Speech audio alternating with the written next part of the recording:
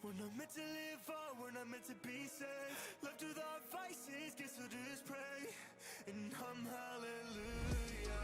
If God in his heaven, all is right in the world, just hum hallelujah on my way through hell.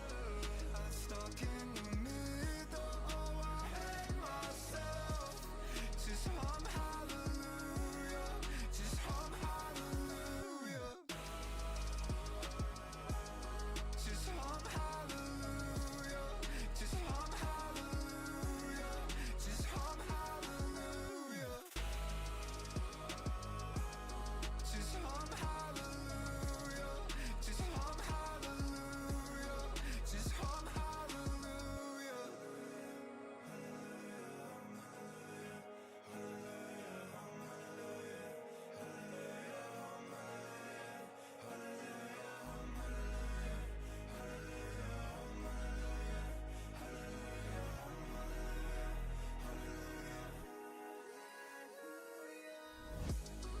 If God's in his heaven, all is right in the world, just hum hallelujah on my way through hell.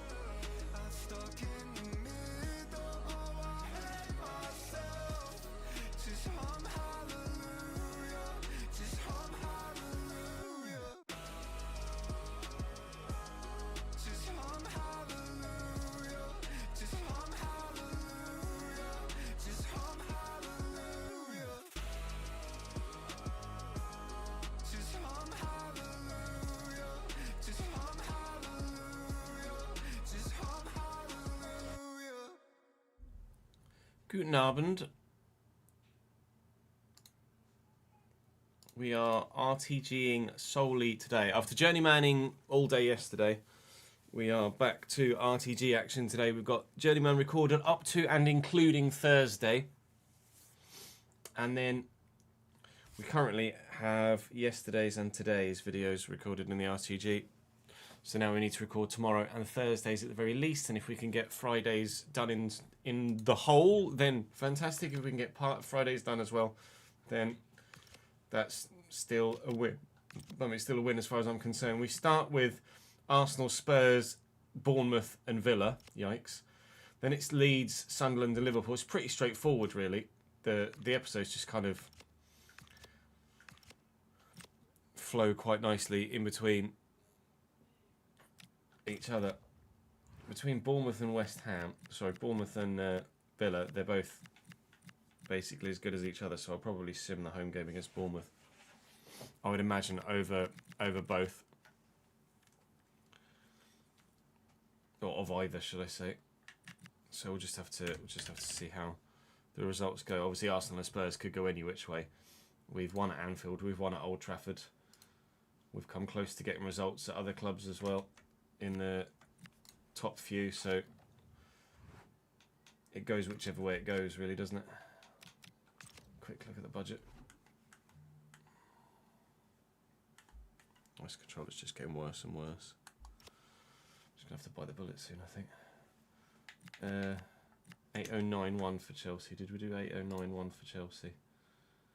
We did. Okay, so we're up to date financially.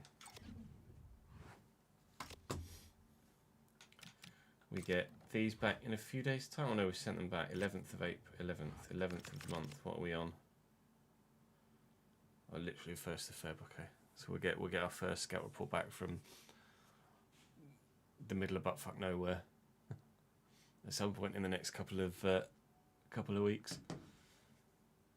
Thank you for joining us on YouTube, Roberto. Morning, Ads, Rory, Cushy, Jakob, Tozzy. Hello, Ads. Ads number 2. Yeah, decent. Thank you, mate. How are you, pal? Thank you, Arj, for the follow, mate. Appreciate it. So we are in the relegation zone as it stands, but absolutely have the possibility to pull ourselves out of it.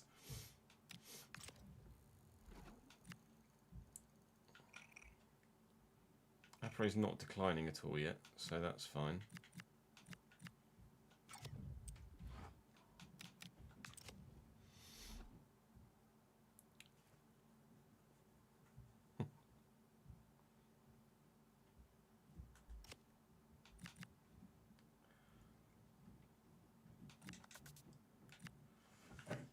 Yeah.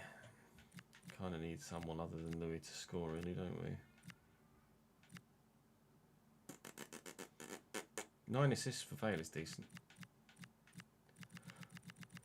So we've only got goals from 6 players this season so far. It isn't ideal, I'll be honest.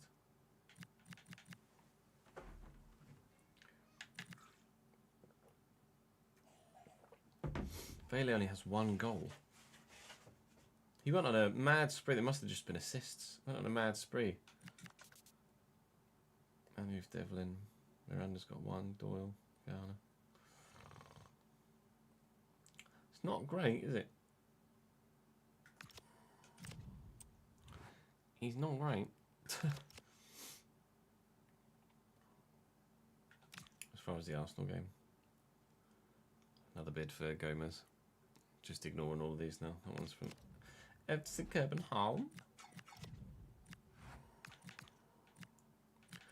Can I have a new contract, please? You got to play ahead of... No, McGinty. Not happening, pal.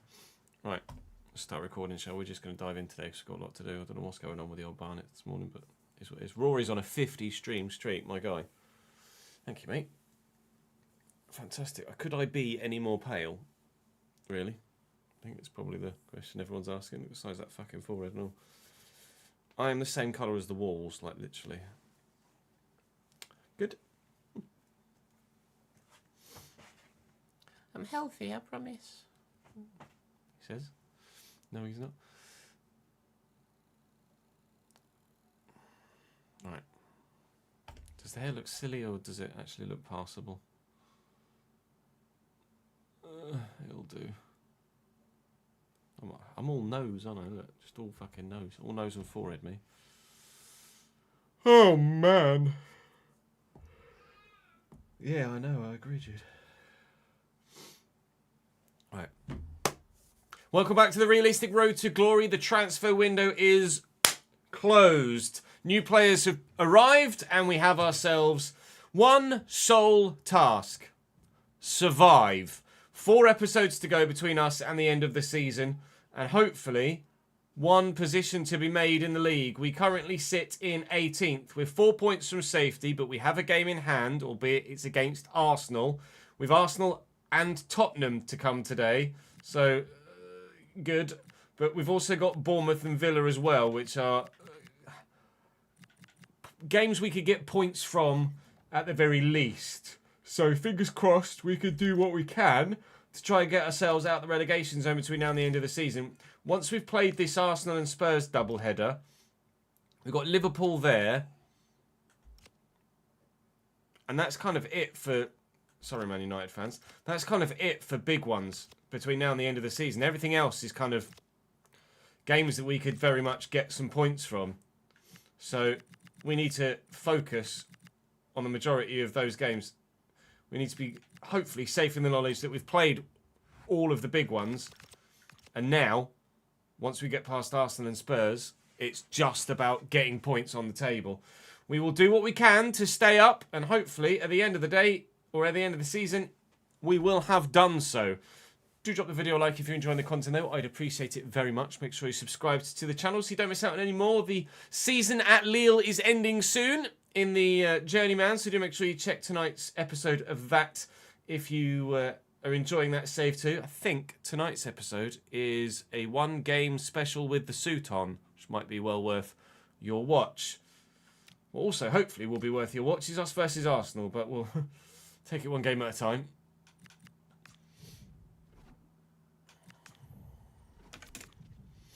Afternoon, Leone. What's the sitch?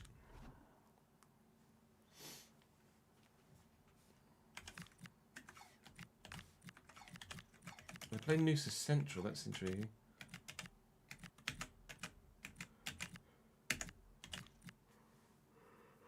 Okay, Zuri. Oh my god, they're a bit good, really, aren't they, Arsenal? Lacaba, Mascara, Mendes. Well, let's put Lacaba at fullback and put Schlotterbeck in there. What's your weak foot? 4-star. What's your weak foot? 2-star. Oh my god. Yeah, you can see what that side's second in the table, can't you? Holy. Got a certain Rtg on the bench as well.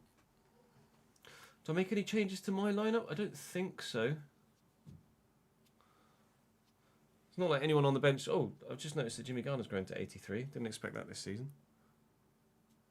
Still in here, still not eating. Big meeting at 2 to figure out next steps. Wow.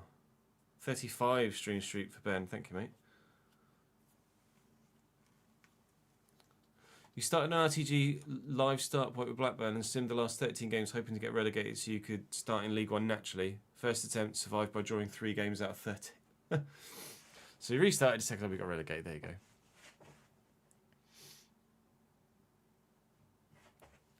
How long have you been in now, Leon? It's a couple of weeks, right?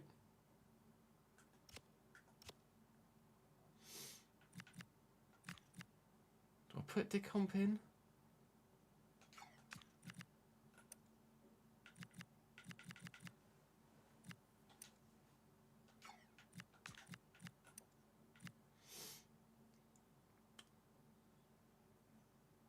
I mean, honestly, there's barely anything between them. Diving is actually 1 in McGinty's favour. Handling is only 1 in Decomp's favour. Reflexes is 4 in Decomp's favour. And then positioning is only 1 as well, but speed's in McGinty's. There's really not that much between them at all. At all. We go again. Do we change kit? Let's change kit. Let's play the black one.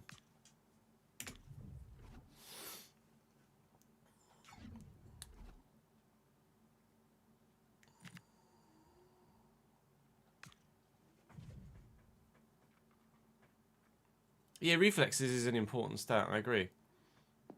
But it's not like it's massively weighted in Decomp's favour. How would you make the slider set harder to play against? Up the opposition's acceleration by 1.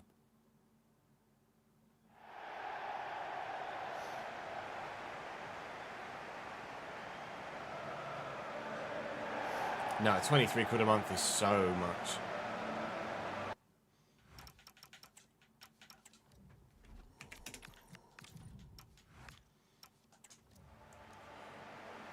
I will understand that. Thanks for following, Michael. Welcome to the channel, mate. From as far down under as Tasmania. North London. Da, da, da.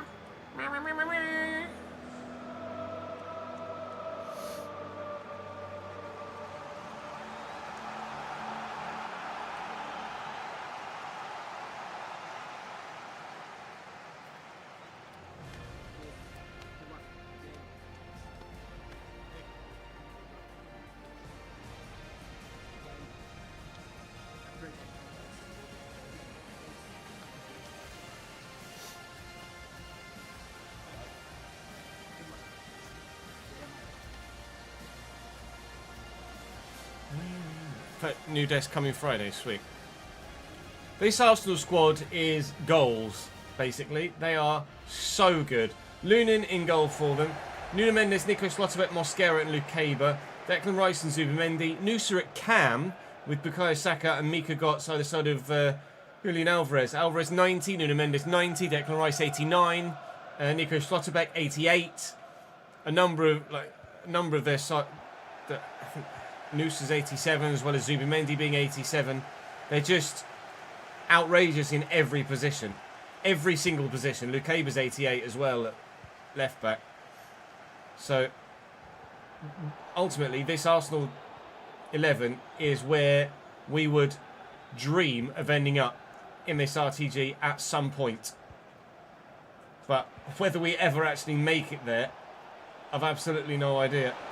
We could, but it would be one hell of a journey, or would completely bookend one hell of a journey to go from where we were in League 2 to late 80s and early 90s rated players. Antonio Noosa is so good. Bukayo Saka, I'm not sure how highly rated Saka is actually, but I imagine he's 90 plus as well. Here he is on the ball and in possession. Arsenal second in the league. Ourselves third from bottom. But so far, so good in the opening 12 minutes. Keep that up.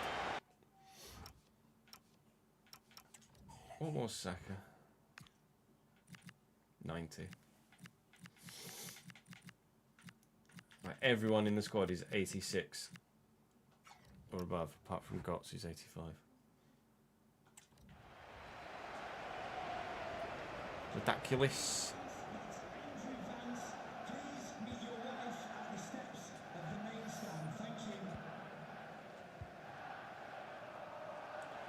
And Miranda. Man who's done well to step away from Nuno Mendes, but it's Nuno Mendes at the end of the day, so he recovers his position quite well. Devlin trying to win the ball back. Rice. And Musa linking up well with Zubamendi. Nice idea. Quite so well executed. Unfortunately, the referee's also wearing black today, so that's going to get quite confusing at times. Hopefully not in a critical moment. Vale went on a great run there, and as I went to play the pass, Kamaridor just seemed to lock off possession for some reason. Bad memories, it's telling me. So, well, I don't think there's any real surprise that we lost the last game against Arsenal. There's a handball in there somewhere. Here's Nusa. Saka on the run. Nusa's turned straight into Jimmy Garner, who has grown to 83 rated, which is great. I wasn't expecting any growth out of James Garner when we signed him as our marquee, kind of Granit Xhaka-esque player. All right, Antonio, chill, mate. But he's grown nicely. I can't say as I've been wowed by James Garner. He's not set the world alight in that box crusher role, but he's a very solid, consistent performer that never lets his performance levels drop, even if they don't skyrocket from time to time. So he's been super solid. It was the obvious place to sign in the squad where we were at the moment of coming into the Premier League. It's a lovely ball over the top. And Julian Alvarez helps it past the post. Still 0-0 after half an hour. Holding on.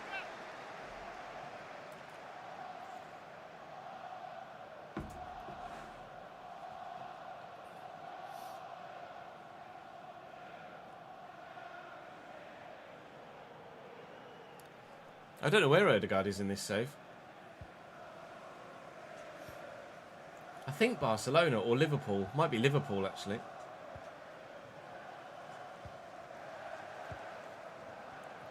Devlin. Look for Apre. Oh, this could open up. Somehow, out of nowhere, Arsenal have left some space in behind. Not that they've really been that threatened by it, rather evidently. Can we swarm around Nusa there and win it back? We can't. Thinks forward, we should win this. If there's one thing we can definitely do against Julian Alvarez, it's win aerial encounters. Don't really do much else against him, but we'll do what we can through the sky. Millie Man who fit in around the corner. I'm going to have to get a shot away here. Well, we've had a shot. I think that's probably where the highlight ends. We had a shot. The end. Evelyn. Good.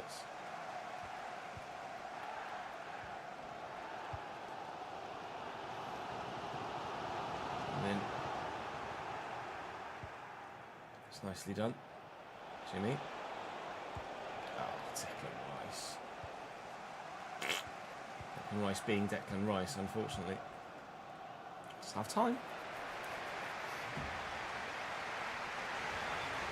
I can tell you where Odegaard is because I can just have a look here, can't I?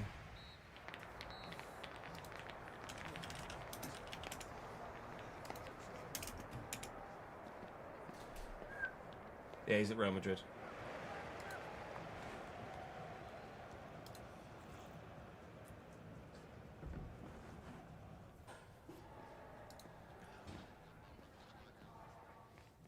Sorry.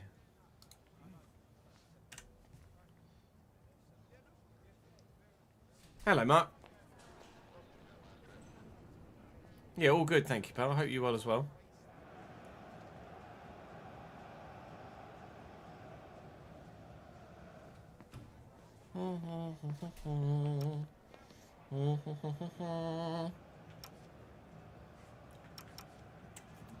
Pretty even half, really.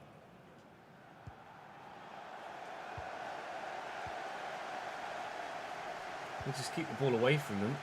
And it doesn't matter how good their offensive players are. Can't do anything against me, can they? Go on, Louis, into the channel. It's Nico Schlotterbeck. Of course. We did everything really nicely until that final moment. I got a little bit excited there. I thought we might be about to create a very good chance. Actually, we probably conceded a very good chance. Nicky Gotts gets Brody Spencer. He's just decided to just keep on running. Keep on running. Keep on running.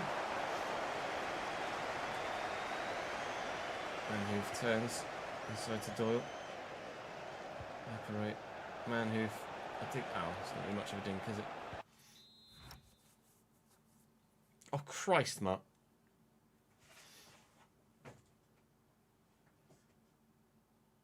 All is good is the most important part of that sentence. Dearie me. All the best, pal.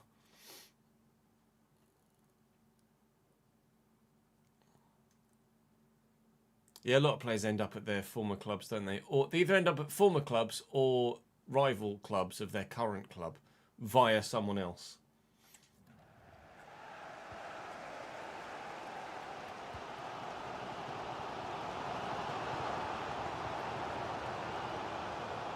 Rice, Subamendi, forward quickly to Alvarez, well in, Ajay. And we are, at the minute, on for, come on, turn. Just because Saka's knee doesn't mean you can't turn.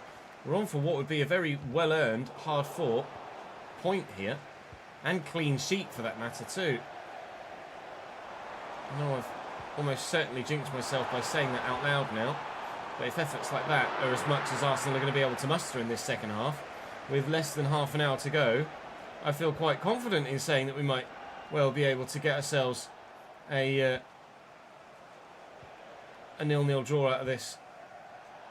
And all it takes is one mistake at the back from Arsenal. We could maybe steal a dub. We have only had one shot all game. But I think they've only had 2 or 3.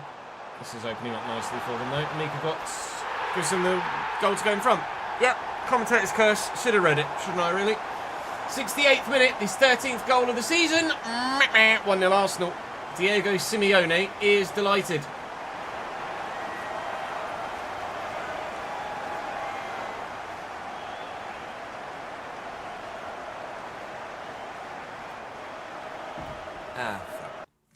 Never mind then. I feel like playmaker roaming just isn't working for Kamari Doyle.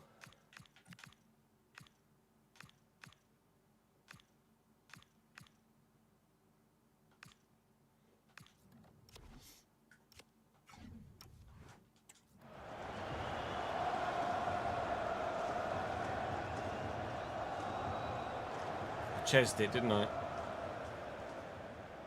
Garner. Nicely forward to Manhoof. That's not the side of the defender I wanted to play that, mate. Saka. Rice. Well in, Kamari. Well in, Nico Schlotterbeck. No time and space afforded during the Premier League, is there? Well in, Miranda. Make a run for me. Go on. Schlotterbeck's a bit quick. There's Nuno Mendes. Arriving on the scene. Devlin around the corner. Devlin's still going. Hello, Lukeva.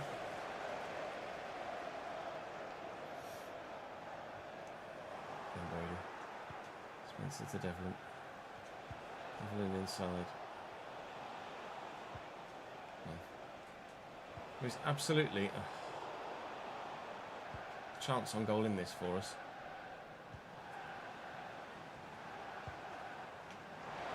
Saka. Noosa. Gotts. Noosa. Boselli's in the way.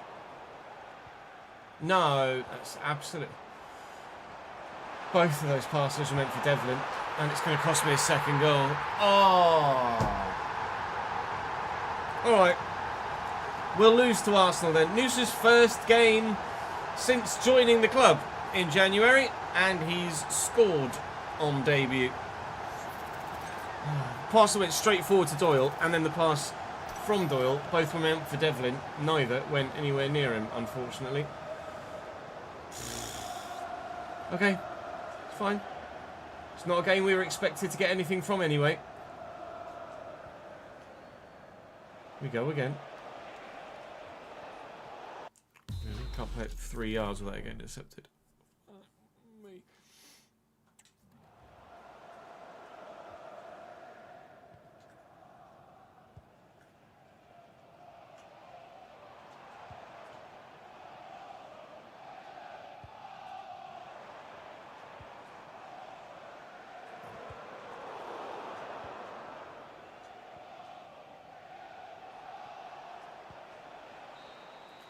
Yep, okay, cool. Final whistle sounds and it's 2-0 to the Arsenal. A straightforward victory for them in the end. We fought valiantly for over an hour and then ultimately couldn't see it through, unfortunately. So we stay 18th for now, but that's fine. 4th placed Spurs next. Decomp really isn't that much better than McGinty. We had just before we went in. Oh. Triple securities. That's the first time that's ever happened, I think, in this save. The board have always been right behind me. The difference between McGinty and Decomp is like 1 in almost every area, and one of them is actually in McGinty's favour. So honestly, I don't think it makes any difference playing Decomp or McGinty. They're both basically the same in terms of their capability levels. So the gap is 4 points to Fulham now, as West Ham have picked up more points themselves. Do we still have that game in hand then? No, West Ham have just picked up some more points. Okay, fair enough. 4 points to gap then. Fulham actually have West Ham next. Spuds. Time for Spuds. Afternoon, mate. You just missed us lose to Arsenal. Keep on running.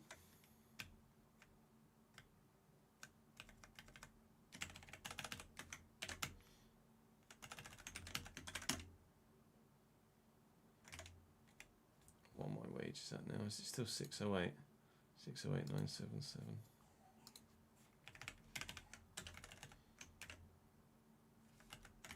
So it's 27263.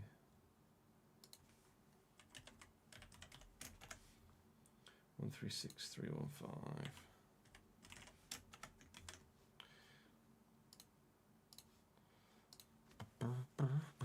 Please beat Spurs. I mean, I'll try.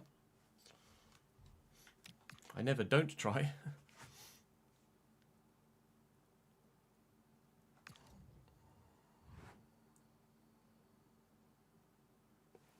What's your potential, Mr. Hermansen?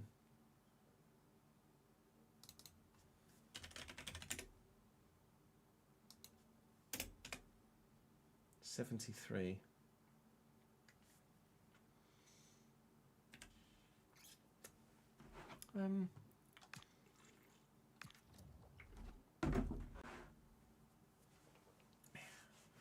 I don't know if I want to give you a new one or not. McLean's up to 73, that's good.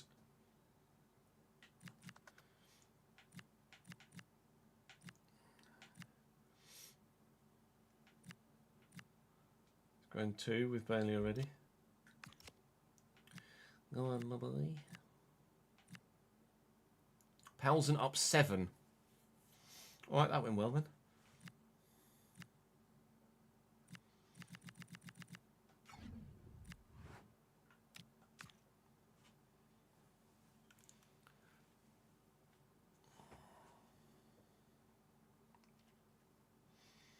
Options on a lower league striker for 3 mil that isn't Will Lancashire.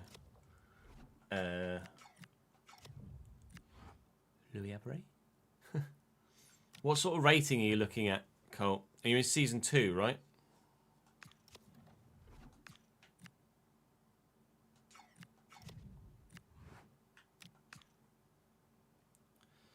Just a defeat to Arsenal, Sam.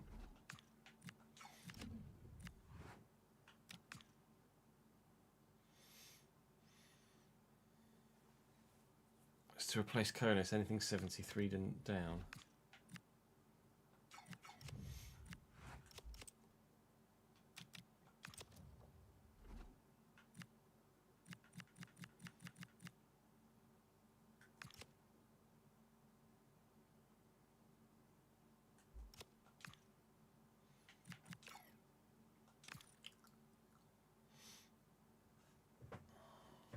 Konis utter mince.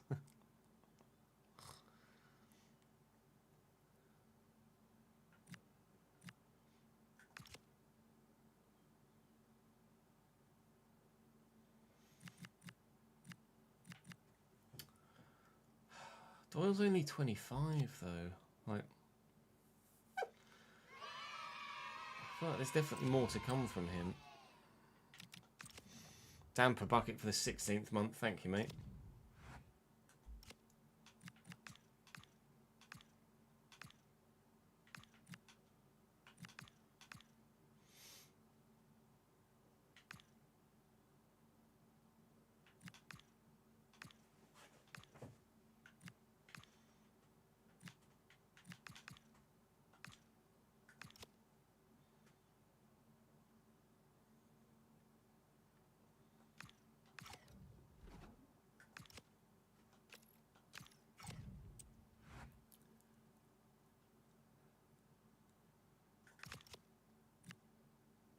You get players like that, don't you, that end up just not going anywhere.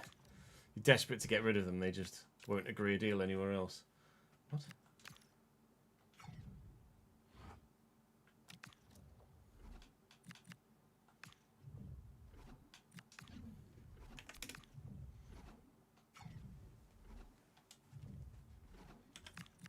Yeah, what is that? Kudos. Fucking no.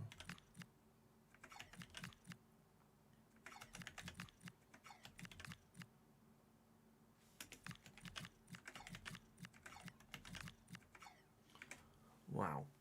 Okay, Spurs are a bit good too.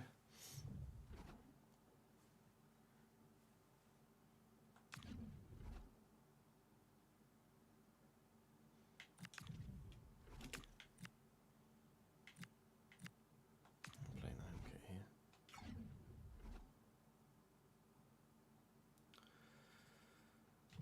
here.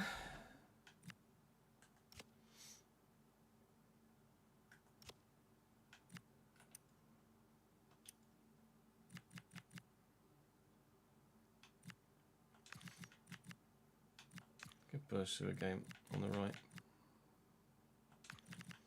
Give Gomez a go at Cam. Some Husey a game as well.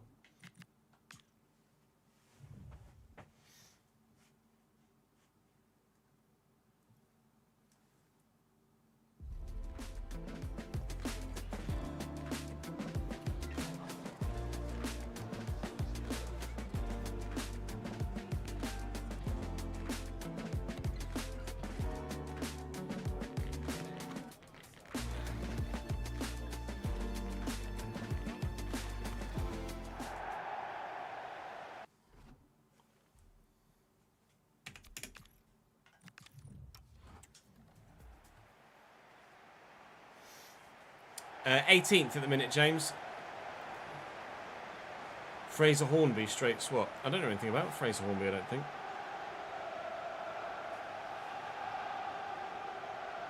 Where's he from, Cole?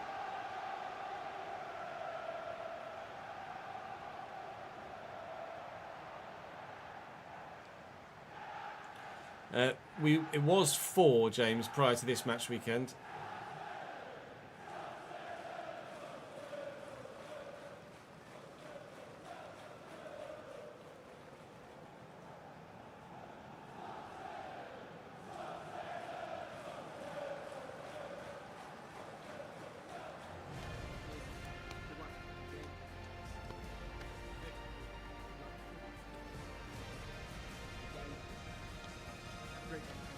Can't play for Darmstadt.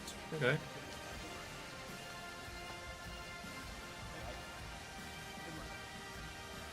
Oh, he's Scottish. I was going to say Fraser Hornby doesn't sound very German. Spurs are very good too, unfortunately. Anatoly Trubin in goal. Frimpong, Van der Ven, Kuti and Alphonso Davies. Bentancur, Cisse and Sarr. With Mohamed Kudus, Rafael Leao and Alexander Isak up top at 89 rated. So just as much a challenge as Arsenal, basically. In the snow as well, as if it wasn't difficult enough already.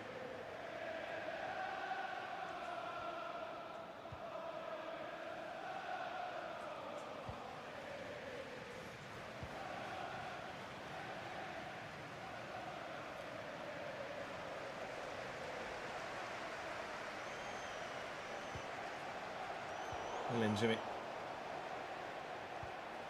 Okay, I don't know who this Cisse is, actually. So I don't know what to expect of him in that midfield role. You know exactly what to expect of Rafael Leao. That. Oh, what a ball. And what a save, McGinty. How that even found Isak in the first place is a wonder. Well up, Gomez. Gomez getting a start at Cam. Bursu getting a go on the wing. Trying to get away from Rafael Leao here and ultimately failing to do so. I think they're the only two changes. Oh no, Simpson Pusey starts at centre-back ahead of Ajay. The only other change. So three changes to the side that lost to Arsenal. Hopefully a change in result for us as a result of that. But maybe we need to wait for the games against Villa and Bournemouth to get definite more positive results. Get past the pace of Rafael Leao, and then you've just got Alphonso Davies to deal with instead. You think, okay, I'll switch to the other side where it's not quite so quick. Jeremy Frimpong. Ow, lovely then. Good. Spurs 4th at the minute. I don't know what the gaps look like at the top end of the table, but... Oh, the gap at the bottom might not be quite so big. If we can win this at the Tottenham Hotspur Stadium. Oh, Arath Gomez gives us the lead here. In the 19th minute, driven hard and low into the bottom corner. I need a new controller, really, really bad. Golazo! First goal of the season for him too. That'll do.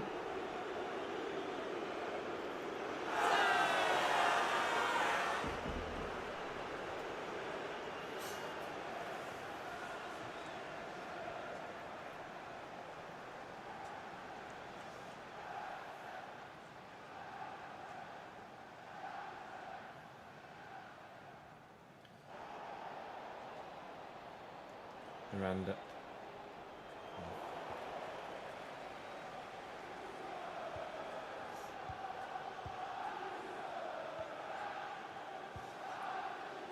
So Cisse. Leao.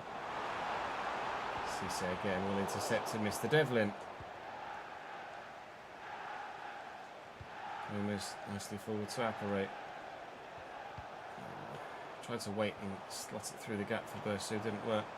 Garner trying to close in on Cisse. Here's Papsar. Kudus. Change of pace is very good. Miranda's in the way though, ultimately. Okay. Now we actually have something to lose. Weirdly, against the big clubs, I know we've just lost to Arsenal away, but we won at Anfield. We won at Old Trafford. We're winning at the Tottenham Hotspur Stadium. Normally, it's your home form that is your go-to for gaining points most regularly. Are you on side here, man? If you are.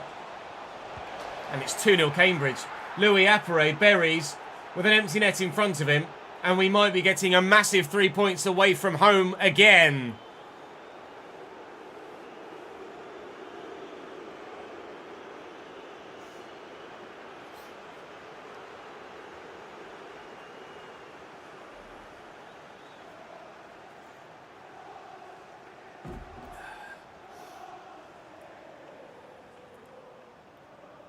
Probably is. Yes, they are. Thank you for the follow overnight, mate. Appreciate it, pal.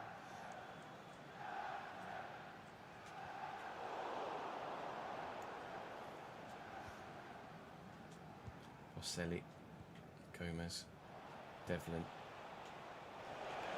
Persu. Oh, Davis does well. And then can't keep it in. Quick throw, quick throw. All right, sweet. Cheers, Raphael. Now you have a go.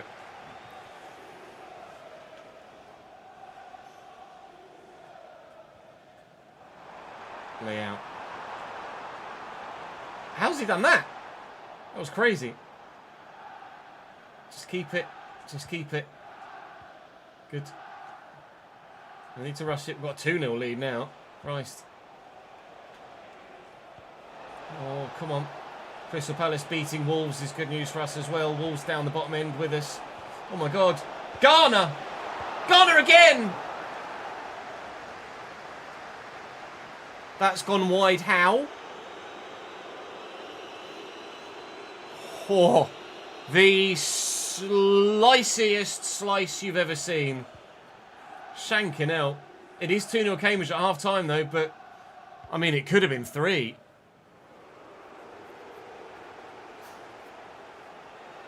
Jimmy.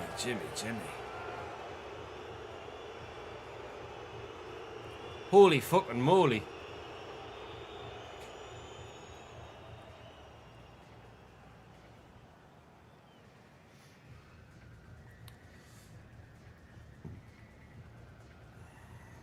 It is the history of the Tottenham. Let's wait and see what the scoreline reads at full time before we throw any sort of shade.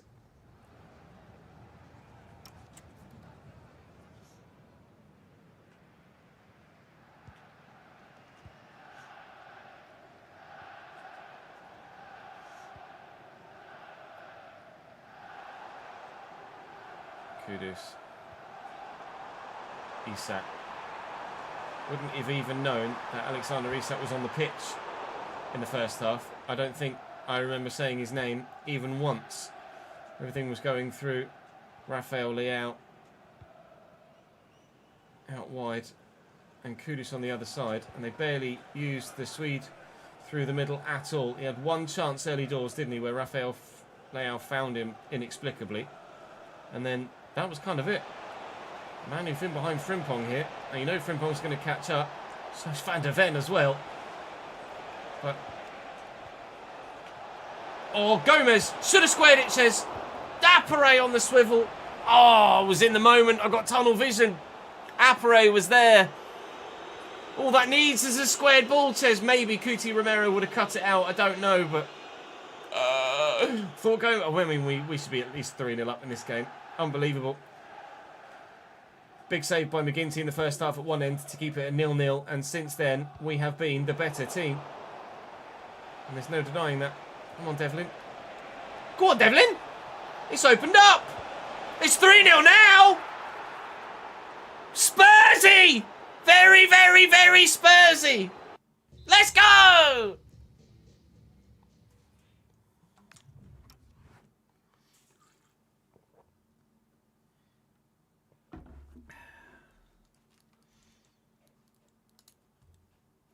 I'm just going to bite the bullet and buy a new controller.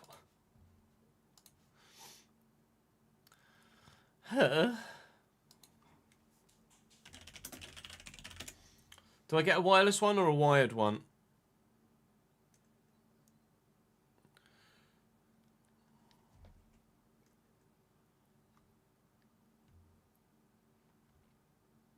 I suppose it makes any difference, does it really? I mean, a wireless one means I only have to change the cable this end when I put the wheel on rather than change it at the PC end, which in itself is probably worth a few quid. Inconvenience.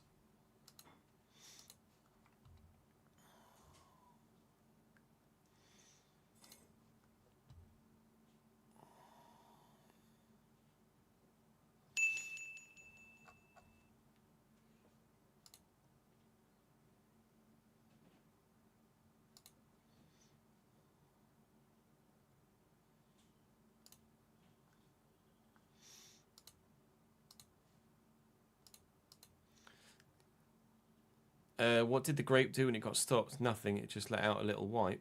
Oh, it just let out a little wine. For fuck's sake.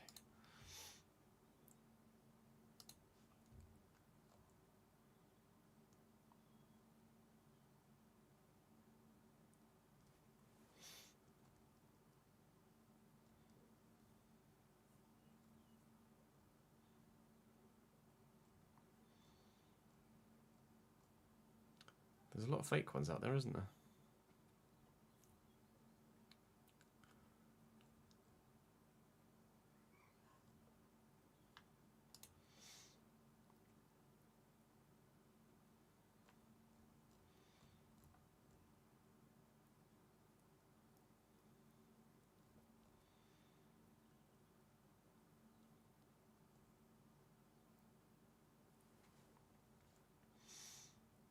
It's just going to have to be 50 quid, isn't it? 3 stream streak for Danny. Look out. Hello, Mystic. Good, thank you, mate. How are you, pal?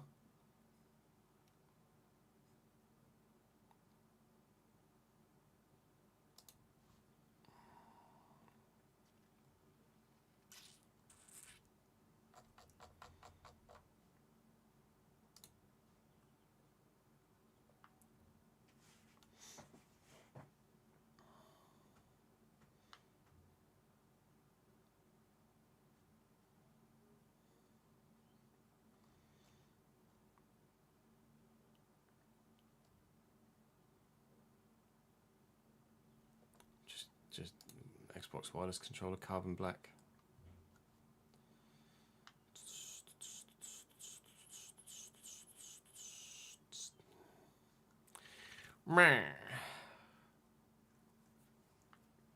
Free delivery tomorrow.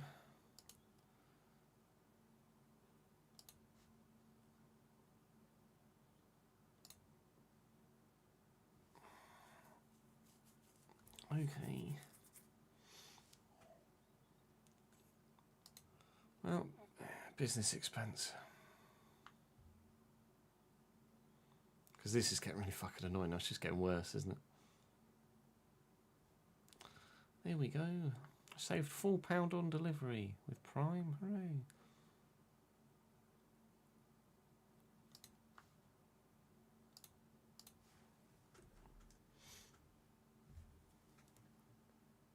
Yeah, everyone thought the Spurs were the worst last year, and then this year they were like, hold my beer.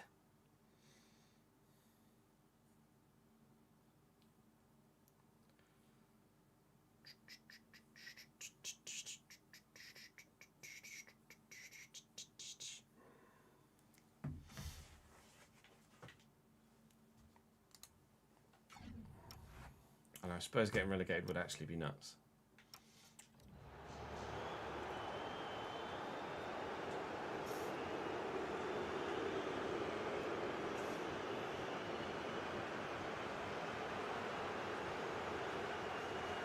I mean, Louis Appare's just completely bundled him out of the way there. Devlin and Garner. Miranda now. Nicely around the corner. Manhoof. Couldn't make it 4, could we? I mean, we could. We haven't, but we could have done. This is unfathomable as a result. One of those that makes absolutely no sense in a Premier League season, but just has happened. Like when Aston Villa went to Liverpool and won like 7-2 or whatever it was. This is just one of those freak results that could completely change the outlook of our season. Not only is it a win, but at the minute it's doing wonders for our goal difference as well. With a big 3 goal gap between the two sides that looks only like it's going to extend rather than get any smaller. Gomez in the box again. It's extended. James Garner does get his goal. We have a 4th. What's going on?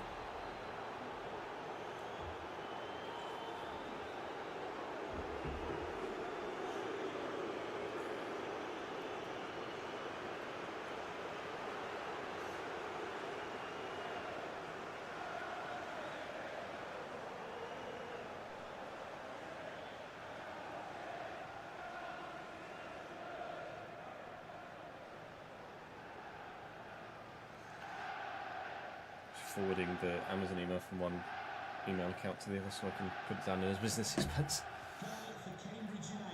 They are, Arj, yes. This is obviously a very one-off freak result. Don't take this as the definitive state of the sliders. It is they are very realistic sliders, or as close to realism as we've been able to get, whilst maintaining entertaining content. You could slow them down a little bit and make it more realistic that way, but in terms of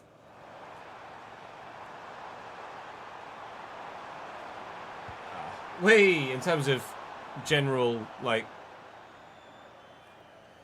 realism for how the AI play, etc., then they're pretty spot on, really.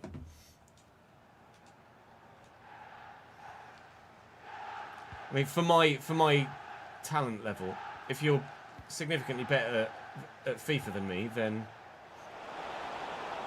they might not quite suit, but for where I am in my ability range, as in my worsening age, they're pretty decent.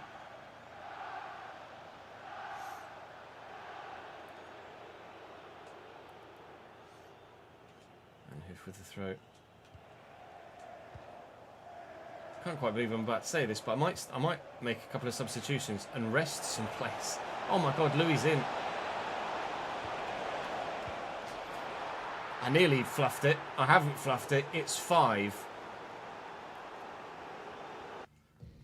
I mean, I am going to rest some players. I'm going to rest players for the games against the game against Bournemouth that's coming up. I mean, the whole defence are still absolutely fine in terms of their fatigue. Bring Doyle back on here. Although Gomez has had a brilliant game. I don't understand this one. Complete freak result. Bournemouth and Aston Villa to come. And if we can get a victory out of even just one of those games now, then it's actually been arguably one of the best months of the season for us.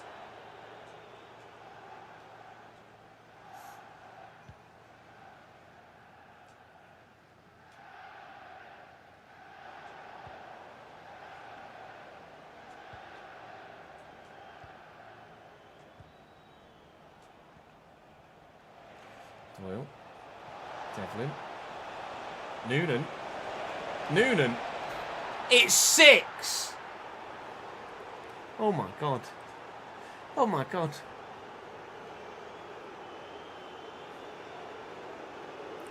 Good Lord indeed, Marcus. Good Lord indeed. I hadn't changed that. I know there's always the odd tinfoil hat in the comment section, but you can watch the stream back. I didn't change anything. Spurs are just, on this specific individual occasion, this bad. They're 4th in the table. They're not having a bad season. They might get a consolation goal. Rafael Leao. Well, even he's just... Oh, never mind. They are going to get a consolation goal. He's ruined me! All right, Rafael, you made your point, mate. Gets an assist for Alphonso Davies, who, for some reason, the whole squad wants to celebrate that at 6-0 down. Well done, Spurs.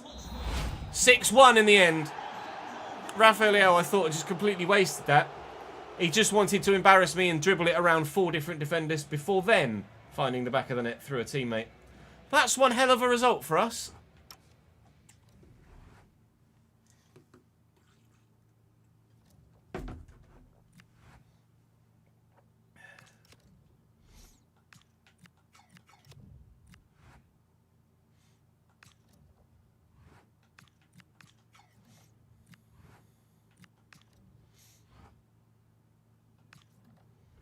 Is up to 77. Nice.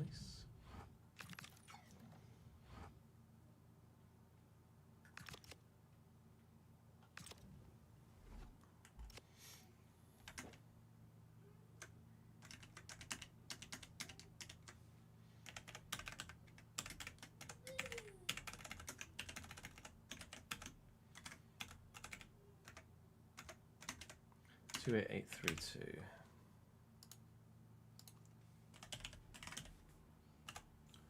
144,160.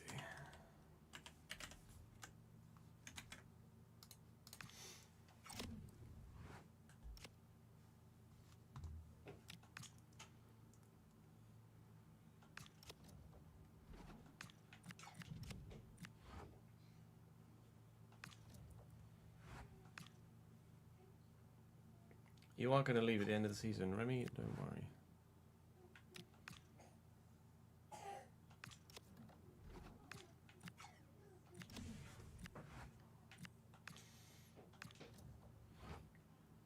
Right, first scout reports from Chile, Timor-Leste, and Vanuatu. Not much. I mean, he's quick, but he's not going to do anything else. So nothing from Chile at the first occasion. I'm intrigued to see what the 5-star scout can get me from. Admittedly, we are looking in Vanuatu, but that's where live chat decided they wanted to send him. A couple of early 60s, but not with any potential from Timor-Leste. So they're just going to stay where they are. 59 rated centre back. 79 potential. I'll call him up to the youth squad just to see if there's anything there, but I don't think there will be. Vanuatu. What? 3 mid to late 80 options in Vanuatu at the first port of call. Whoever's idea it was to go to Vanuatu, thank you. What in the world? We're just going to sign 4 people from Vanuatu then. Chikau Taulapapa, Richard Sanga, Tomasi Kapulu, and Gabriel Sanga. Wow. That's gone very well then, hasn't it? Hello, gentlemen. I was not ready for that. That's more of a shock than the Spurs result.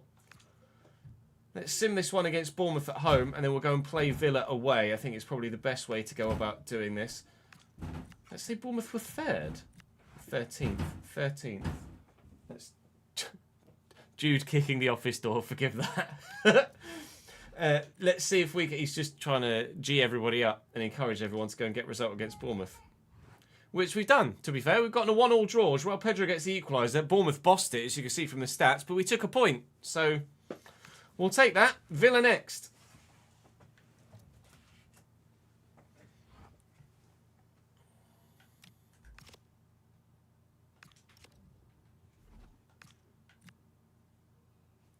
Wow. No, but wow. Never am I ever saying anything about Vanuatu in the negative ever again. We'll go and have a closer look at those guys in a minute. If I can get the fucking controller to work.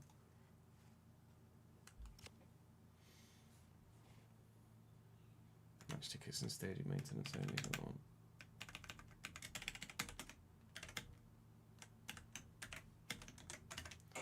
$304.25.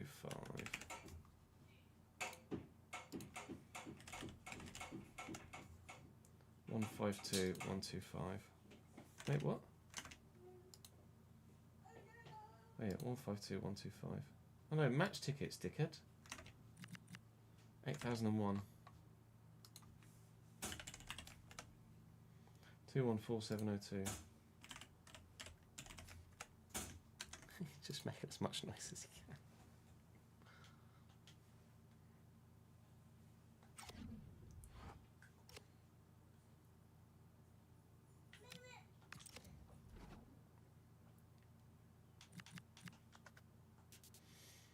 So we've got, actually, the one with the lowest potential is the highest current rated, Richard Sanga. He's got some pace. Agility and balance isn't bad. Technically, there's not much there. But it certainly can be improved upon.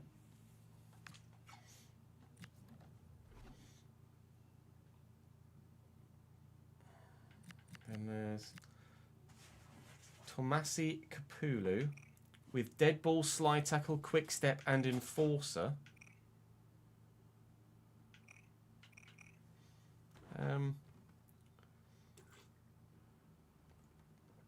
CDM, maybe? Passing stats are okay. He's not really got the physicals for a fullback.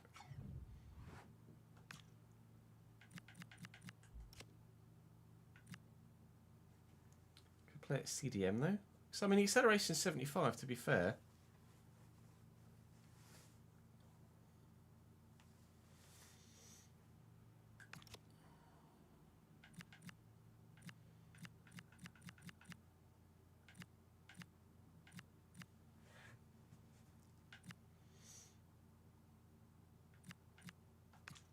do that. Inverted wing back.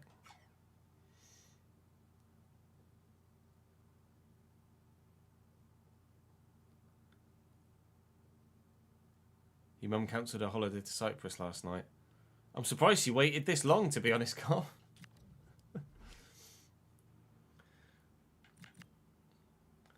Gabriel Sanga, another fullback, right back, left mid, 5-star skills, tiki-taka rapid.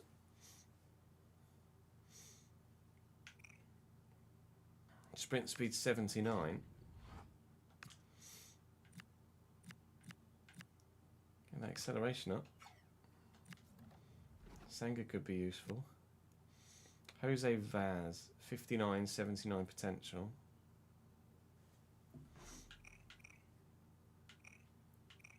With Enforcer.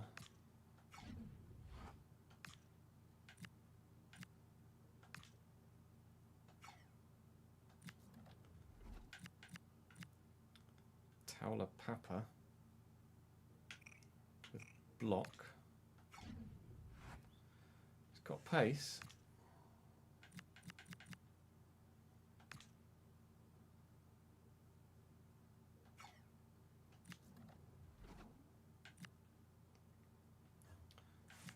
I forgot this guy. Artyom Kryazev. No play styles, unfortunately. Just an all-round centre mid with decent potential.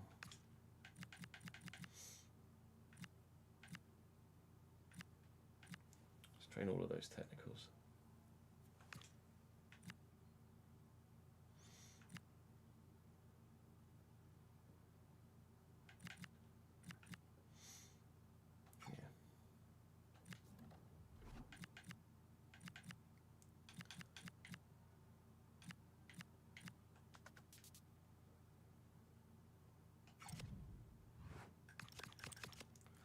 Damn, son.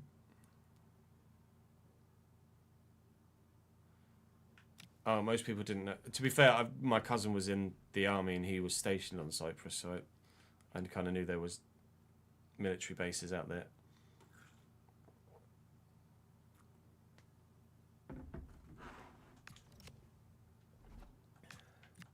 Helicopters are very loud, just in general, yeah.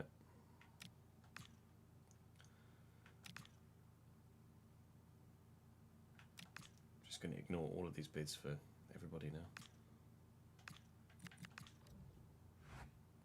Appareil's up to 80. Go on, my son.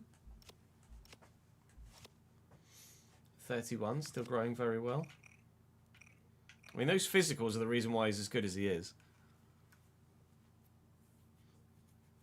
89 agility. 88 attack positioning.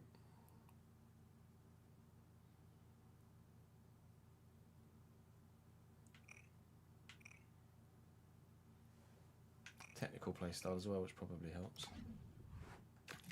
Go on, Louis Ladd.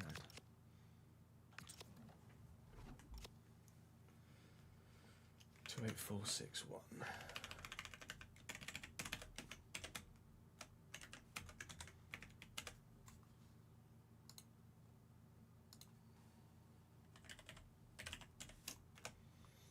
One 42305.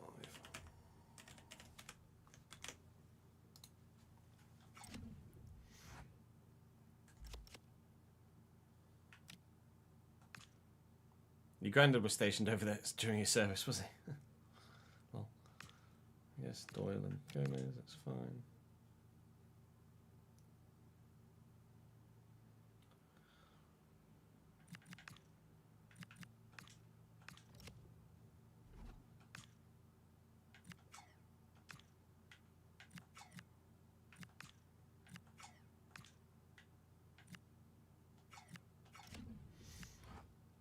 Had one Christmas on the beach. Nice.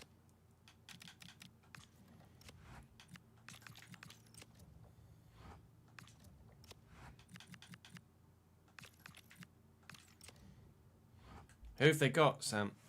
Well, I'm going to have a quick toilet break before we have this game against Villa, and to save having extra breaks, I might just make some food as well whilst I'm at it.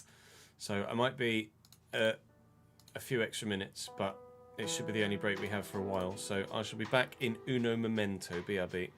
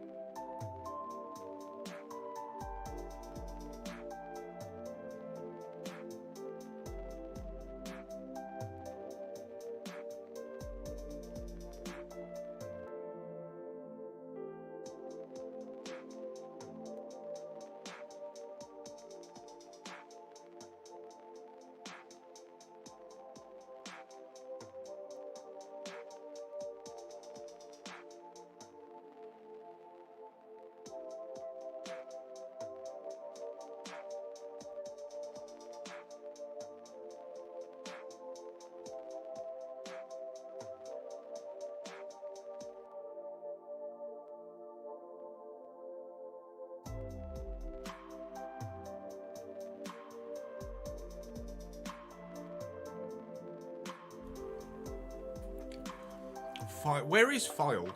Filed is like Leeds-ish, isn't it? Oh, that's Farsley Celtic. Filed's up your way, isn't it, somewhere? Oh, is it Manny?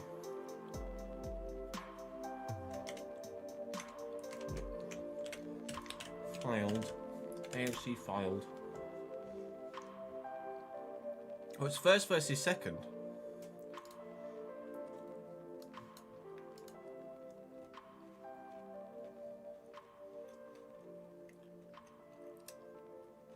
Wesham, based in Wesham, in the borough of Fylde, Lancashire. Oh. Oh, you're right, Windle. Absolutely bang on. It's Blackpool, Fleetwood, Fylde, isn't it? They're all in the same area, aren't they? I remember now.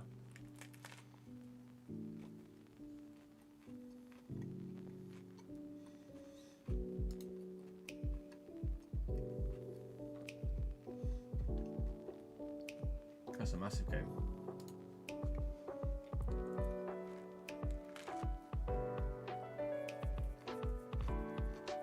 Should be a really good game. They've got Preston Starboy on loan. Who's that?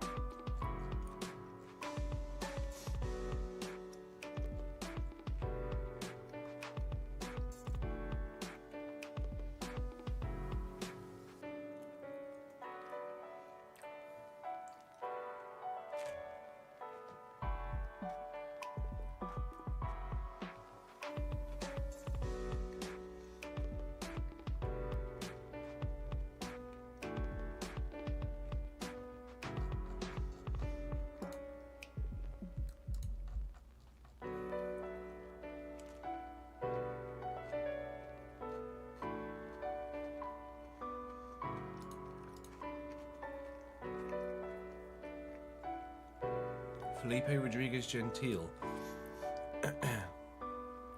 Argentinian Scouser? The fuck?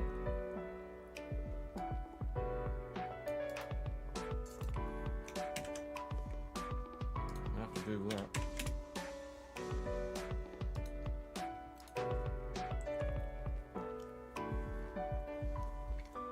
Born in Sao Paulo.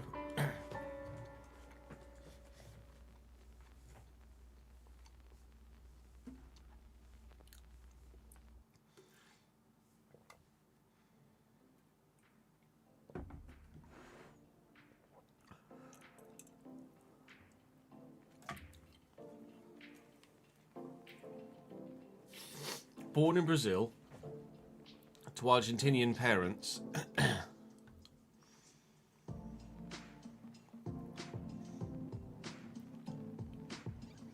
Emigrated from Brazil to Liverpool in 2020 at 14.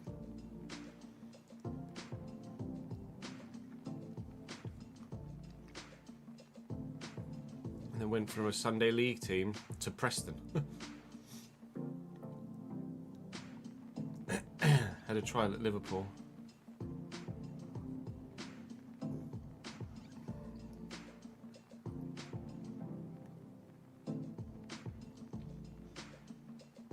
Fair enough. So when he came over to England, he learnt his English whilst in Liverpool. Presumably that's why he has a Scouse accent.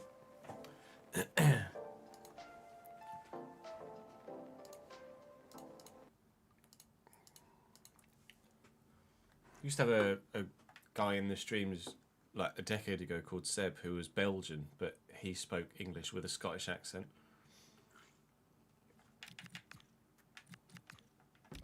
It was always very strange. Look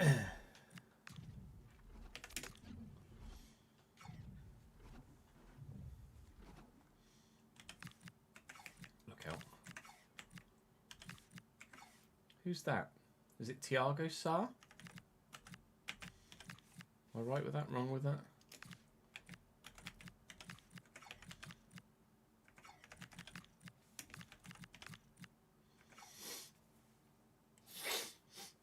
Gustavo Sarr.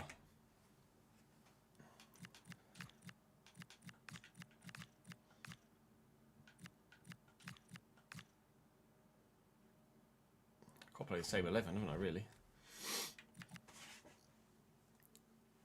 Where's Gustavo start? Where's Gustavo Sarr start? Easy for you to say.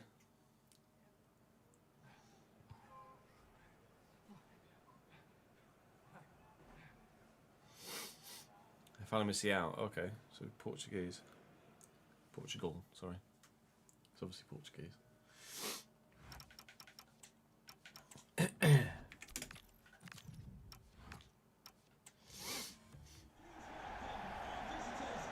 Hey Haunted, thank you for the follow, mate. Welcome to the channel, pal.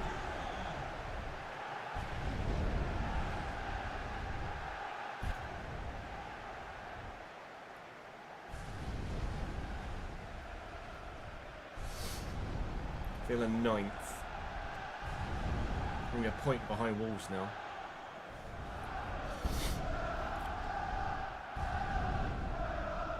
.74 rated centre mid at the start, and he's the what, 85 now.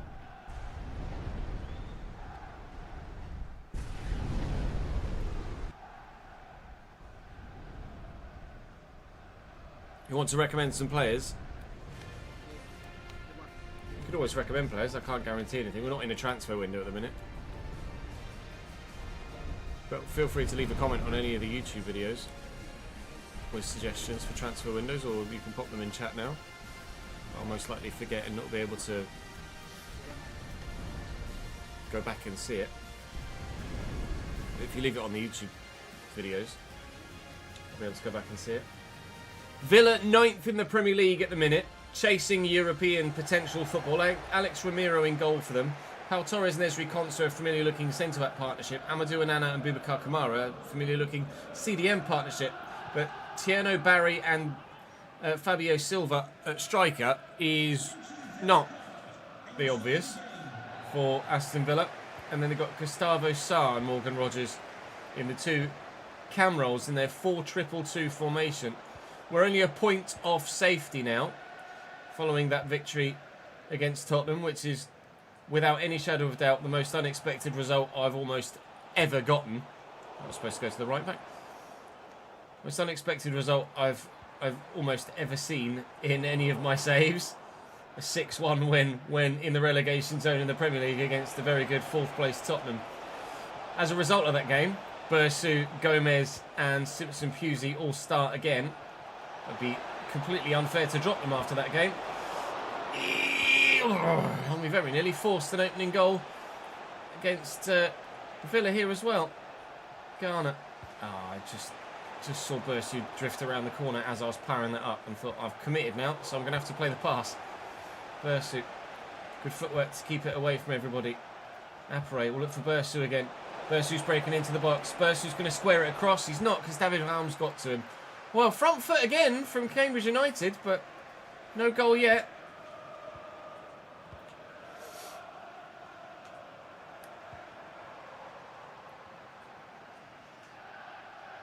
Gustavo Sarr.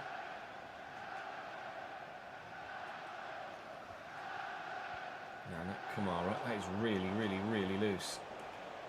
Not really anywhere to go with it. They have worked it well. Connor Bradley is the right back for Aston Villa today, and we've caught him out of position. That hit the arm of Onana, so we'll have the opportunity to try and do something from a free kick. Don't really know why Louis Apare is on a free kick all the way back here. Jimmy Garner, can we float this towards someone with a Cambridge United head on him? No, it's Tierno Barry. All right, fair enough.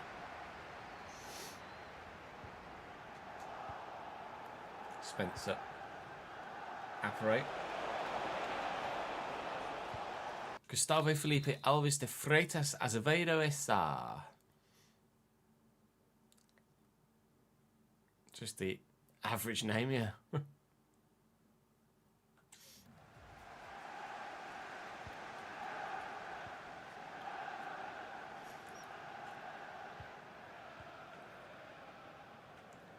Concert. Onana.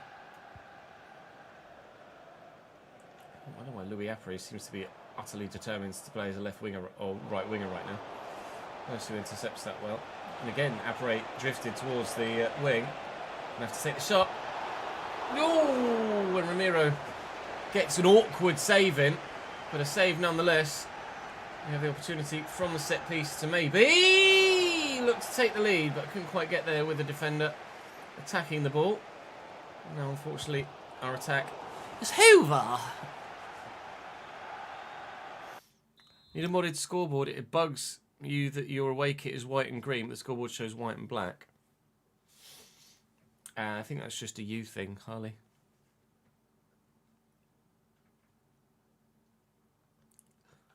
I'm sure it's fine.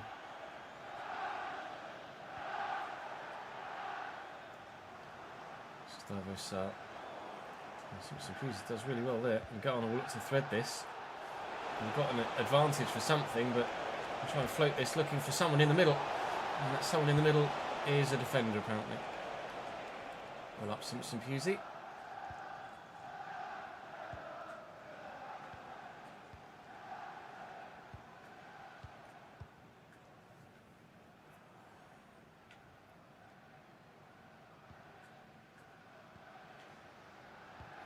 Gustavo Bradley. Eileen Garner. Slowing them up. Nice little dink. I'm not going to win that header. Actually, I think I kind of did. Devlin, I'm going to get this out wide right. It wasn't really meant to be a through ball, but that's unbelievably done by David Raum. That was ridiculous defending. It's not great from his teammate, though. And Louis looking to get past Ezri Konsa here. And Ezri Konsa is not as quick as he used to be. And Louis Apre. Oh! It's gotten right underneath it. Right underneath it. It's a great breakaway. And then he's just side-footed over the top of the bar. Ooh, that's got to be 1-0 really. But it's been all Cambridge so far. We're having a bit of a resurgence in February.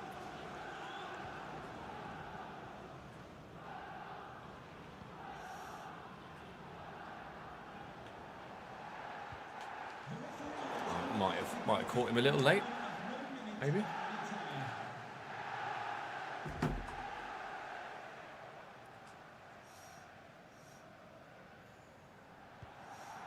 It's decent. It hit someone's hand, it hit Morgan Rogers' hand at the half time.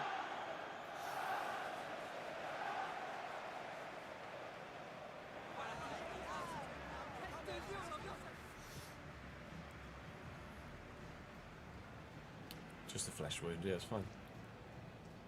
I was a little worried for a moment, Jack, I'll be honest. Thank you for the follow, Derek.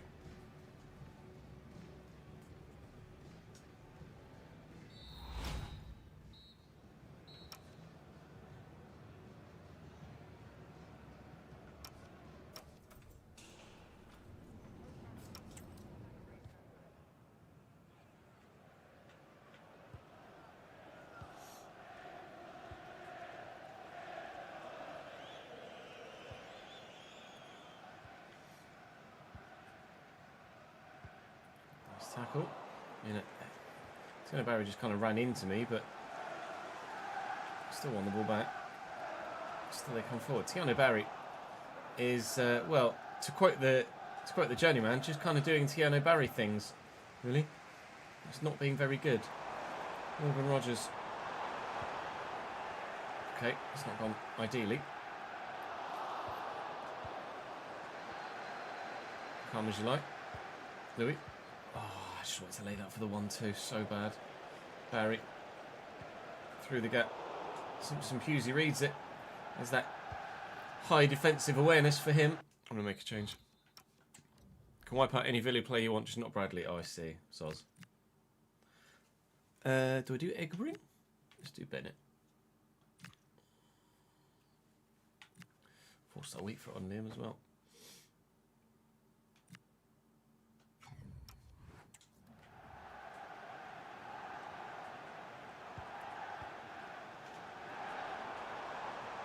Nana. Wow. So very, very nearly. Out of nowhere. Just a random slap against the post from distance for Aston Villa. It's all they've really offered so far in this game, that one shot, but what a shot it was when it came in. Tiano Barry. Cross to Rodgers and Gustavo Sarr. Devlin's done well. Gomez, get this out wide here to Manhoof. Bloody hell. So it just occurred to me that when Noonan got recalled and then we brought him back again, we've lost all of his stats. So that's annoying, isn't it?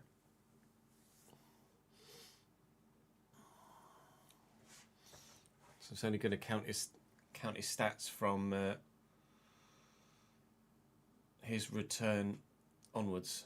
So we've lost whatever he did in the first half of the season, annoyingly. Which sucks. I presume it's not saved anything in the live editor. It's not going to keep anything that isn't.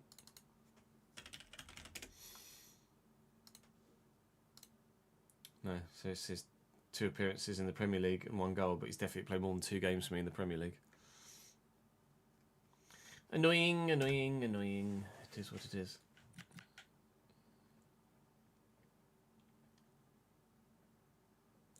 Silly Ches. I was kind of hoping he wasn't going to get fucking recalled. Pretty sure we didn't do in the stats, did we?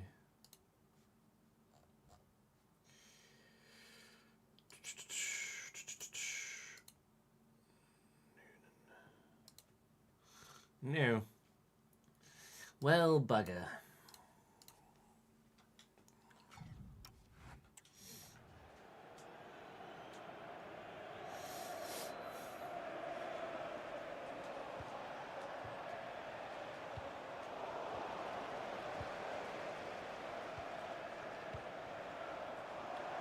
Barry.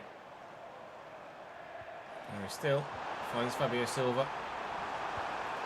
Oh, that needed saving.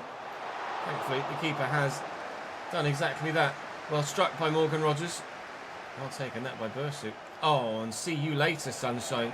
David Rao might have been very good in moments in this game, but he's absolutely left himself for dead there. Oh, great take. Louis Apparate needs support arriving. Is James Garner, and the defender gets the foot in before I can get the shot away. Brilliantly built and manoeuvred move, but just not quite quick enough in pulling the trigger when it arrived in the middle. I didn't want to take the first time shot with James Garner. It wasn't going to end well. Needed to get it under control to try and have a better chance of scoring, with the effort that ultimately then, because I took that touch, didn't end up coming. Oh, that might be the only chance we get to maybe win this game, or earn ourselves a point, as the case may be, because Tiano Barry is just buried out of the other side of the bar, and now we're behind.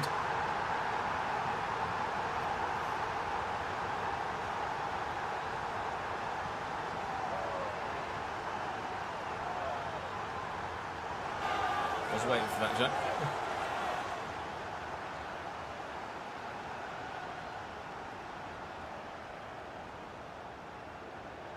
It's a hell of a finish, to be honest.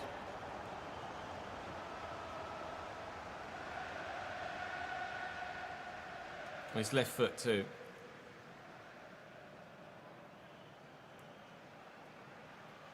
Hello, Kev. Having a fun day, are we, Kev, playing Ultimate Team?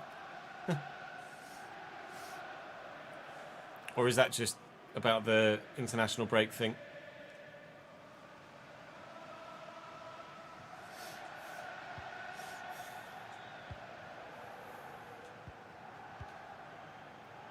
Bennett. Gomez. And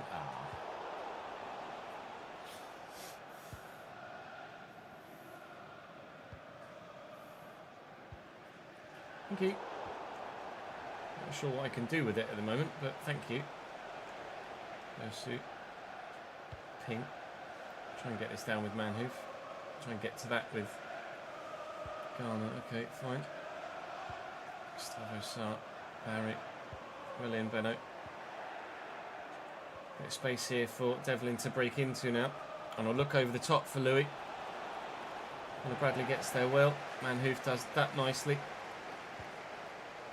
Didn't really need the fancy flick. I just needed you to get it to him. Devlin's always available here, though. Nice idea, poor execution, and it will be the only chance we get to execute anything other than ourselves. In the final few minutes, unfortunately, it's going to be 1-0 Aston Villa here, and we're going to take nothing from this one at Villa Park, but that's fine, considering we've still managed to take 4 points from the day. You're offside there, Louis, I'm pretty sure. Oh, it would have been a simple squared ball and a comfortable finish for a 1-1 draw in the end. Tierno Barry taken off with seconds to go to get the applause from the fans for his rather stunning match-winning goal. And it is to be the match winner. 1-0 will be the final result. We are within touching distance, though, of safety in the Premier League now.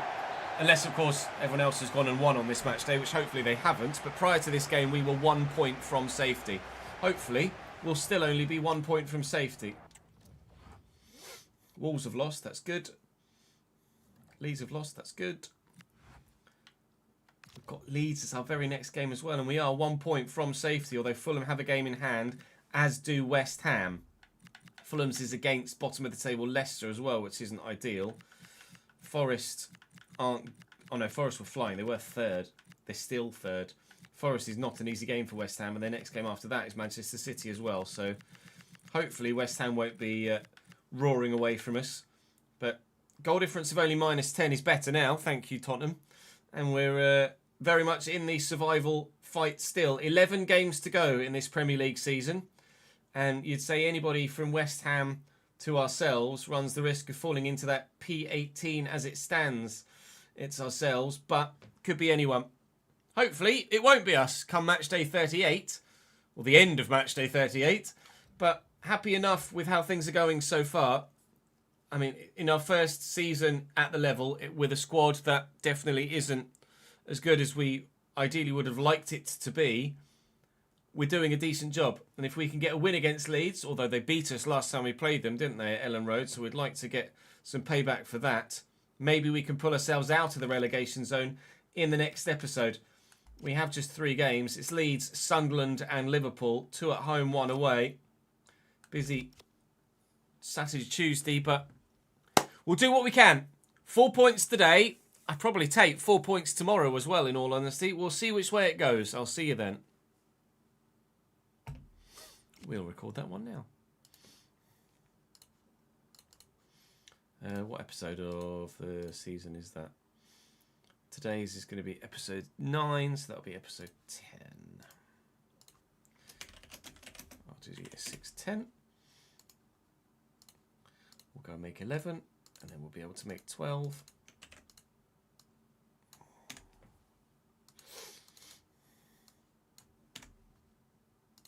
We've got plenty of time to record 2 more episodes, haven't we? Absolutely. Provided nothing goes wrong with the day, like the controller fucking properly breaks. Okay, it's the same again then.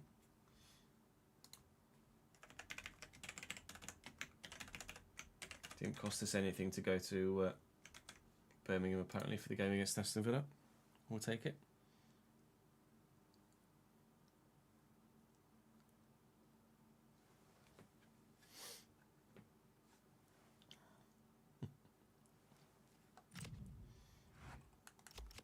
Hey Rory, fuck you. Oh look, a bid for Gomez. Oh look, a bid for Doyle. Curious to see who Birmingham are offering me. Joshua Vanneman? No thank you.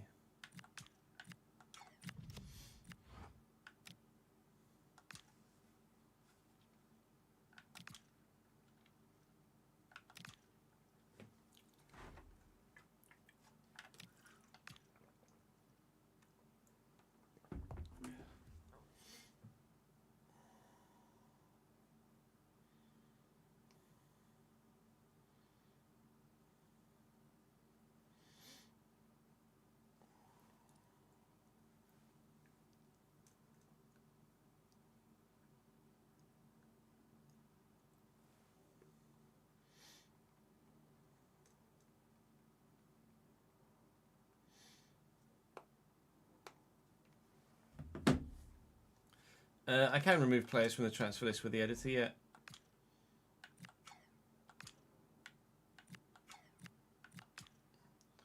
I was contemplating potentially actually selling Doyle between now and the end of the season. But if we go down, then I'll be able to give him the wages he wants and keep him at the club.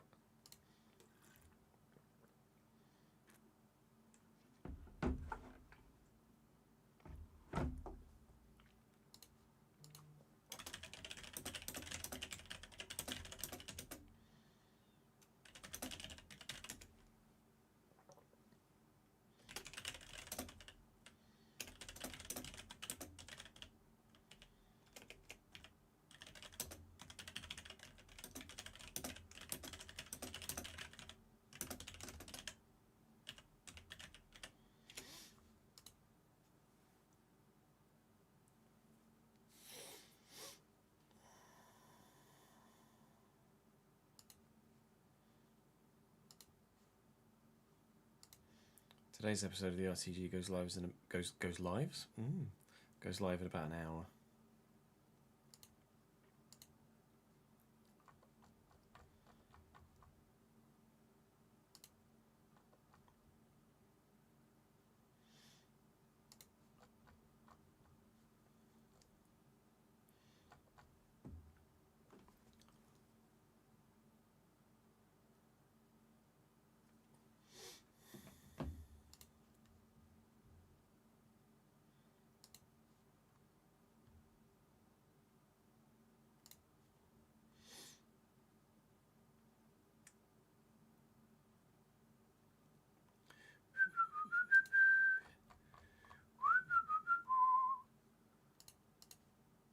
Doyle's only 25, which is why I'd kind of like to keep him. I don't know what his potential is.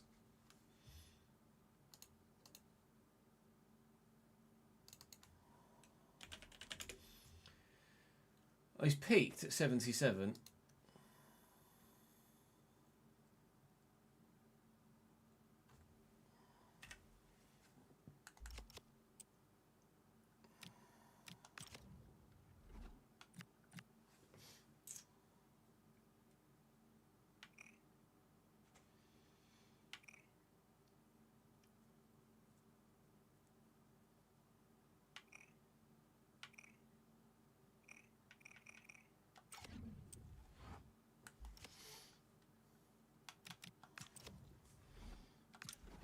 I'm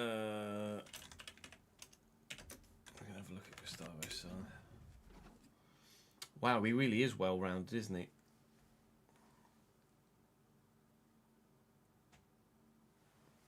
Not peaked yet at 85 either.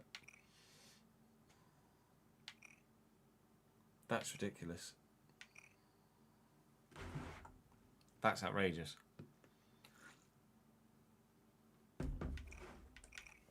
He can literally play anywhere.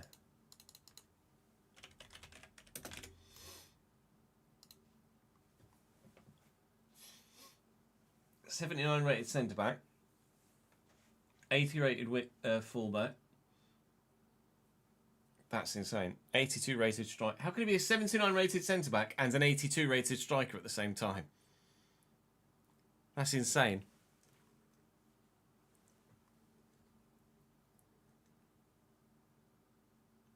Yeah, no, you're right, Jack. He's slightly annoying, which is why I have stopped going into each individual one every time and just advancing and doing it all in one go. He's insane.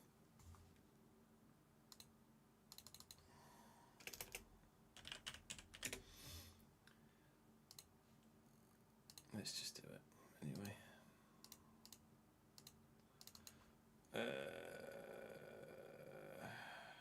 If I just search Gomez, it's going to be 1,000, isn't there? Cambridge United.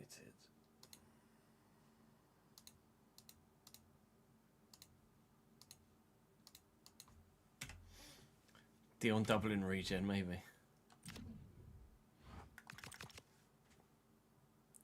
Dion.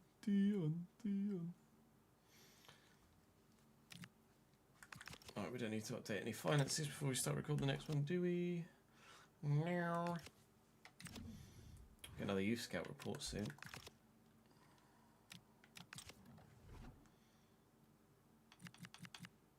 We're going to run out. I'm genuinely going to run out of room.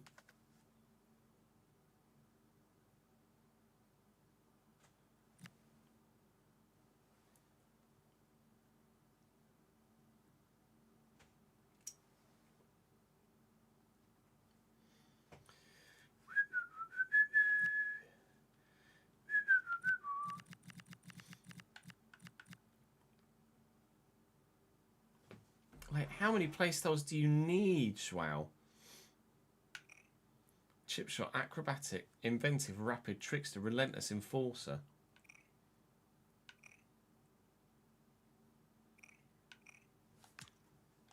What in the fuck?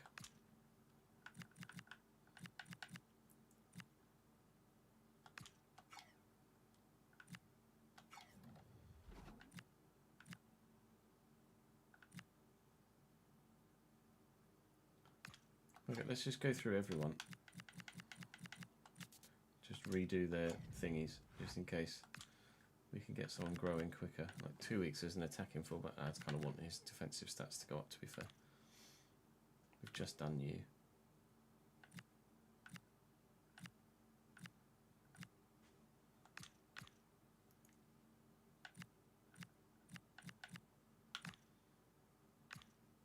Just done these guys.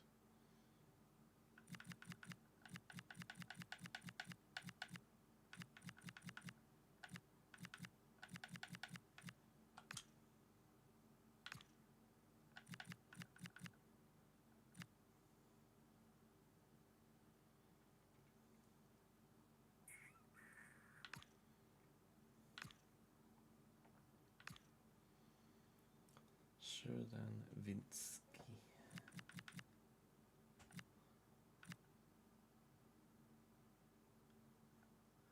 Like 90 potential, but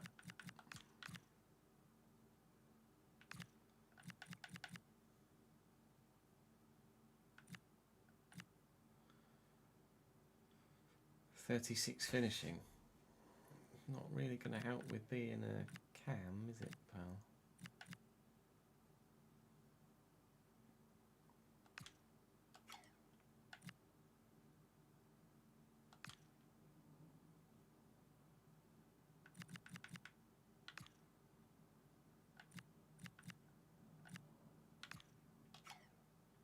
Madeira looks insane though.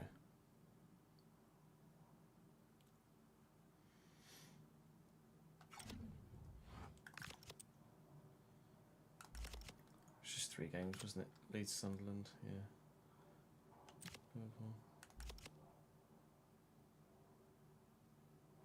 Right. Record. After the most outrageous result in the last episode and the craziest, most specific Youth Academy report I've ever had as well in the last episode, we now take on relegation rivals Leeds in the first game of today's episode. Just 3 games in the month of March. Leeds, Sunderland and Liverpool. Definitely points on the board available for us. We've already beaten Liverpool once this season, but it's not really that game I'm anticipating getting results in. Although we have lost to Leeds earlier in the save, so we would like to very much win this one to get ourselves out of the relegation zone. We are 1 point behind Wolves and only 4 points behind Fulham and West Ham. Of course, with them both yet to play this season too. So let's go and get a win to start against Leeds to keep our decent run of form of late, which isn't amazing, but it's not bad. A draw against City, a win against Spurs and a draw against Bournemouth. I'll take that considering previously we were just losing all the time. So we're inconsistent, but I'd rather be inconsistent picking up the occasional good result than super consistent losing every week. Leeds at home to begin, and then fingers crossed a win. I take anything against Sunderland. Be happy with a point against Sunderland, and then Liverpool is just whatever happens, happens. What should happen is you should drop the video a like if I get my words in the right order in the sentence, and then you should subscribe to the channel too if you haven't already. Let's go and take on Leeds.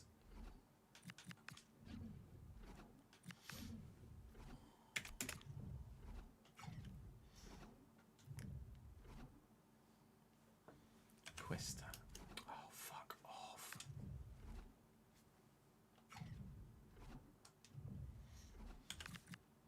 Short. Mills. Oh yeah, Kanganley.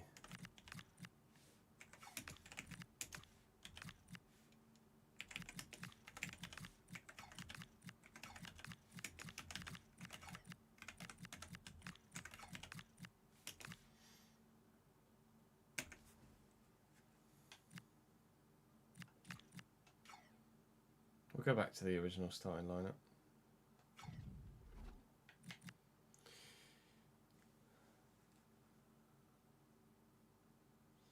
No, welcome back to the RTG. Ches, you didn't start the episode the same way that you do every single other episode. Unbelievable, how dare I?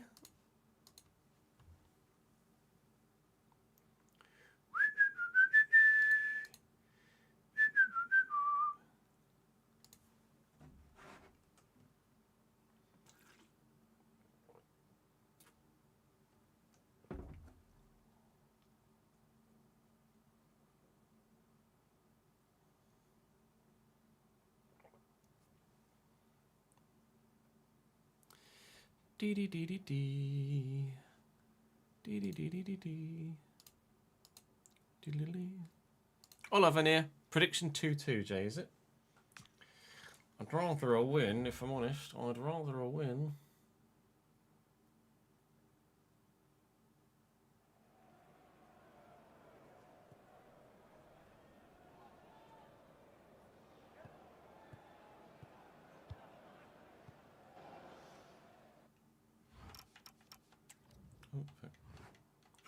Wrong one, Noid.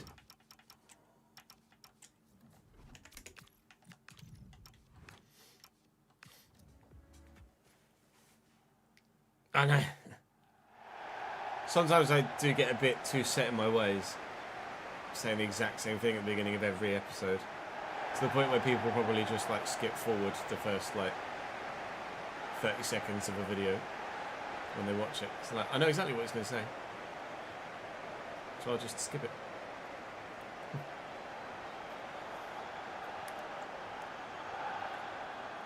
I've got the F1 channel running above me. I can't wait for F1 to start this weekend. It's either going to be spectacularly good or an absolute shit show. I don't know which one is actually going to come to fruition.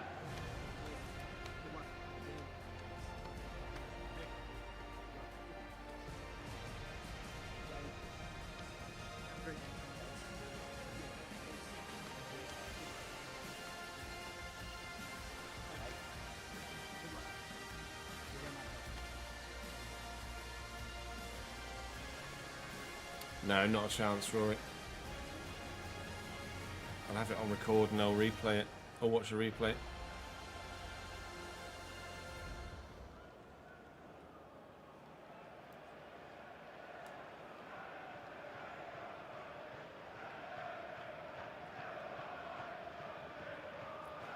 Leeds with a 4-4-2.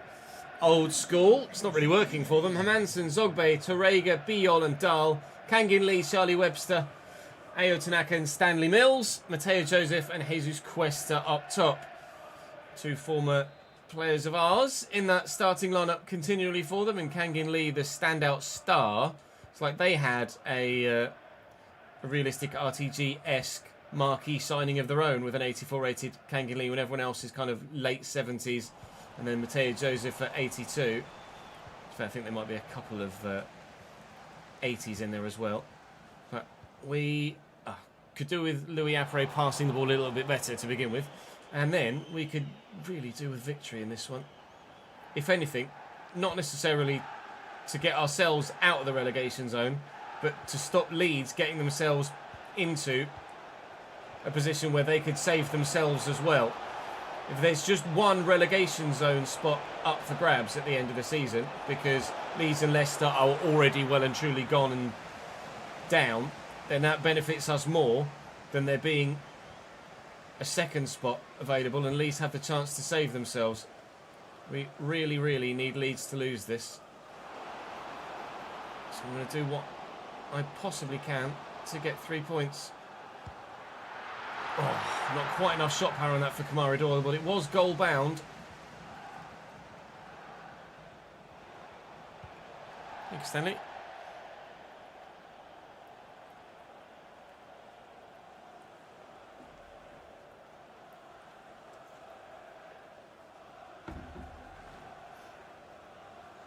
Agreed, ads. And it's not even a quick fix, is it? If that's what happens, then that's what we're stuck with for at least 2 years. At least. If not longer.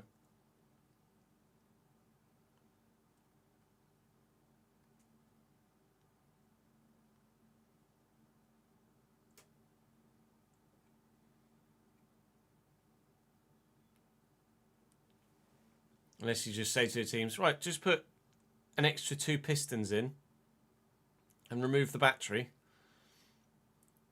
And then we're all good. Although then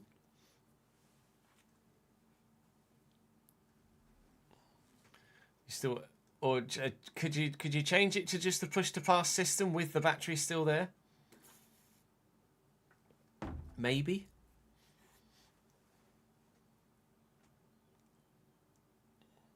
Maybe.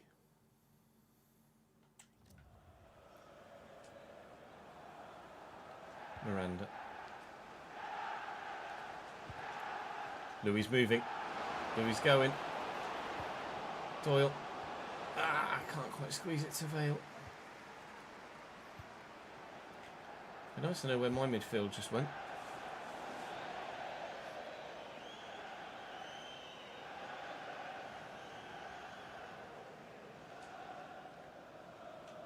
Manhoof and Garner into Devlin and Doyle. Manhoof going at pace. Pass wasn't great looking for him, but I tuck this back in here to Kamari Doyle, who's just going to try and burst into the box. And then look for Apre. Never mind.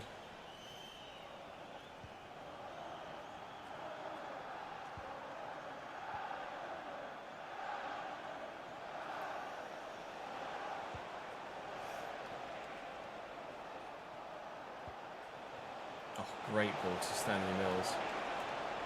Can he find a teammate is the question. No is the answer, but they will have a corner here, Leeds. And Mills will take it himself. He's got right underneath it. It's a really good ball. Torrega's up. We've squeezed it away. Their 4-4-2 is proving difficult to break down at the minute. They just seem to always have someone covered with regards to my passing, and it leaves me with limited options. Finding it hard to find any sort of real space. And as a result, I can't really create much at the minute. Leeds were very good when we played against them last time, which makes you wonder why they're struggling in every other game and having such a tough time trying to get themselves out of the relegation zone, or even close to getting out of the relegation zone. If they get 6 points off me this season, it's going to be close to half their bloody tally. And they might get 6 points off me this season because Quest has given them a 1-0 lead. That was a very good finish. I don't think we need V10s. V8s though, for sure. He's put his foot right through that, hasn't he?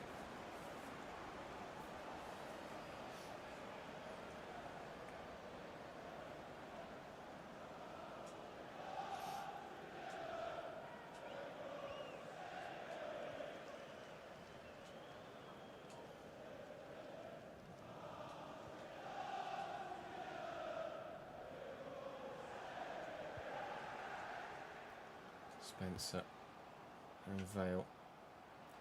Found himself not in the starting lineup and having minimal football recently, Harvey Vale, with the turn up in form of Gomez and Bursu, but elected back to the starting lineup for this one. And, well, no one's really performing, to be fair. I can't isolate Harvey Vale at all, can I? Baselli's going to come across to deal with this. And I thought had, but then hadn't. Miranda will do instead, though. Go in to then ultimately go out and try and break them down. Lovely ball to Louis Apre. And the equaliser in first half stoppage time. That was really well put together. Kamara Doyle with the assist. Down the left-hand side. 19 goals in 28 games. Someone in chat said the other day it might be the first time in history that a relegated side ends the season with the league's top goal scorer. We hope that's not going to be the case. Not because Louis Apre isn't going to be the league's top goal scorer, but because we're not going to get relegated. We're level.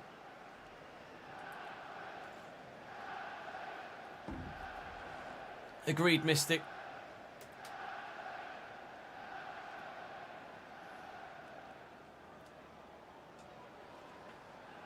I think the next set of regulations for 2030 will remove the electric element. Now that we've got synthetic fuel.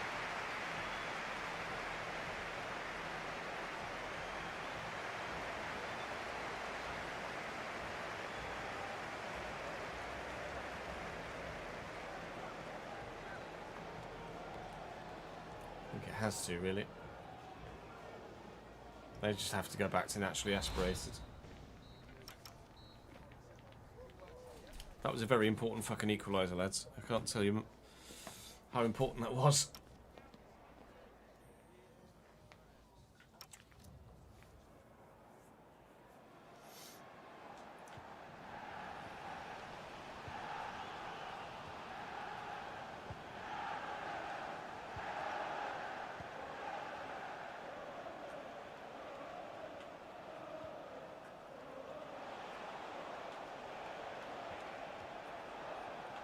Webster changes direction quickly. Kangin Lee back to Dahl.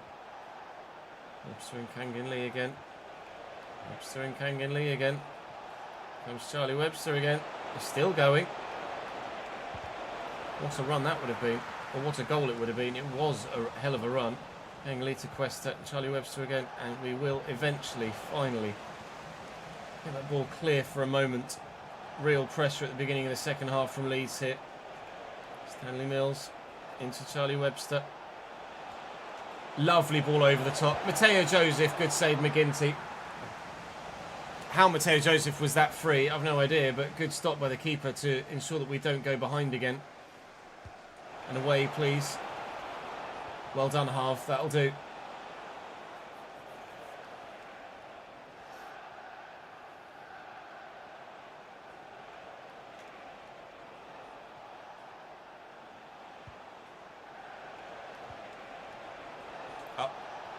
Well up. Devlin. Doyle.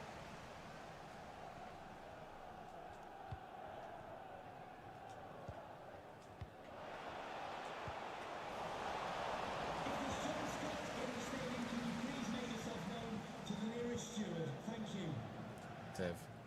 Doyle's done well to offer himself there as an option. Now he's found a little bit of space here. Webster's going to close me down. And Webster's going to win the ball, apparently. Okay, good.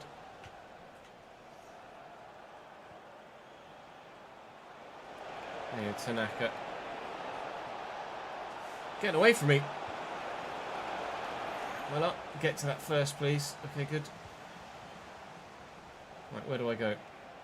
I'll go forward here first and then look for the runner, Harvey Vale. He's going to need some support. Darla's just taking it away from me. Oh, Leeds.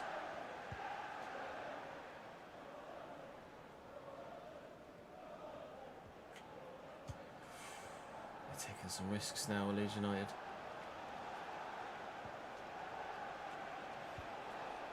Nice ball into Cuesta. And Kangin Lee. Mateo Joseph, who scares me every time he's on the ball, in all honesty. Keeps.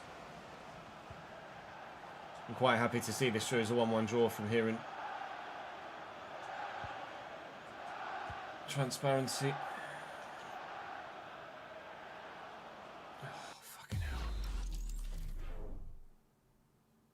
Lowest Premier League finish you can see is Dublin when Cov finished 11th.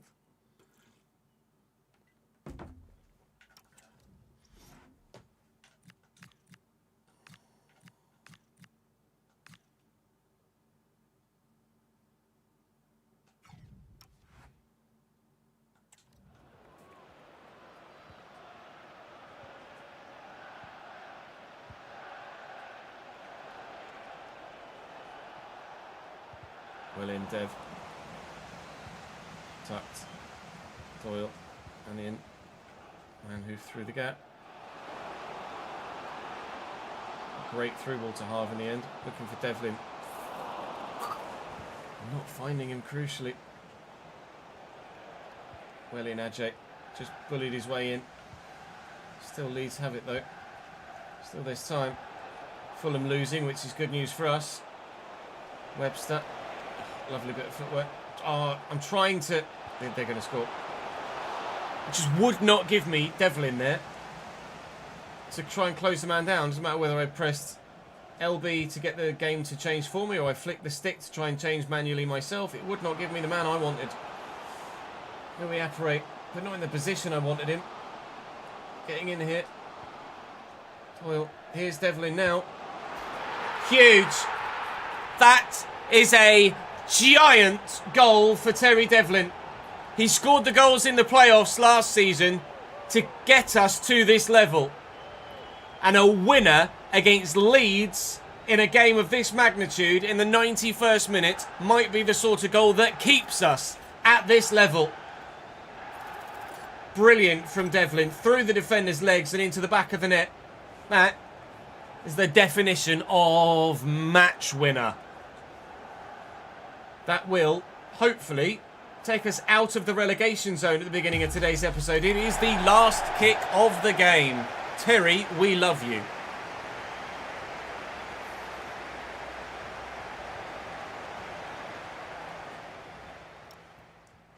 You're deep in a Wikipedia delve at the minute, Sam.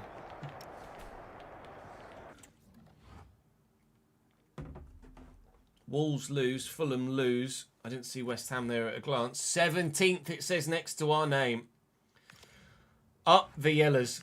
If we'd have lost that, we'd have been on 23 still, and Leeds would have been on 17, and 6 points to gap below is very much catchable. But now we're 12 points clear of Leeds, and Wolves have dropped into the relegation zone at our expense. Only a point away from West Ham in 15th, although they do have a game in hand, although it is against Manchester City.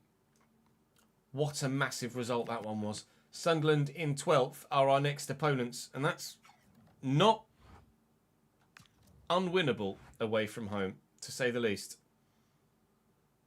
You've just signed a contract this season, Jimmy. What are you on about?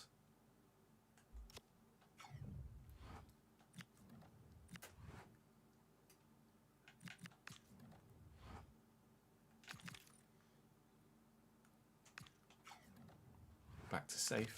You were close, Jay, with your 2-2.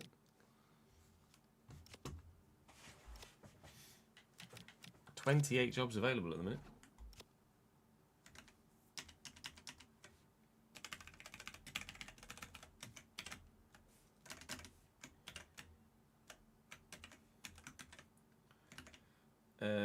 Match tickets, 8,005. 214810. Shirt sales 17130. That's not a lot. 85,650. Ow.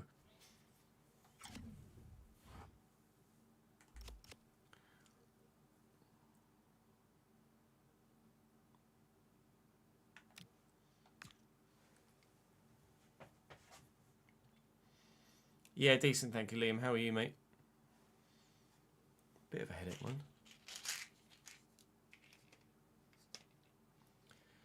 Marcus did it for Venlo in 2021. Can I just move to Celtic? I don't even know the name, to be honest, Marcus.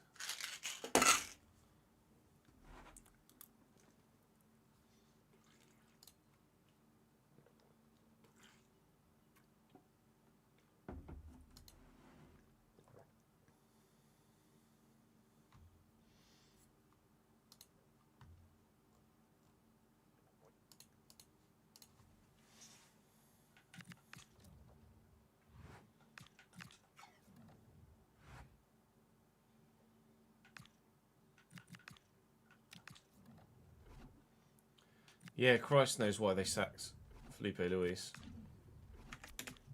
Absolutely ludicrous from the Flamengo board.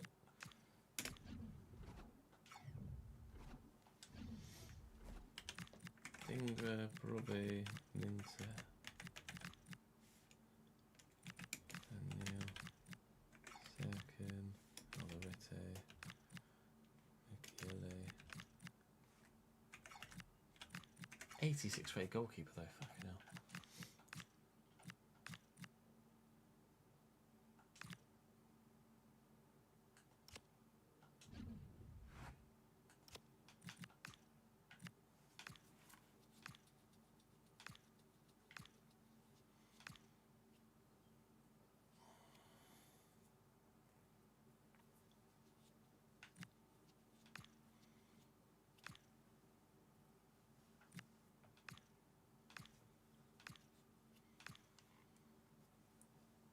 Vale's a bit more central, but I don't want him to be an attacking inside forward.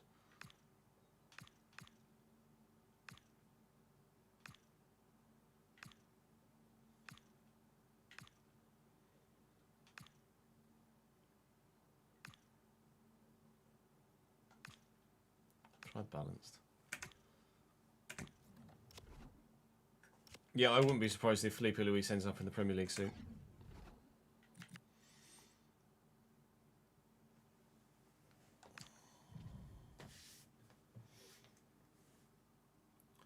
Saw a tweet that summed it up. Said, imagine winning the Premier League and the Champions League and then get fired for not winning the Super Cup and the Community Shield.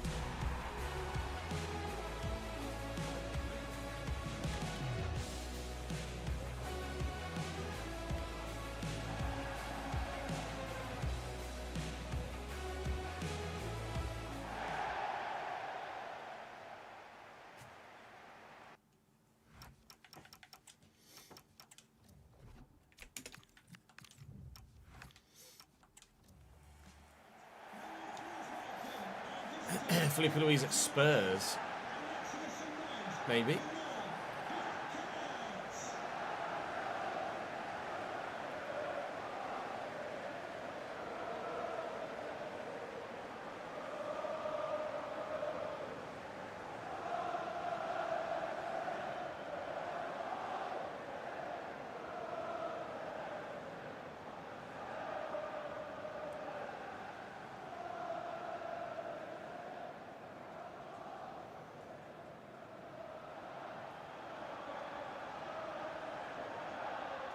Got to stay up for that, yeah, that's fair. Tottenham in the Championship, managed by Felipe Luis.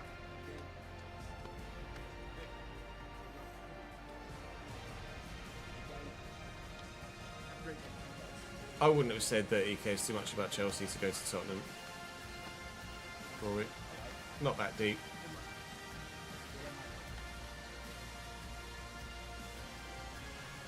If Jose can do it, Felipe Luis can. 4-3-3 for Sunderland. They've got an 86 rated goalkeeper in Guillermo Restes. Oliveira, Mukiele, Alderete and Sirkin aren't great as a defensive line. Brobby, Adingra and Minter are very good as an offensive line there. And the midfield is okay. It's kind of late 70s, like 78, 79, 80, 81 in the main. But then the goalkeeper and the front three are significantly better. That's probably why Sunderland is sat mid-table at the minute. But it's, like we said, it's not an unwinnable game, this, away from home. We will do what we can to go back-to-back dubs. A little dink here. Oh, I think it could have made it to Koch, but it didn't. But it did hit an arm. And a free kick from here is doable for Louis Apperet. Jimmy Garner normally takes our free kicks, but he unfortunately got dropped for this game. Typically, the one time where I drop James Garner is the one time we get a free kick in shooting range. Louis, I might have put a bit too much on that. Please bury this. Oh! He so very nearly did.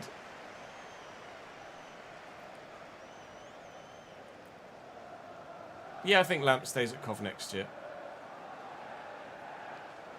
He'd be silly to move.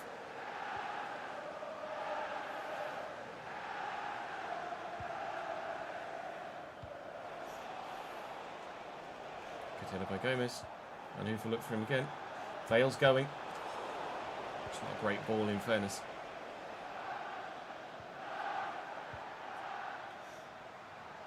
Daniel and Brian Brobby. Dingra can't quite get there. Brobby. Dingra. Finish. Very, very good finish from the winger. Said their front three were dangerous. There you go. 1-0 Sunderland.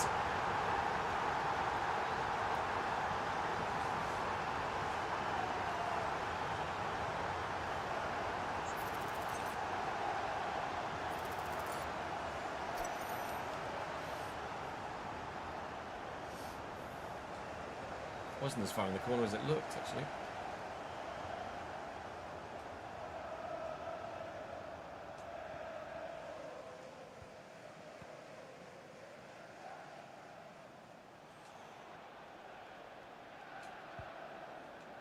clutch.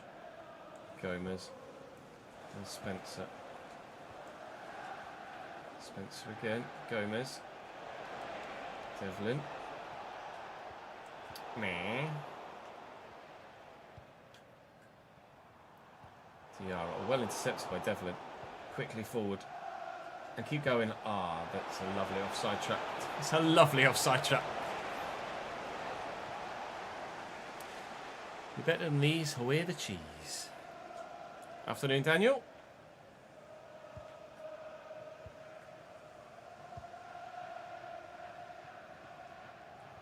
Oh, if we could have won that back then.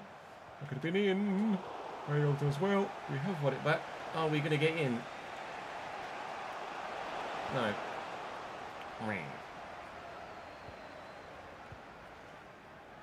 Robbie. A little bit fancy, a little bit unnecessary, but it worked. Who's going to get in, isn't it? Tiara. Well then, Sprody. Sprody. I don't know why I said Sprody. Gomez, nice turn. Bit of room. Nice idea, but Manhoof was not on the same wavelength.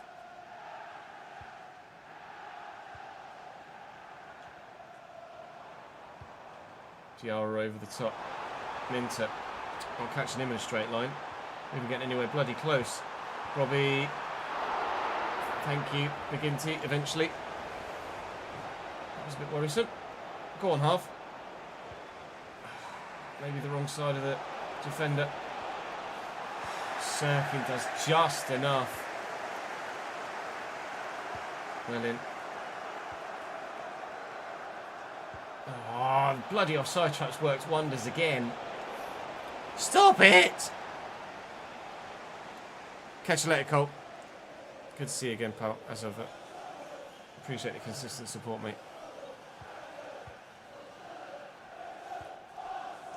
Well in. Spencer intercepting Neil's pass. Gomez, Devlin. Manhoof looking for Vale, who actually read the offside trap step there this time. Big save, Restes, with his feet to keep his team in front. That was a great opportunity to equalise. And that was on its way in as well from Louis Apre. Awkward, though the header was on target, but with no power behind it. Keeper could get down to it. We've been pressing, we've been pushing, been caught offside about 500 times. But eventually we will find a way through this back line. And we will have an equaliser. He won this time. Oh my God, make that 501.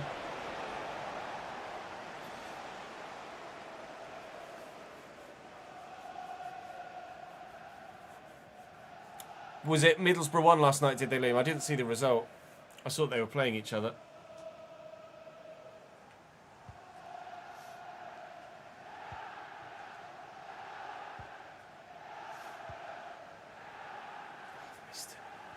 Committed there and I missed it.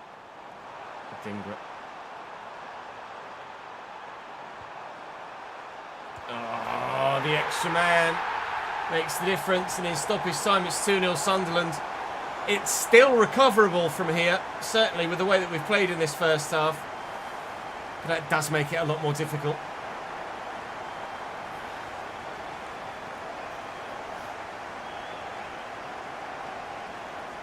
(3-1) Borough, oh, wow.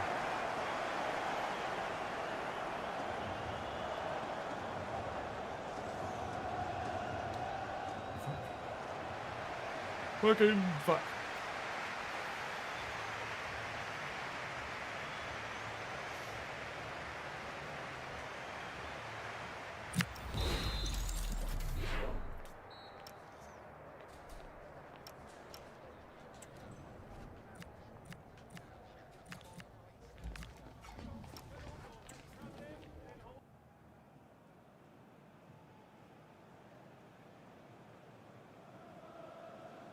First block of 7 shits. 7 shifts done. Nice one, Bronimo. A well-earned day off, for sure.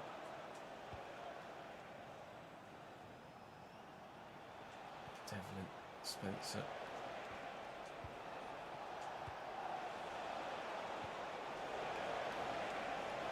Vale is onside for once. Little dink. Oh, just try and flick that back. Find anyone. Is he going to keep that in? He is a dinger. Got again a dinger. Oh, I don't like this at all. Well in, Brody. Gomez. Manhoof.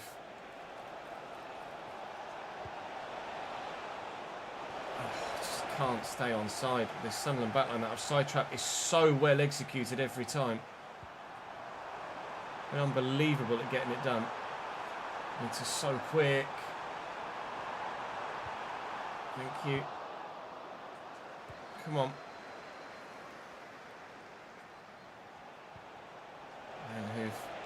Forced a little bit too far wide rather than forward for my liking there, but Gomez has beaten the defender and Gomez is in, and we'll take the free kick, please. I just wasn't going to be able to get a shooting chance from there like that. Right, Louis came very close earlier. This one's a bit closer in, so we'll put a bit less power on it. But please bury this one. I thought it was going in. Until the very last moment, I thought it was going in. And it didn't.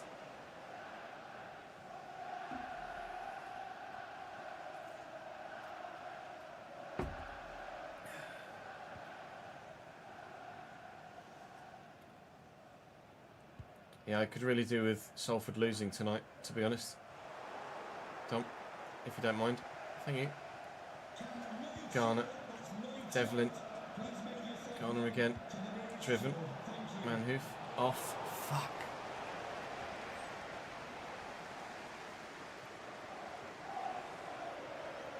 Salford are more than welcome to go up via the playoffs. As long as Cambridge get a top 3 spot. It's a good ball. Can get near it actually. With the fullback. Oh, good. Brilliant actually from Ajay, just to get something on it. Christ, throw it at him, why don't you? Oh my god, both of those balls were meant for James Garner. Why are you doing this to me, game? Did it in a previous episode and it cost me a goal.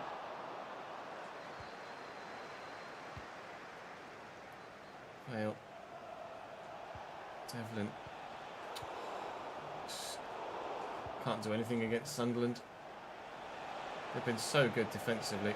They might not be exceptional on an individual level, but as a unit, especially with that offside trap, just tactically this defensive unit is so good. Can't do anything against them. Fair play to Sunderland. They've earned this through sheer hard work on the training ground. And every player knowing exactly what his role is. We're not going to get anything from this one. And, well, I know we shocked the world by getting a 1-0 win against Liverpool at Anfield, but I don't think we get anything back at the Abbey Stadium. Might just be the 3 points for us today. And it's, if that is the case, how even more instrumental and important was that last-minute winner from Devlin against Leeds, because we're definitely losing this one, although Bobby's offside, so it's by 2.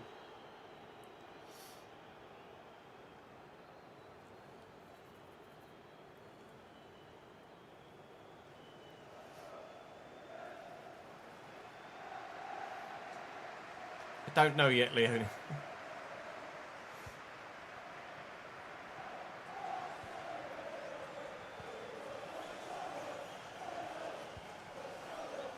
Gomez. Looking for Louis, finding Louis.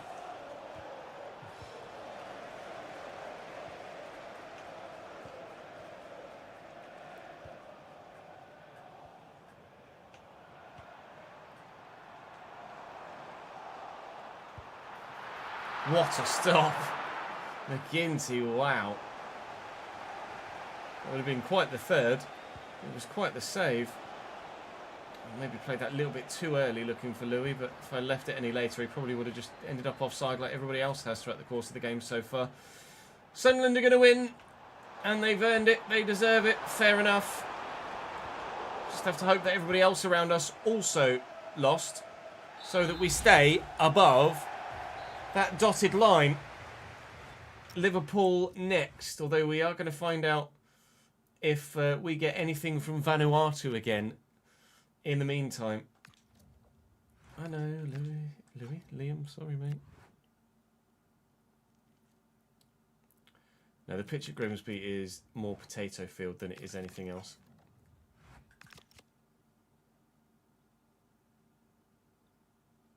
Is this cricket? Yes. This is indeed cricket.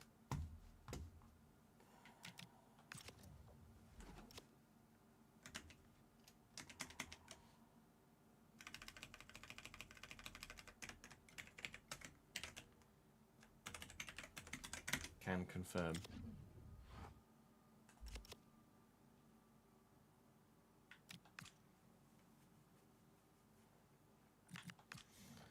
Oh, we're going to talk about a new contract. And actually, I think you'll find I never said anything to you, David. So, true mean.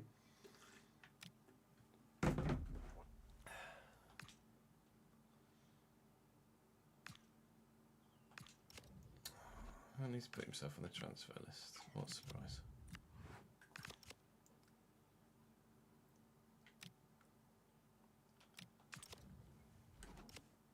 One 16918.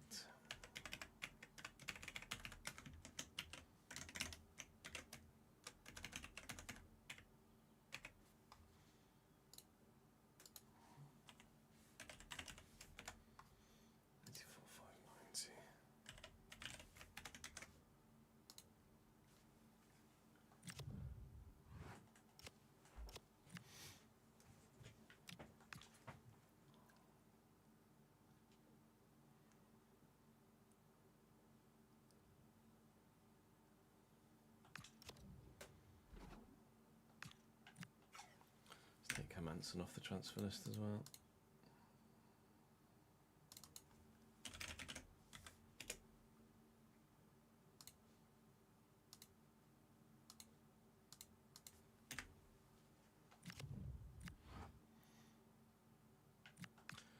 Right, scout reports. Please do it for me again. 82 potential is perhaps intriguing. Starting at 63, to be fair as well, with 4 to 6 play styles. Worth investigating. Definitely worth investigating. Anything from Timor-Leste. I mean, 85 potential, but absolutely nowhere right now. We'll do it so that he can exist in the save, but I don't think we're going to be using him ourselves. And Vanuatu, not really much on this occasion. Although starting at 64 rated, I can have like 5 Vanuatunese maybe? Fullbacks that could be worthwhile. Do I have a squad? Oh, I was questioning whether I did or didn't bring that guy up. And to be fair, we've got some lower rated players in here. He's got 89 potential though. So I think we get rid of some of the... Sorry, mate. Some of the lesser guys. And call the other ones up. He's got 85 potential though. You're only 82, but you're a centre-back. Maybe these guys actually just get called into my squad now, or do I just let Richard Sanga go? I'll call Sanga and Botstrika. I'll call up and then just release into the wild so that we can call this guy up. But the rest here are going to get rejected, and then we're going to have to be very careful, or even more selective as time goes on as to what we do with our youth players in this save moving forward, because that is a very full-looking youth academy right now that I need really to do something with. Bye. And then who was the other one? You. Bye. Squad file too small to release. What? Do you mean my squad size is too small to release? It's not that small, is it? I added him to the team. I can absolutely release him. What are you talking about? I'll do it through the live editor instead then. That's weird. What was his name? Rtg Career.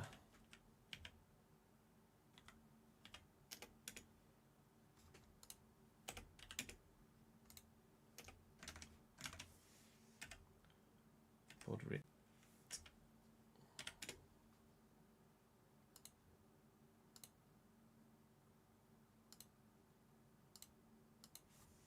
Thank you. Connor, thank you for gifting a sub to the channel, mate. Vanuatu and Are They Taps, thank you, mate. Suspects, welcome back to the game.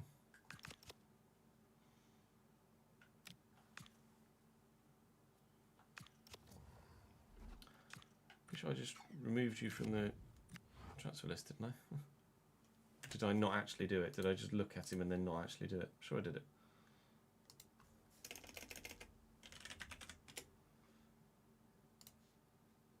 Yeah, no, I took him off the transfer list.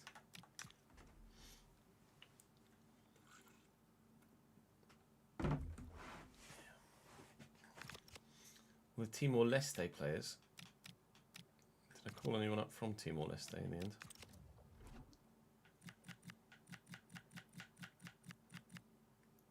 Alvaro Gomez.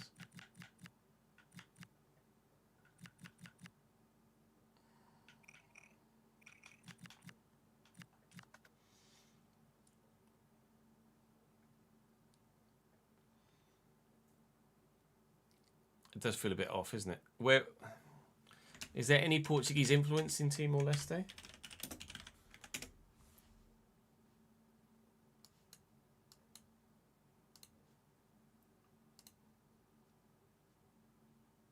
I mean, that looks idyllic.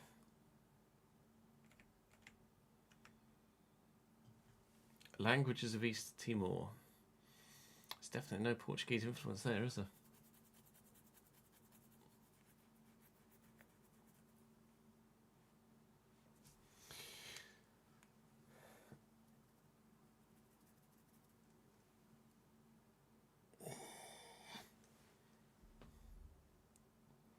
Oh, there is Portuguese history there.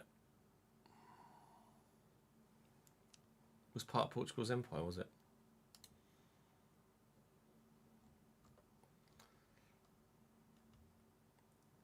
Gained independence in 2002 after centuries of Portuguese rule and a 24-year Indonesian occupation.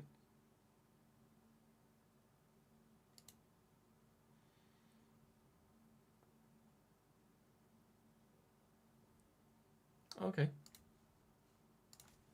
Fair enough. Fairy snuff.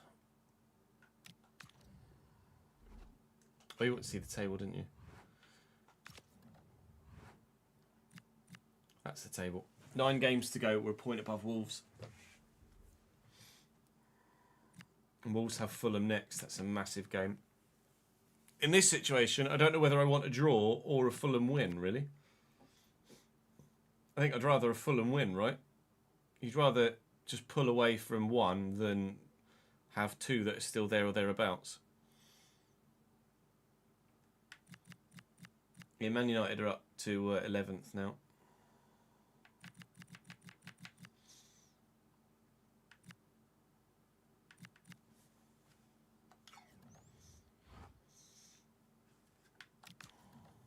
Fulham win, yeah, I think so.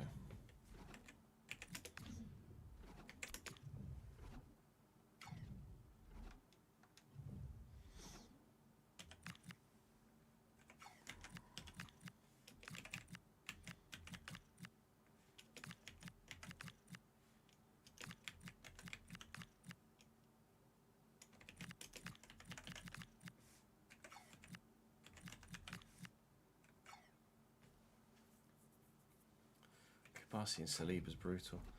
Right, I'm just going to have a quick toilet break and then we will... Actually, let me change Liverpool's kit because someone mentioned in the comment section earlier in the season about a green on green for colourblind people, so I'll do that. We could check actually and see who the manager is still at United. It might well still be Jose. Just have a quick toilet break and then we will crack on after that. BRB.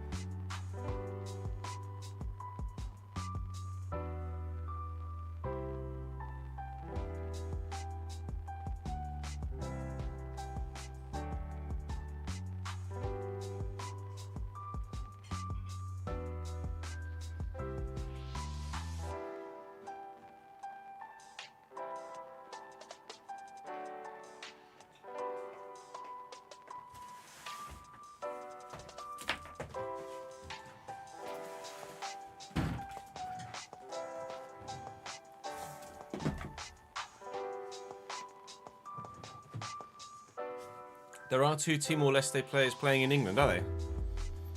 What are there? VVW, thank you for the follow, mate. I should be able to tell, actually, who's manager here. I don't need to go and check. Manager. Yeah, still Jose Mourinho. He's just turned him around, that's all.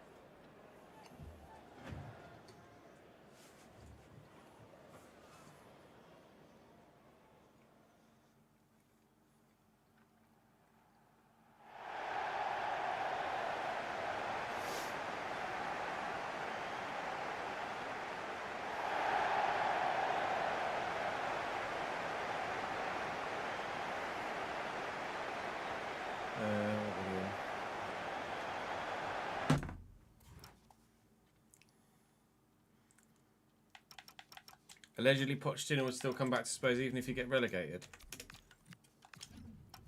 I'd buy that. I think he would.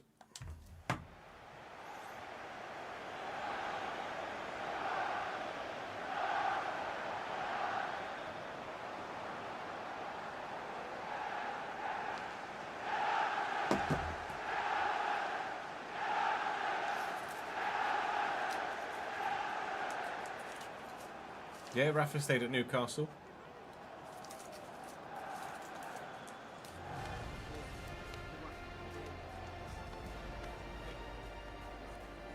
You came straight back up with Rafa, right?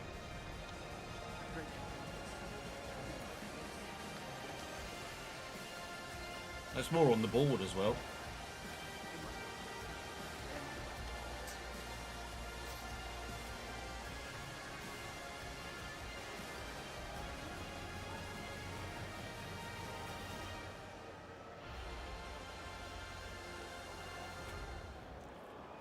Yeah, I'd buy it. Just because it's Poch and Spurs.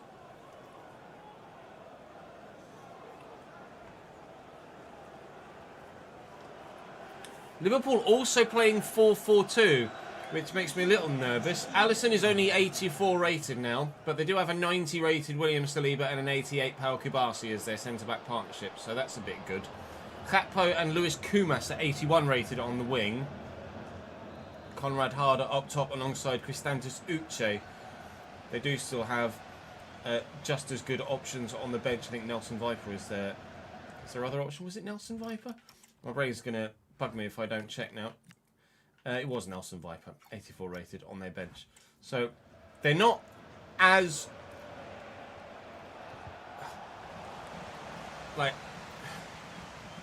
strong in every position. They're truly world class in every position in some aspects, Liverpool IRL. But in this save right now, they definitely have weaknesses in their squad.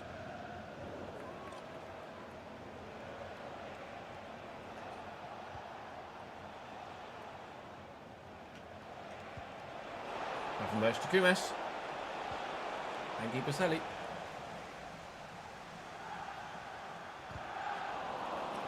Offside? Thank you.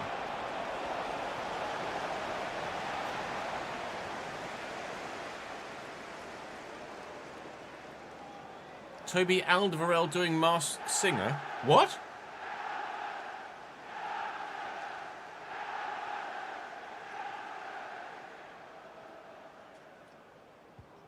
I don't know. Liam, we could have a look after this.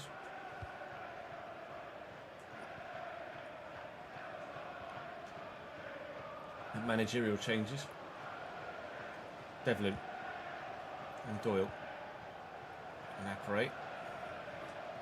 Taking my time, getting it out to Manhoof.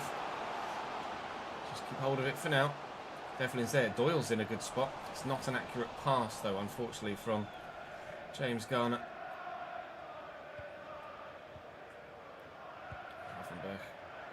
Bajcetic. Hakpo. It's a decent ping. Nicely intercepted by Garner though. I move quickly to Doyle. And we play Apre into the channel. Palkabasi's too good. I'm going to have to work it out wide to work it into the middle, I think. Just going through the middle like that. Louis, but he's not going to get the better of a 90 rated Sleeper and an 88 Palkabasi. It's just not happening. Hakpo into the box. Here's Conrad Harder. Whoa! Over the top of the bar. Nice swivel and shot though. It might have been Mark Robbins at Liverpool, yeah.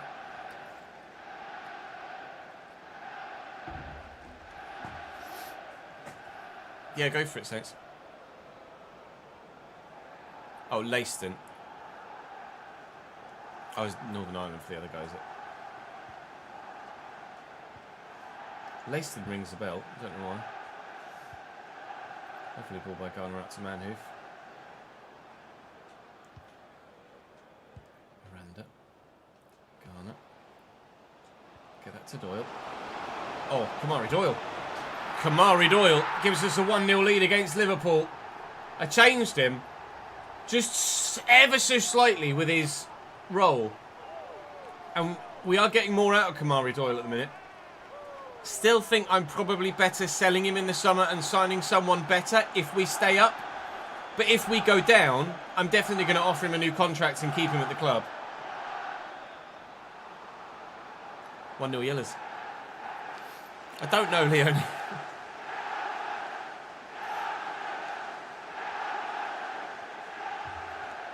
I just don't know.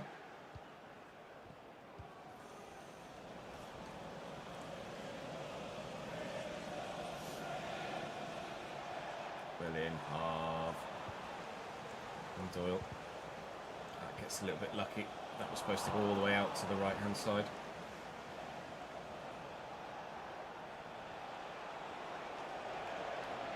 Okay, we're still going. Decent delivery. Ajay with the clearance.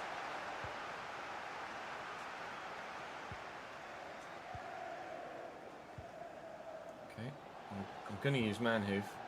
With Joe Gomez at fullback, I should really try and use Manhoof a bit more. And try and isolate Gomez as a weak spot in their back line. Doyle will take this corner. And it's not a bad whip at all, and Ajay might have gotten there if he hadn't gotten stuck on the defender. Kumas gets up first to that, unfortunately. And now here comes Constantis Uche. Just slow him up. Got something to defend now. We do seemingly like to turn up against the big boys in this division this season. I go as far as to say that just as many of our points have come against sides in the top 6 as they have those in the bottom 6, really. Apre from the edge of the box. Firmly struck and firmly battered away by Alisson. We get Ajay on it this time. Might be able to. Gomez wins the header well. And Hakpo via Alisson will clear the ball away. But it looks like we're going to be keeping the lead until half time. Yep. Keeping a lead until half time. 1-0 Cambridge at the break.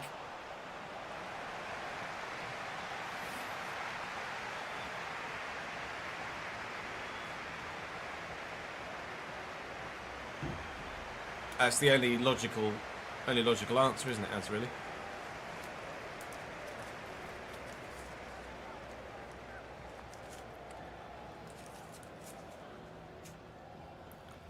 We'll just have to wait and see, since I'd fear for views if I got relegated. Definitely.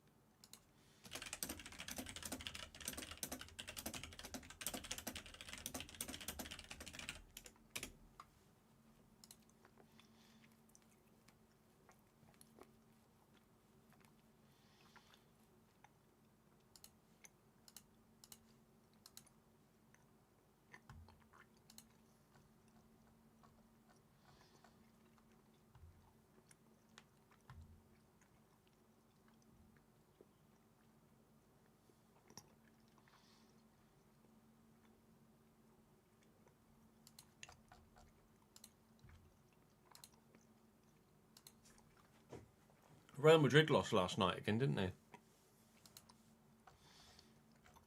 Was it last night? Was it the night before?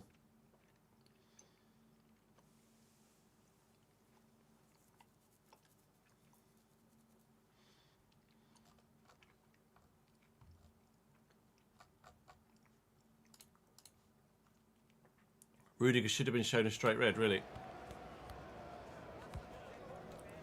Getafe. That's a local derby of sorts, isn't it? Getafe are in Madrid, aren't they? Or a borough of.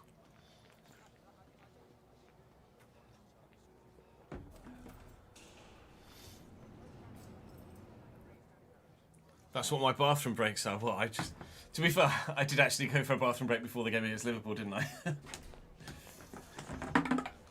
So, your conspiracy could be correct. I mean, it's not, but it could be.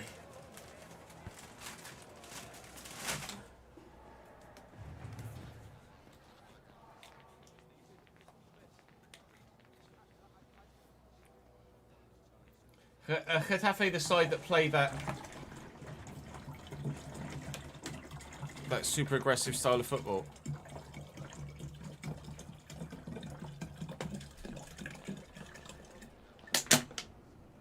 Was that someone else? There it was. I know we had a conversation about it previously.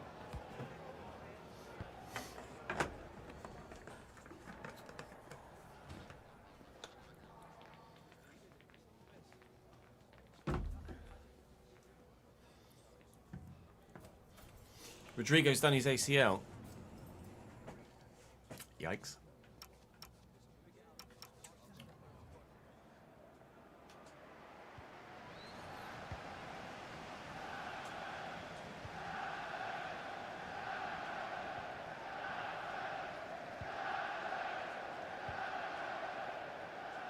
Man who threw the gap nicely. Garner. Ah, it's not a great ball. To Garner. Yeah, thank you, Uche. Kumas, harder. Very theatrical turn. Wolves are beating Fulham. That's bad news for us. That puts us in an awkward position now where we absolutely have to win this. Oh, wow, what an interception, Basilli. To stay above the relegation zone with Wolves. Ideally, we wanted a Fulham win there, really. To mean that Wolves fell further behind and Fulham just pulled away, and it meant that really it was a straight fight between ourselves, Wolves and Fulham, or ourselves and Wolves, sorry, for that P18. But if Wolves beat Fulham, then that means there's still 3 teams fighting for the spot that nobody wants. We'll take Wolves above us if we don't see this 1-0 lead through. So important was that goal against Leeds, I cannot tell you. Even if we do end up winning this one, still so important was that goal against Leeds. Nice, just get rid. Just over an hour played. Still leading here at home against Liverpool by the same margin that we won by at Anfield. And hopefully we can get ourselves to 3 points. To do the double over Liverpool would be pretty mental, really. But they're just not. They're not the side that they are IRL. Even though I know they're underperforming in real life, they're just not the side that they should be. Liverpool in this save right now, and they're making mistakes. And Louis Apre really should have finished that. Perhaps I should have gone around the goalkeeper or tried to lift it over Alisson. That might have been the moment to seal the deal and guarantee the dub. Horrendous mistake from the defender for Liverpool. Doyle just trying to stay away from all of the offensive players here. Oh, it's a terrible touch by Devlin. Trying to turn away from the man in front of him, or behind him even. All 3 defenders went with bloody harder then. Kumas, nice spin. Gakpo, Havenberg, Uche, Bejcetic, Uche, and not away. Oh my god, this is tense. Get out. Oh, Jesus wept. I need this win, boys. I need this win.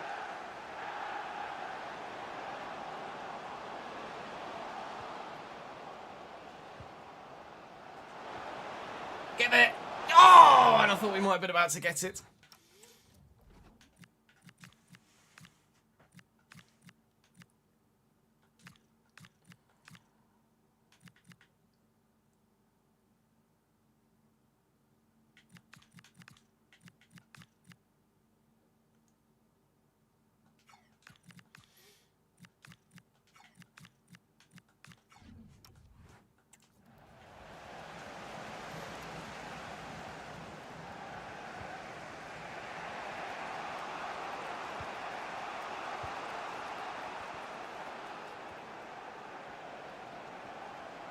Garner trying to throw his weight around. Harder. Uche. I was waiting for the change in direction that came. That little turn. Reading that might well be just what wins us this game ultimately at the end of the day. I've got changes waiting to be made, but they're not going to have the opportunity to come onto the pitch, I don't think, before the end of the game. I should have just chopped him. Should have just chopped him. 1 minute added on, 1 minute played. They need to get this in the middle. And they still could. Oh, and they're going to have a free kick. Oh, they're going to have a free kick. Last action of the game. Conrad Harder or Cody Gakpo from range. It's going to be Cody. Big save, McGinty. Is the ref blowing the final whistle with that as well? Are they going to get the corner? He's blown his final whistle. It looked like it nearly broke McGinty's wrist off. But the effort in the end, over the top of the bar. And we do the double over Liverpool by a goal to nil at Anfield, by a goal to nil at the Abbey. And Wolves win 3-1 in the end against Fulham. And we're up to 16th. We've taken Fulham now as well. But it's still very tight, look. 2 points to Fulham, 1 point to Wolves, only 4 points above to Bournemouth and West Ham. Perhaps they're still part of the relegation picture with 8 games to go in the Premier League. It's very, very tight. But we are doing our best at the minute. And at the moment, our best looks like it might just be good enough. 2 wins today. 2 games without losing in the previous episode as well. With Fulham to play in the next episode, as well as Palace and Brentford, and Wolves to play in the season running, as well as Leicester and West Ham. It's very much in our hands. We just need to see it through. Please see it through. Join me tomorrow for more, where hopefully we stay above 18th. We checked, Liam. It was still Jose. The power on that free kick was mental.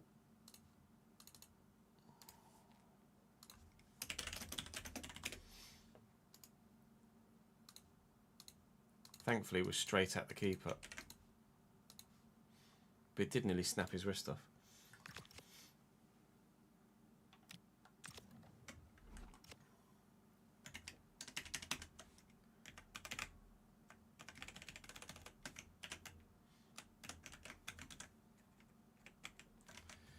Uh, 8041. 215776. Shirt sales. What was it? 170.45.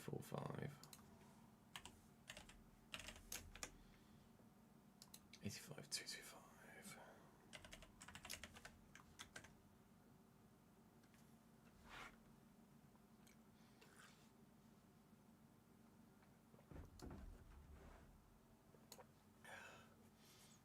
Man, we're losing so much money. We're losing so much money. We had a £35.8 million loss in the transfer window. Plural. And on top of that, we've also made a loss of £22 million. So we made an operating loss of £22 million this season.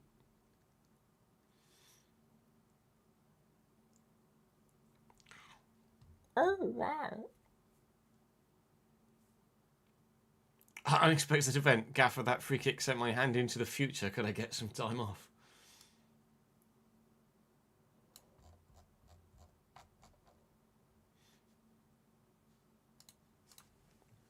Lol. Next fixture in 27 days.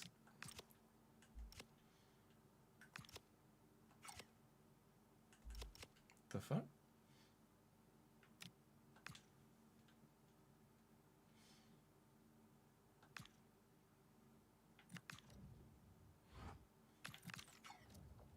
It's quite the international break.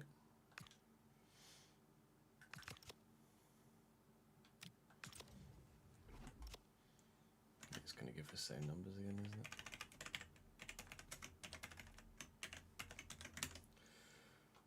Cool, so we're just bleeding £1.1 million a week at the minute.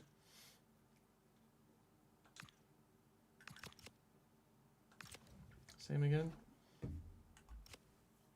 No, 16706, okay.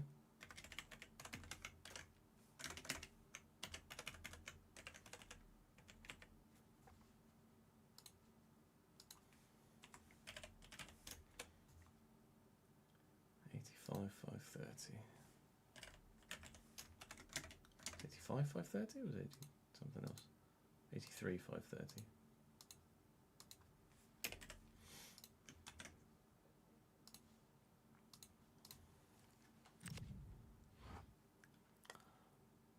Cyberpunk's coming to Game Pass. Wow, that's huge.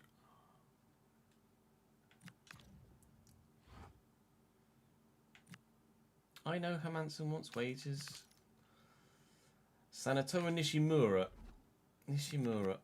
A centre-back, 61 rated, with pink hair that has 82 potential.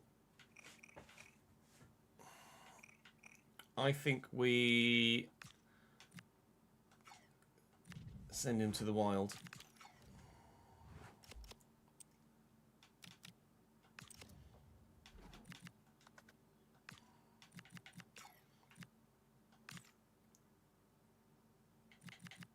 Townsend's up 8 now. Dylan's up 10. Damn, son.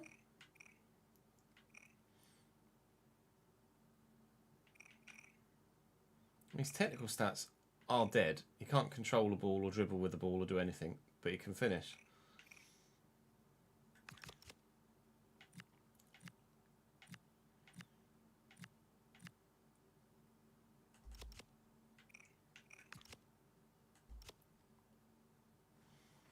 I wonder if I can track Louis Ford's Serie A stats in the thingy.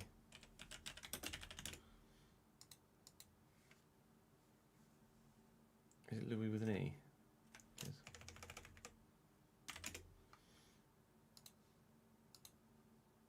Oh, he's not played in Serie A anyway.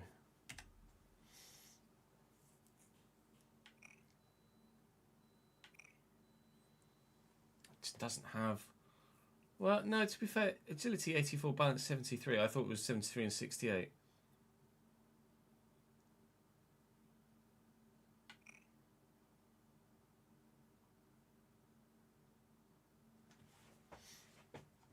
Louis Ford looks usable to some degree, doesn't he?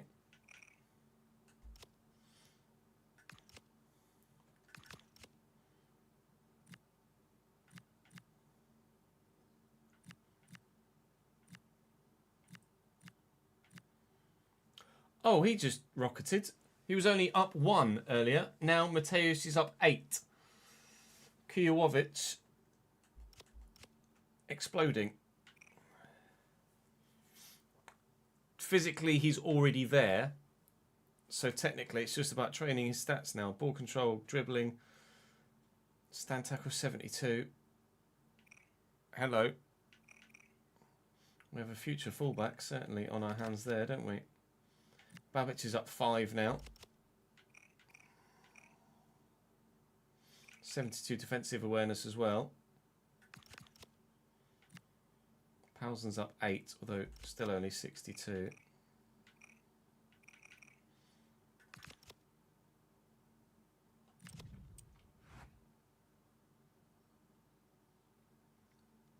I don't know, Colin, in all honesty. I think once a week, but I might be wrong.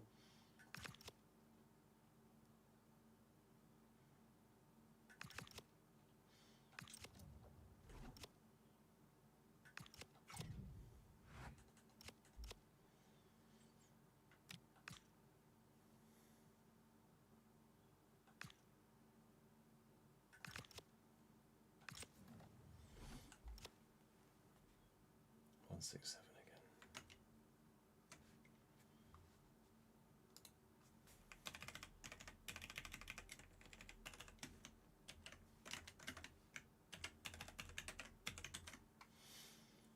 Right, so we were at minus 57. Now we're at minus 61 in that international break. Oh no! Could do with that prize money. TV money at the end of the season, please.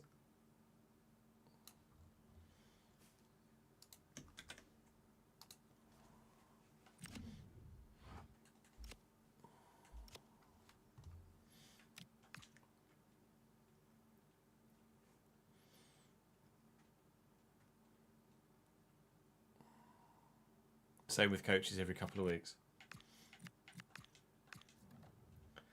Have a look. Chile. Fuck all in Chile, apparently. What's the current generation of talent like in Chile? Because their international side used to be really good for a spell, didn't it? With Vidal and Sanchez and a handful of others.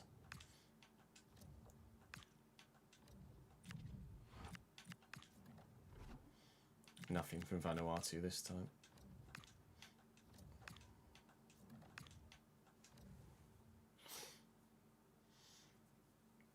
Other than Brereton Diaz, I couldn't name you another Chilean player right now.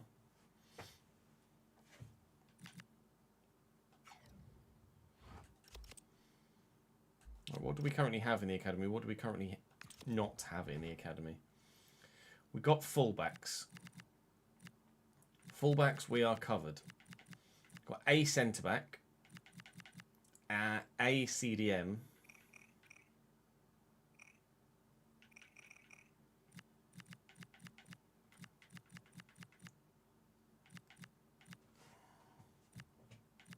Centimetres are just really hard to come by, aren't they?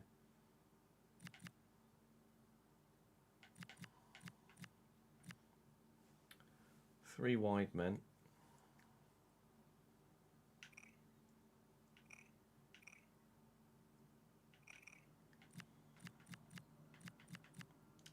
I've got a striker in the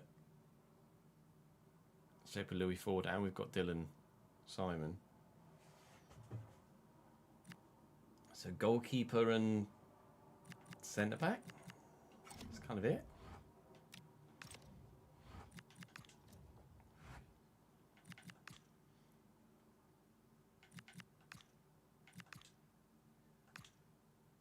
I'll look for an English goalkeeper.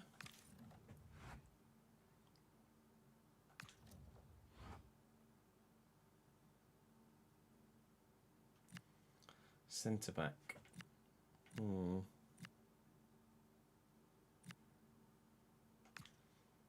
feel like an African centre back.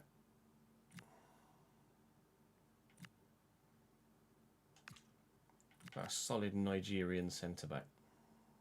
Like a Joseph Yobo-esque. Let's go for a Joseph Yobo.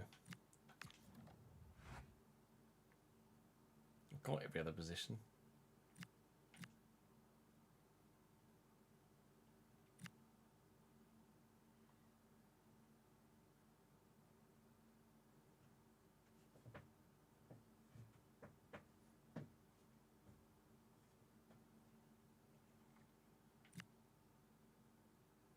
Jamaican striker.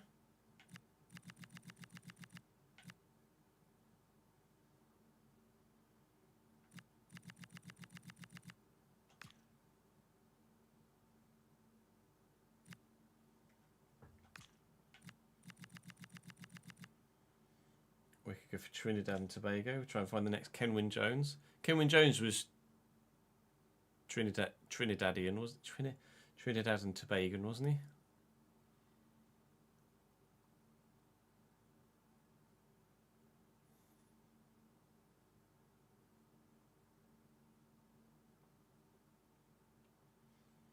look for the next Kenwyne Jones.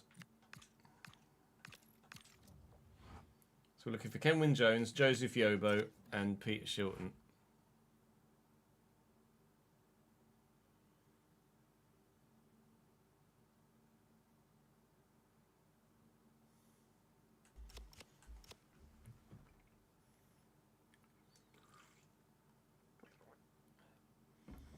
Alexis Sanchez, Aaron Geith, and Arturo Vidal are all still playing. Oh well. Vidal's still playing. Arturo Vidal.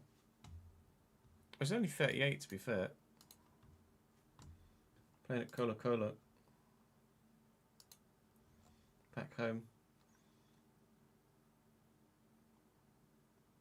It was only 4 years ago. He was still at Inter, to be fair. To Brazil for Flamengo and then Paranaense and to Colo Colo.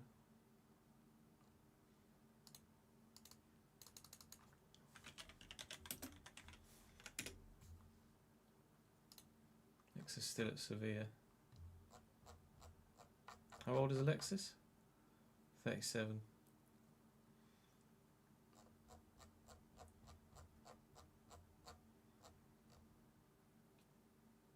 He came from Udinese initially, didn't he? Yeah, Udinese to Barcelona.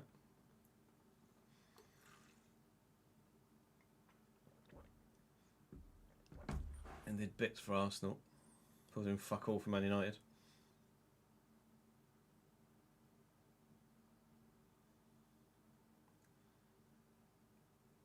Just bounced from club to club recently, hasn't he?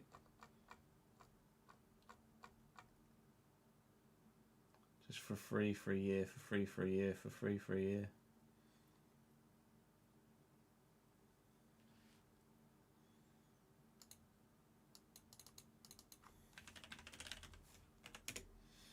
Where's Aaron Geith playing at the minute? Universidad de Chile.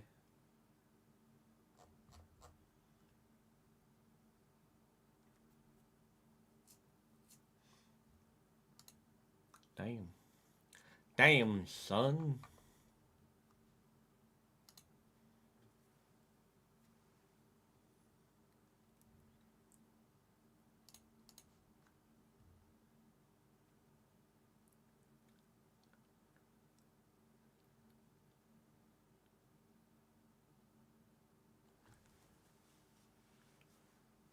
It's often been reported that Chile sort of lost a generation.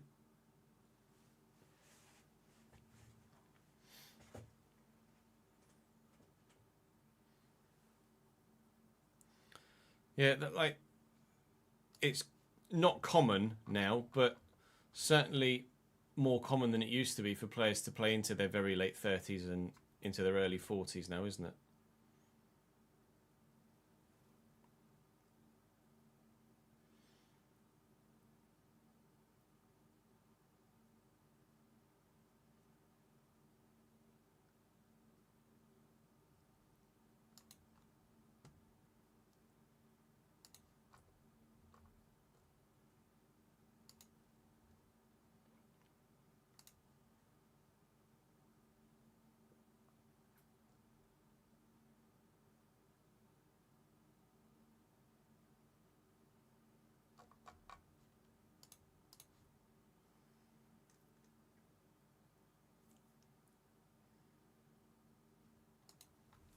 Chain smoke 20 days, still be a baller.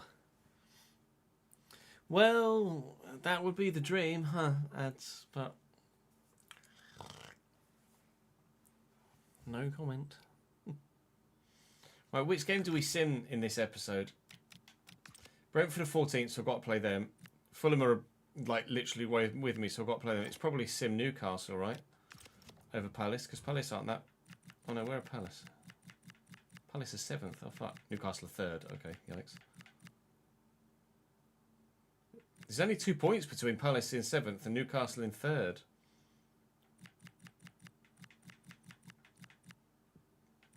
Quite the fight going on. Oh wow, City and Arsenal play each other next. That's a big game. Quite the fight going on in a minute. What were the previous results against Palace and Newcastle? Let's have a look.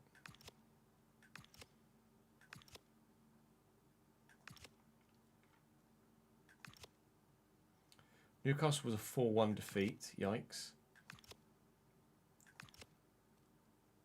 Palace was a 1-0 defeat in our first ever game at the level. I think we sim Newcastle and play Palace.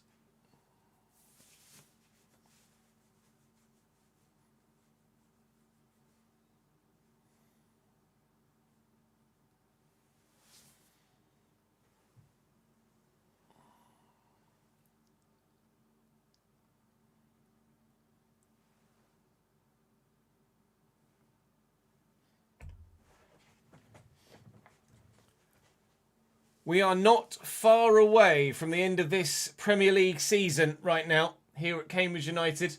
And sitting in 17th, we're okay at the minute. We are, however, level on points with Wolves, who have played their match day 31. We're a point behind Fulham, who have played their match day 31 and won it to go back above us. We have Brentford, who are 14th and not that far away from us on our match day 41, and certainly beatable, to try and pull ourselves, hopefully, further still away from the relegation zone. West Ham face Leeds. Leicester have got Bournemouth, all sides down near the bottom, playing sides down near the bottom at the moment. And it's winner stays on, so to speak.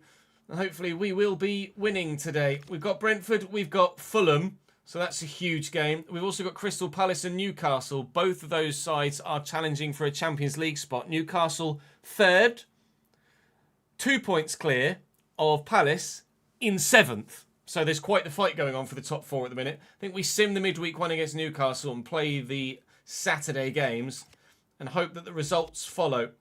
That's the plan. Plans hopefully work out. Drop the video a like if you're enjoying the save. Make sure you subscribe to the channels. Make sure you don't miss out on any more. I don't think we'll guarantee survival or relegation today either way. It's going to go to the season finale, isn't it? But we'll try and make it as safe as we possibly can.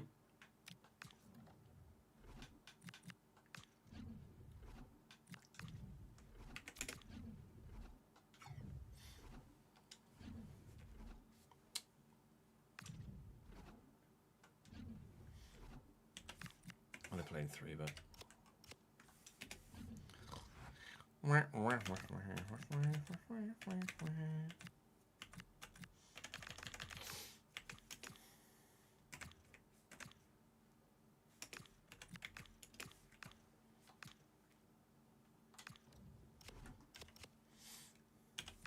Stassin, go for Cafane, Milambo, Mora, Onyeka, Yanot, Sharda, Donovan, Watara,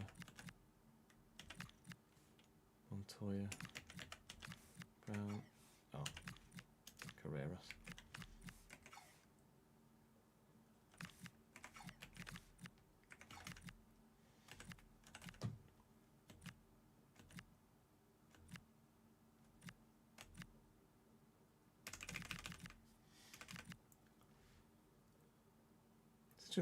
Considering they play a 3-back, they've got very, very good full-backs.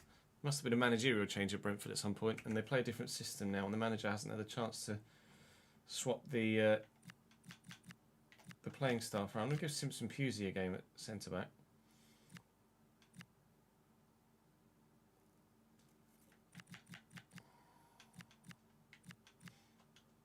I think that might be the only change we make.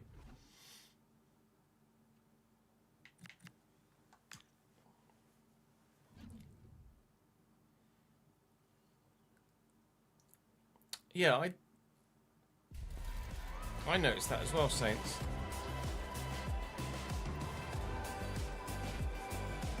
You must have grown to 80 and then turned 32 and the game's like, right, time to go down then.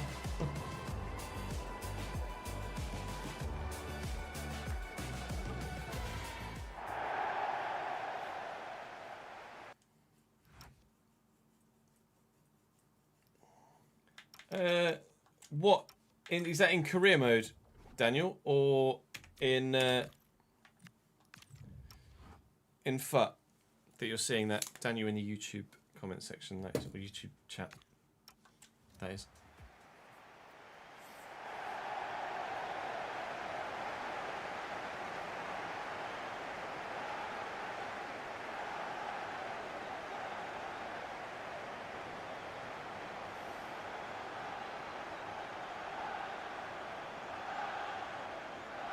I can tell you how long Apre has left on his contract.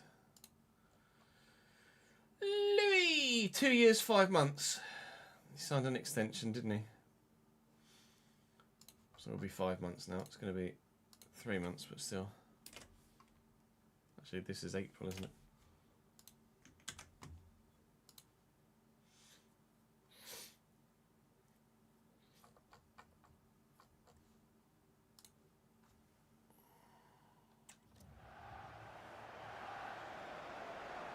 Yeah, good, thank you. Shreyas, how are you, mate? Offline. Try using some sliders, Daniel. The sliders that we use work quite well.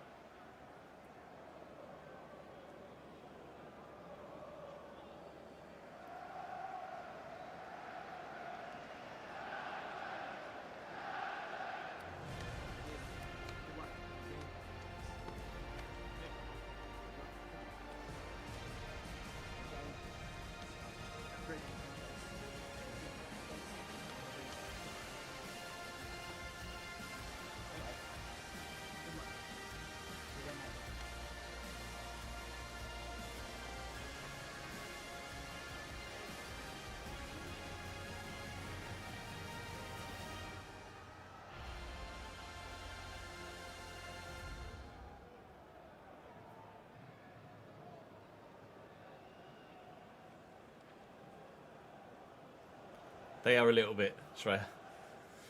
Brentford line up in a 4-5-1, but an attacking 4-5-1 with a decent team. Xavier Montoya, youth prospect in goal. Vandenberg, Teata, Collins and Alvaro Carreras are 88 rated at left back. The rest of their defence are early to mid 80s, like 82, 3, 4 type picture. The forward few are 83, 4, 5 as well. It's the midfield with Janelt that is a little bit lacking at the minute in central areas, deeper central areas for Brentford. They have got great cams and attacking players and really solid defenders too, but the goalkeeper only 80 rated is not ideal.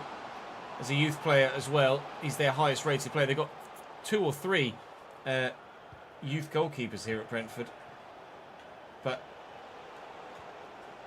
no like standout real life talent at the minute, if you know what I mean. Bad memories for us, apparently, from the last time we played Brentford. Let's turn bad memories good, shall we? But we'll have to do it the hard way, because Kafane, 85 rated Kafane, has given them a 1-0 lead. Bad memories return.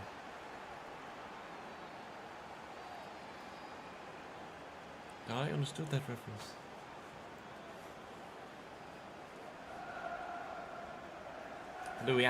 Louis Apre Arena.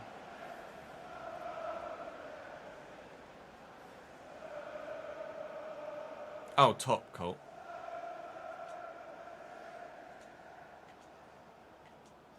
Comfortably top. I'm certain of it.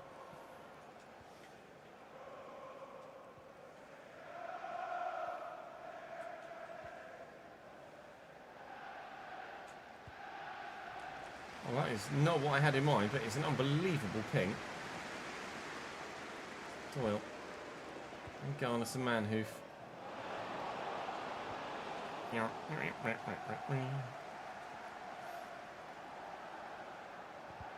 Well in, Jimmy. Doyle. Can I get to Manu before he drifts offside? I can. I can't, however, get it to Louis Apre because Teata's defensive positioning is phenomenal. And in Miranda. We're winning it back well enough now. Shame I couldn't do that in the move that they scored their bloody goal with. Apre into the box. Teata. It's a narrow angle. What I can do is force the goalkeeper into having to do something. It's either going to be a simple save or maybe we could squeeze a corner out of it.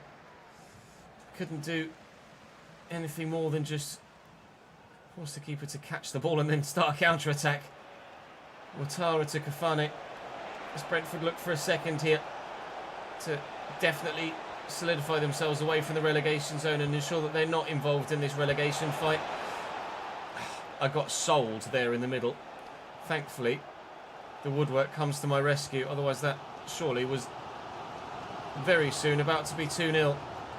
One thing that definitely is not a part of Apare's game is his link-up play. His passing is poor.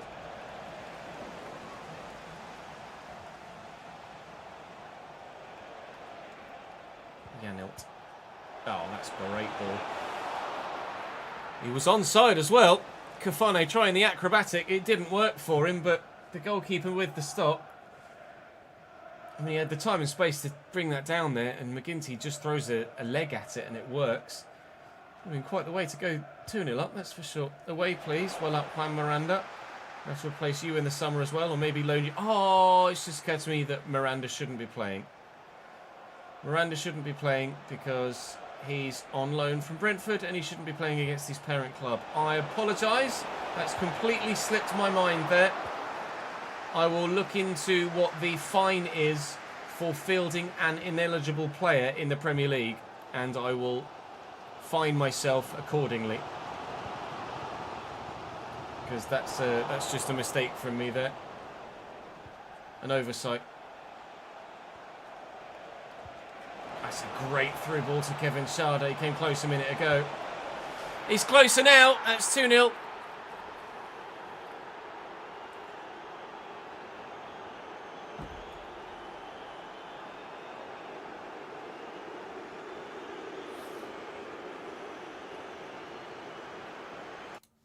Let's have a look.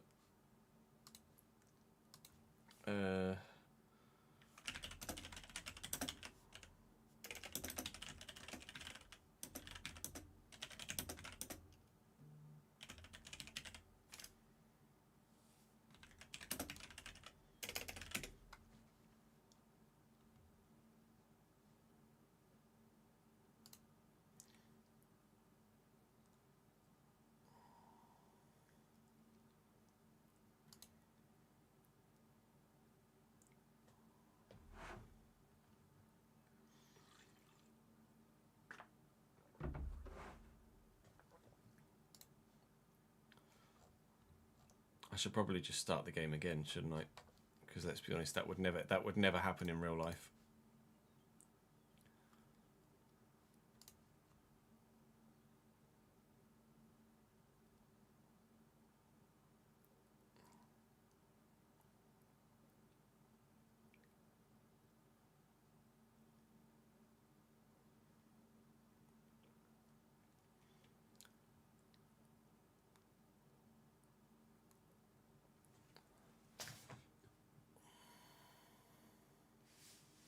Overturning of the match result to a 3-0 loss.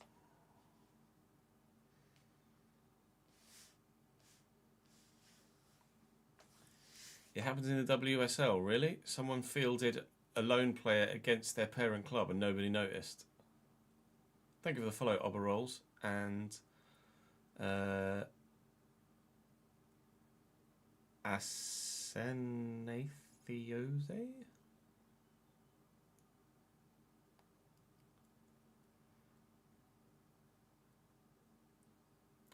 Yeah, cup tides ineligible is more easily missed, but a loanee would know that he's not allowed to play against his parent club.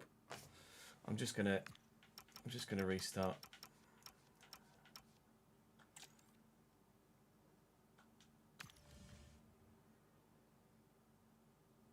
And what I'll do is take Miranda out immediately for Bennett.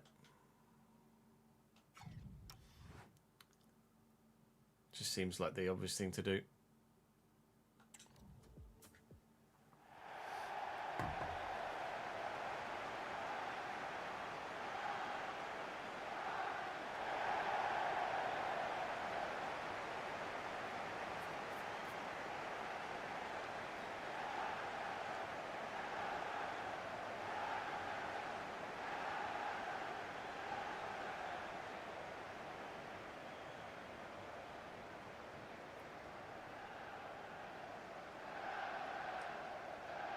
Apologies.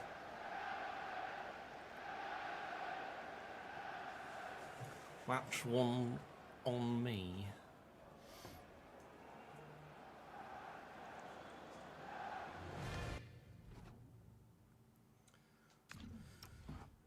Can you control it?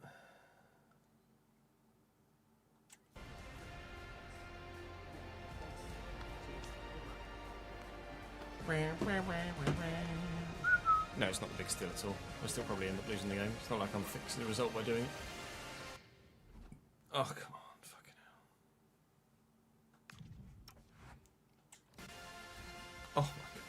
I literally didn't move. Ah!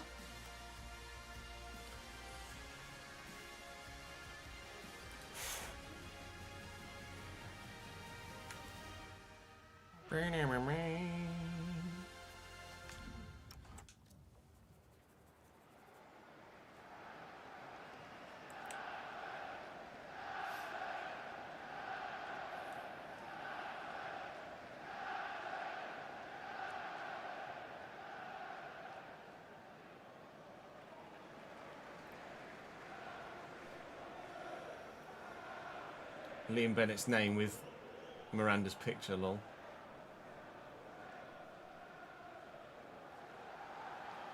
Brentford line up in a 4-5-1. They have a very strong defensive line and a very good forward attacking line. But the deeper midfield position is not great with Janelt in there. And the goalkeeper's only 80 rated, but the rest of the side are in their early to mid 80s. Kafane up top at 85 rated is their highest rated player. We'll just keep that straight to fucking Miranda, who hasn't subbed off yet.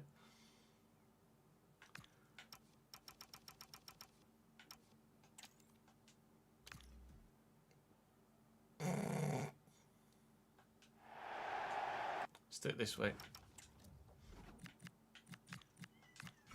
Yes, I know, Cat. I know. You're hungry, I know.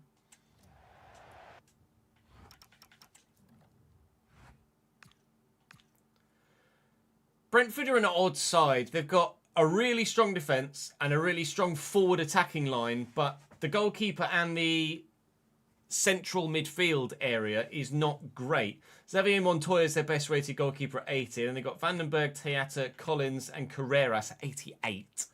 Ouattara, Janelt and Sharda, Mora, Milambo and Kafane. It's kind of Janelt and Ouattara that kind of let down their midfield. And obviously Montoya in goal isn't amazing, but I'm sure he's good enough. They've got Nathan Brown on the bench to call on as well, should they wish to. So we are anticipating a difficult fixture because the most important bits, the defence to keep me out and the attackers to score the goals, are certainly way better than mine.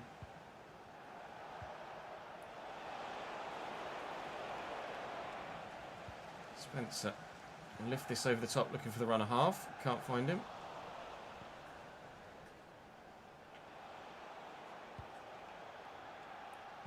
Sharda. Milambo. Nicely done. Kafane. Janelt. And goal kick. Thank you.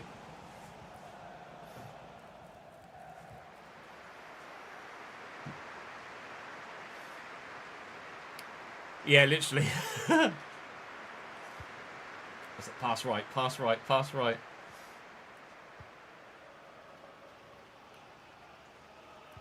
Doyle to Bennett. Bennett to Manhoof.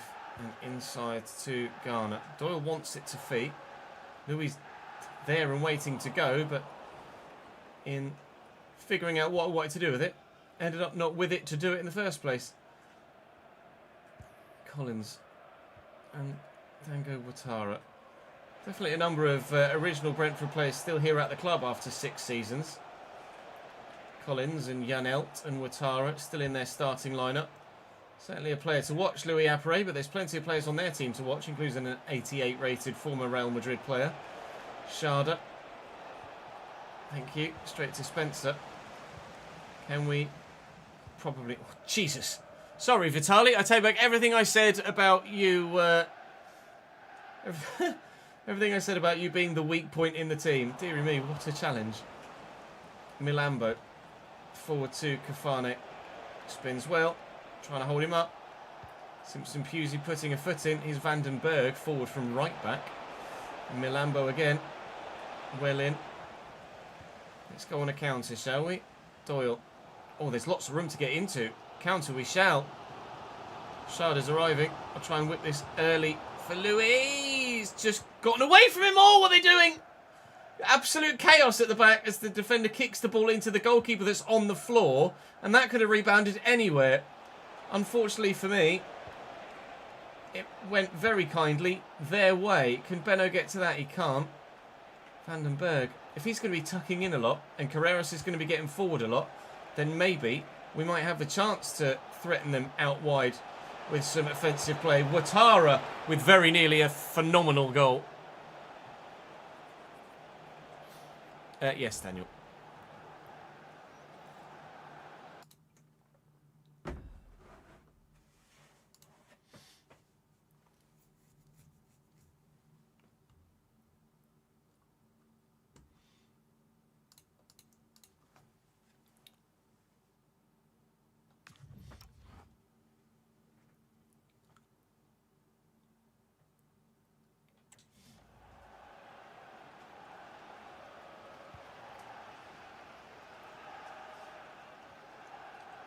Theatre and Mora. Good block by Garner, and he does recover the ball. Devlin. Doyle. Do I? I'll time it. Time it to perfection is what we'll do. Oh, and Manhoove, please. Yeah! What a save. It would have been an unbelievable goal from Million Manhoove to bury that away. Whip it with Kamari. Oh, win this! So strong in the air. So strong in the air. No idea how we're supposed to win an aerial battle against someone that's that dominant. Kevin Sharda looking to counter here. Liam Bennett trying to keep him quiet. He does have a man available at the very back post, but he can't get it over there. In fact, there's two over there at the minute. And here's Vandenberg now as they slow things up. Still trying to find the opening goal of the game. Carreras offside for Malambo. 5 to go till half time. Holding our own.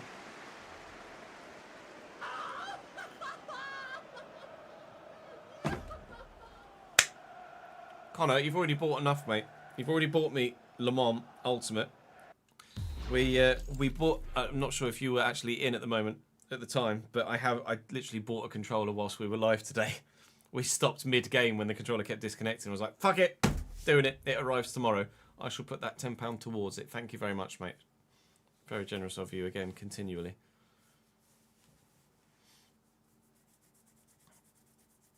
Shout out Amazon Prime.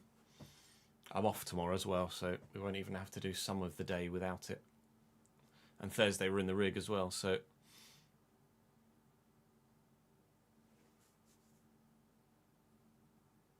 So it will certainly be being used on Friday. And 20% of it is owned by you. Thank you, mate.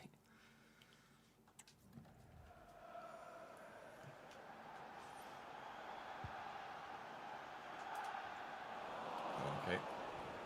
I thought Louis Apre actually won that header, but never mind. Varney. Ouattara. All he did is have a little wiggle next to the ball and he sold me. Spencer's in the way of that, but is he in the way of that with an arm? I think he might have been. His arm might have been outstretched in front of him.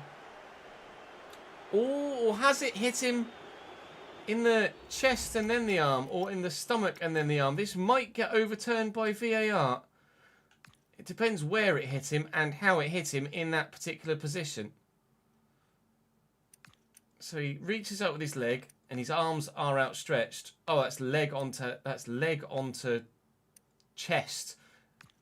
And then, does it then hit the arm? Does it not even hit the arm at all? It's leg onto chest and the ref's gone, that's handball, mate. I tell you what, I'm glad we got VAR because it's not even gone anywhere near his hand.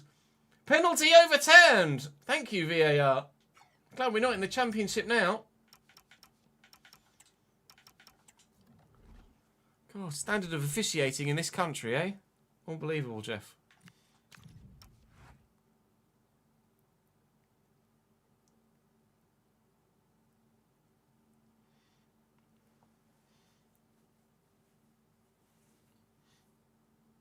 He didn't steal anything. He came into the shot but didn't steal anything, or it's just the longest streak that he's been on without coming into the shot. Not that you're biased at all. He didn't come into the shot. Can't steal anything if he's not there.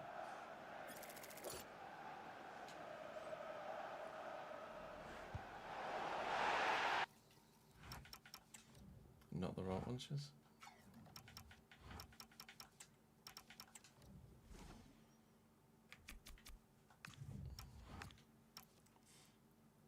For 2 weeks solid, he was in twice a day.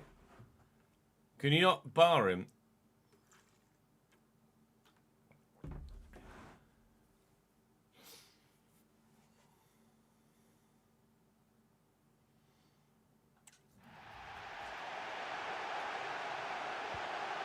He was barred after the first time, just keeps coming back in.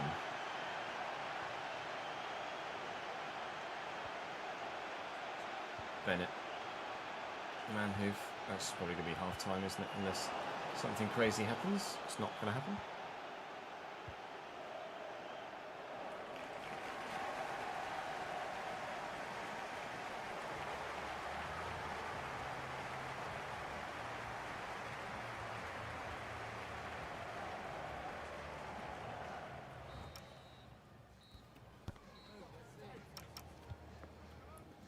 Brentford are dominating this game. Based on that first half performance, you'd say it's only a matter of time before they get the 3 points that they look like they're destined to earn. But as the sun is setting here at the Abbey Stadium, hopefully we can hold out for something. Sharda. Nice little 1-2. Typical if they score immediately at the beginning of the new half, but they haven't, thankfully. They are definitely leaving their fullbacks high. Go away, Carreras. And it might be leaving them vulnerable. But not with the quality of the two centre-backs, anyway.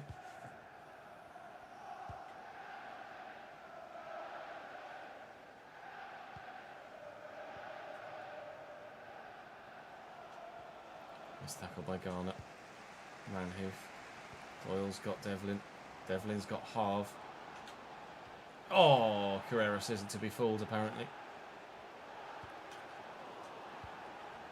Spencer. Vale. I could go Doyle here. Theater's read it so very well. To bring Baselli across. Challenge. Baselli certainly came across. Unfortunately, so did the defender for them in the follow-up. Uh-oh. Kafan. And then the ding. And Milambo. That was lucky. It could have squirmed so easily underneath the goalkeeper. And it's just sat there and rested underneath his legs. Go on, Million. It's Dango Ouattara closing you down. I'm not even going to bother trying to win that foot race. That's meant for Doyle! Oh, Louis, your interlinking play is just so poor. If that finds the player that I'm aiming it at, we're in there to score a goal. Brentford have got Chelsea next. That's a big game for them. What big game is against the other side from that area of London? Fulham. Has it tuck in? Oh, Vandenberg has hit in that arm. Has it maybe? What to play the man out wide in? Please, can we find a goal? Garner. Manhoof. Vale. Vale! Montoya with the save, rushing out to stop me. They're making a change. They're making a change. Come on then. Garner delivers it. Up, up, up, up, Louis! Whoa! Reactions from Montoya again. Unbelievable, Jeff. And he's come for this one. He hasn't got there. Collins has. I mean, this feels like peak Arsenal at the minute. It's corner after corner after corner. But will it lead to anything? No.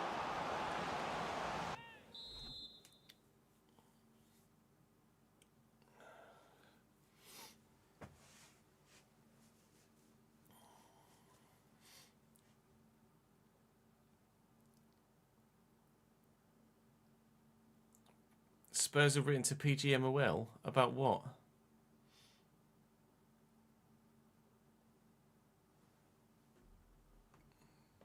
A post that made fun of Vicario's free kick. What free kick was that? I'm not sure which Moura it is. There's Rodrigo Moura, isn't that? Who's the Portuguese guy. This is Gilberto Moura. So I presume that's the Spaniard, or Mexican, sorry, you're on about.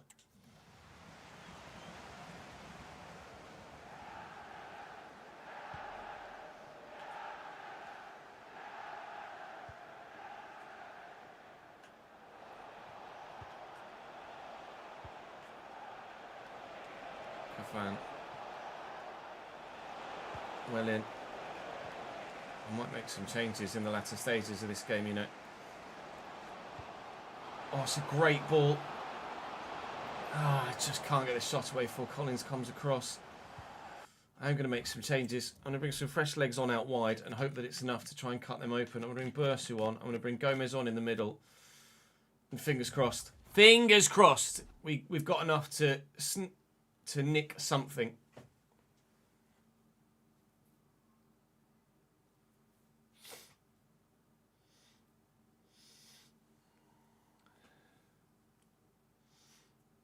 Lost Liverpool 2-1 in December. Rtg Career, 2 hands in the back of Romero, goal given. Jimenez yesterday, 2 hands in the back of Drangusin for jumping with the header, goal given. Konowani last week, 2 hands in the back of Gabriel, disallowed. I mean, shock, refereeing inconsistencies.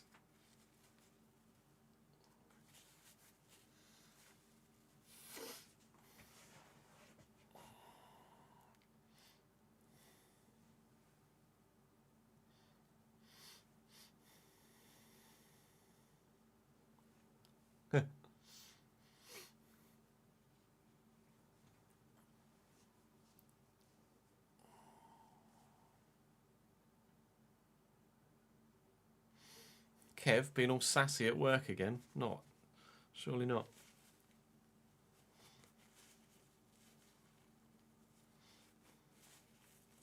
It's just inconsistency. Like, there's not much you can do about it. You just got to suck it up. It happens for every club at every level. The standard of refereeing is just not good enough. She told you to stop being so stupid. You told her to stop being a toxic excuse of a manager and spend more time trying to make the store better instead of running it into the ground. Felt pretty good about her. And technically, you weren't at work, so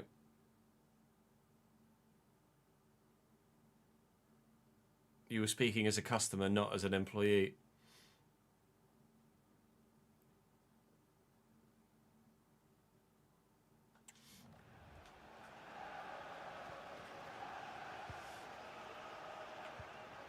Oh, that's poor. Devlin intercepts. Garner. Apparate all the way out. Hale. Doyle. Devlin. Garner. Nah. Everything but the goal again. We haven't had a 0-0 draw in forever.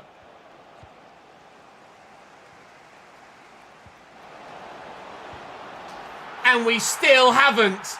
Louis Apparay with a giant goal for the Yellows again.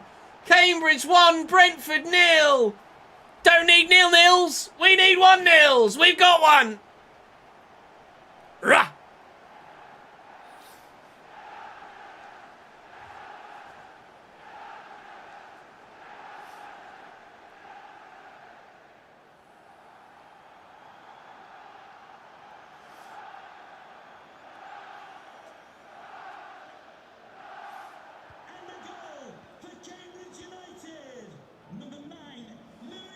Brown. Not over yet. Don't switch off. Damsgaard. Oh, it's nicely done.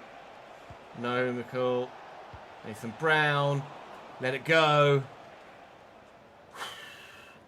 If we could get a result against Fulham as well, this could put us in such a good position for tomorrow's season finale. With 4 big games lying ahead of us.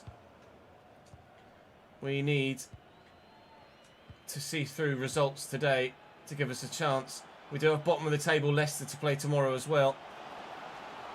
There's also underperforming Manchester United, but overperforming Louis Apparay. Bags again. 21 in 31 and 3 points for the Yellows. Unbelievable, Jeff.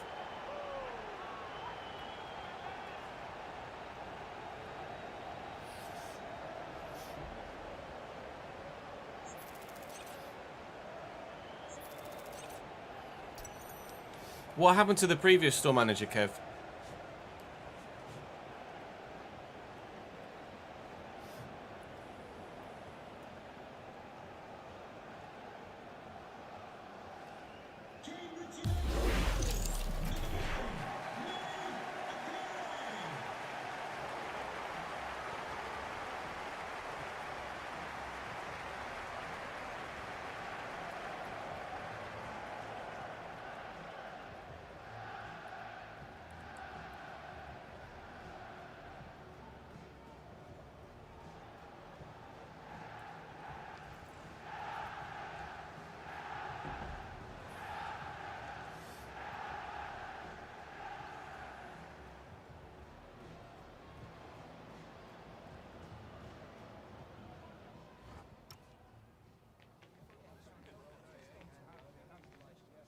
I was only 1-0 down against Brentford, wasn't I?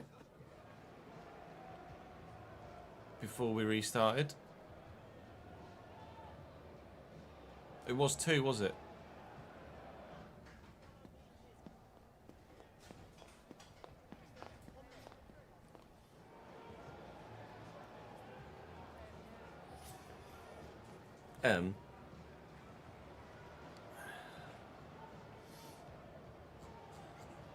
In fairness, I discussed it with chat and you let me, or agreed with a restart, so...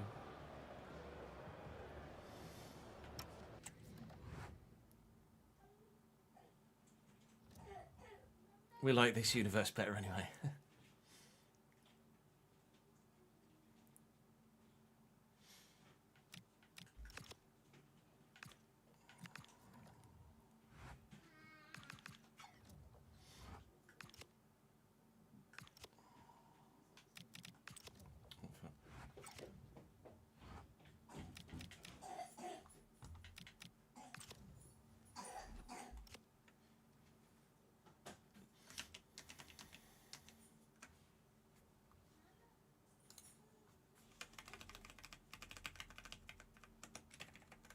It's really been that long since we had a bloody home game. Oh no, we went ages, didn't we, without a game at all. 17257.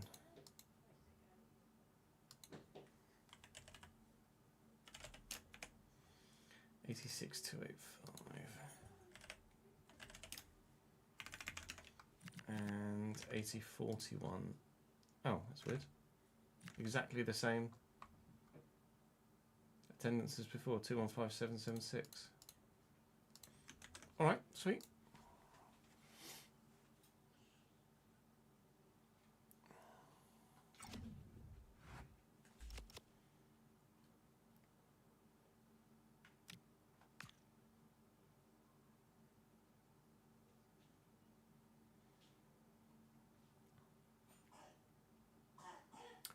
Dodgy food on the way towards the Fulham game.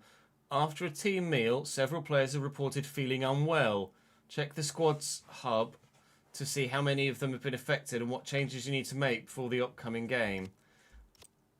This is a very important fixture. Oh, wow. And almost the entire squad. Gomez is so tired he's actually registered as injured. Almost the entire squad are dead.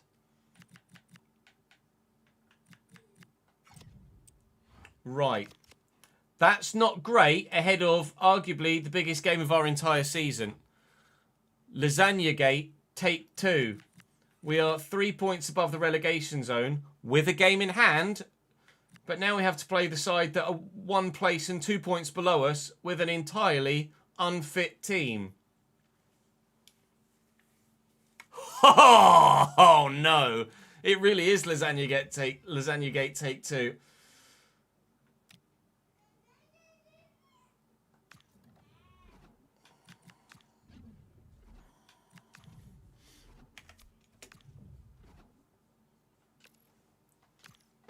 Hot diggity day. They're playing a 3-back, of course they are.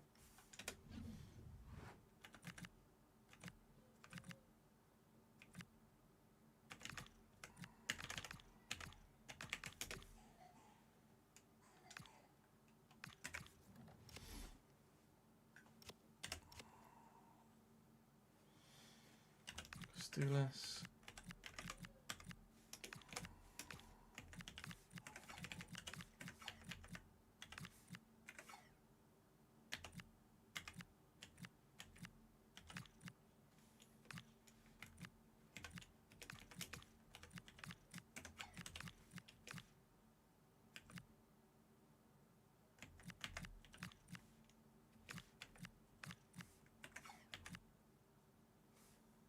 How is that team where they are in the league? Right. Noonan starts. Fucking hell. Gomez is dead.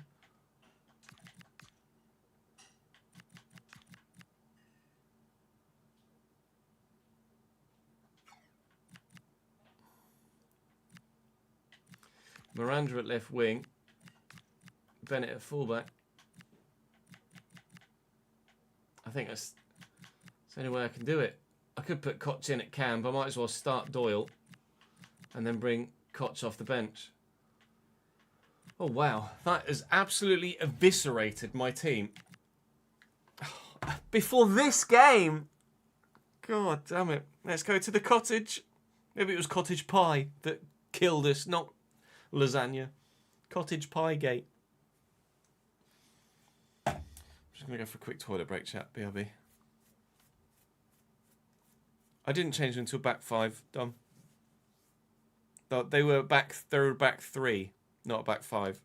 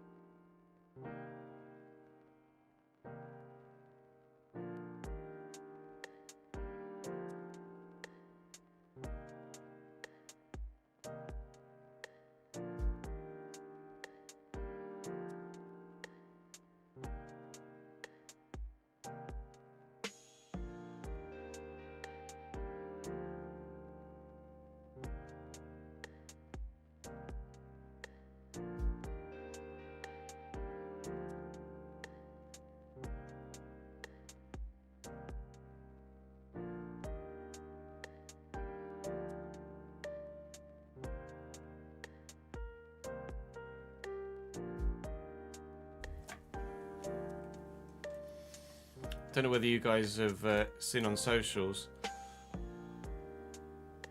but JJ has bought Dagenham and Redbridge, the football club.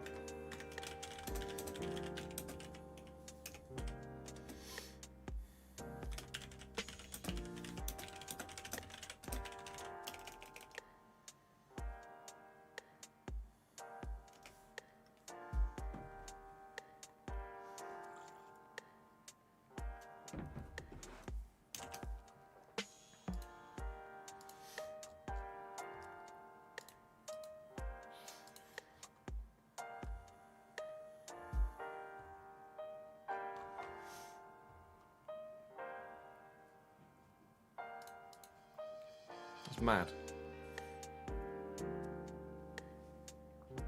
Andy Carroll's wages are paid by KSI is a real thing. I don't know if it's just part of a consortium or if he outright has bought the club. But something big. I'll show you the video here. Run! I've done boxing, music, YouTube. It's pretty content, insane, I've to be done fair. TV stuff. I've been around the world, done tours. I'm a man that does whatever I want. You can't ever stop. You can't ever stop wanting more. I am buying Dagenham and Redbridge Football Club. It's crazy. So how does it feel? Surreal, bro. Out of this world. Just the idea of it just excites me so much, man. Years ago, I saw the excitement, the happiness, the joy. I want to bring that back. They made it to And League that's One, didn't they, impossible. Dagenham, back in the I day? want the Back place in the to day. be pumping. Like within the I last want 20 the place years. to be rocking. I want it to be an event whenever you come here. Playing a video game and owning a football club is very different. Okay, I know that. But with Racing Division 1, it was a journey. It was hard, but in the end, I did it. With this club, I want to do the unthinkable. I want to take Dagenham and Redbridge to the Premier League.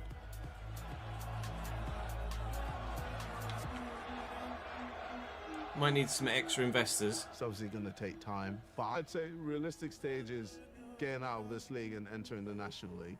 We need to Are they National improve League the South team, at the minute, have some Dagenham? additions to really take it to another level, and I want to build the community. You know, everyone here is fantastic, hardworking people, and I want to be the man that can affect things on the pitch as well as off the pitch.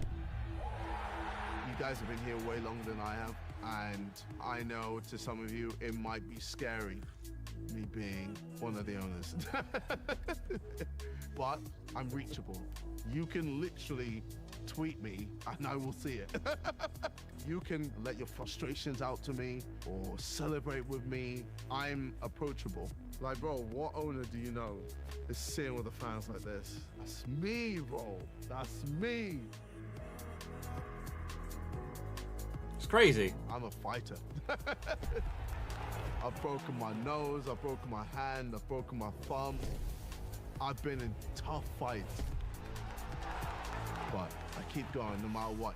With Daggers, I'm gonna keep fighting. I'm gonna do everything I can to make sure we succeed. I'm just ready to get started. A controlling stake.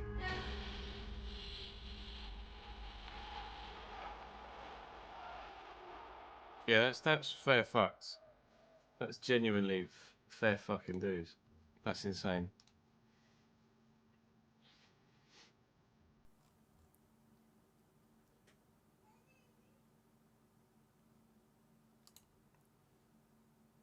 That's crazy.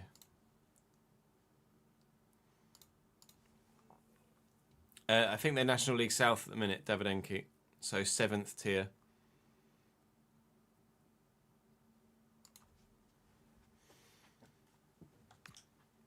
Madness.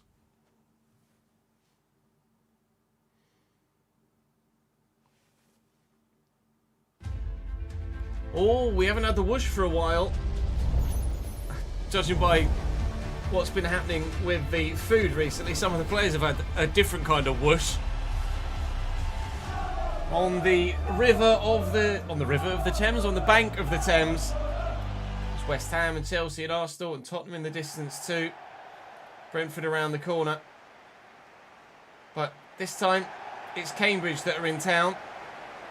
Very tired. Very undernourished Cambridge United against a full strength Fulham. We might be in trouble today. Of all the times for this unexpected event to pop up, now was not the one.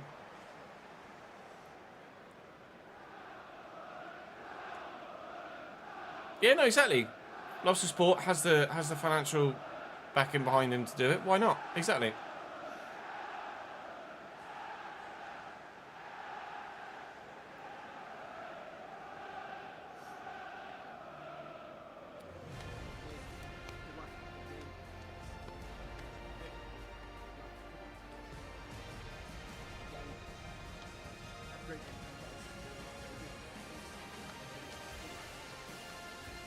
Did I turn off the... I didn't, did I? It's going to be a shock for everyone involved to find out how much it costs to run a football club there, I think.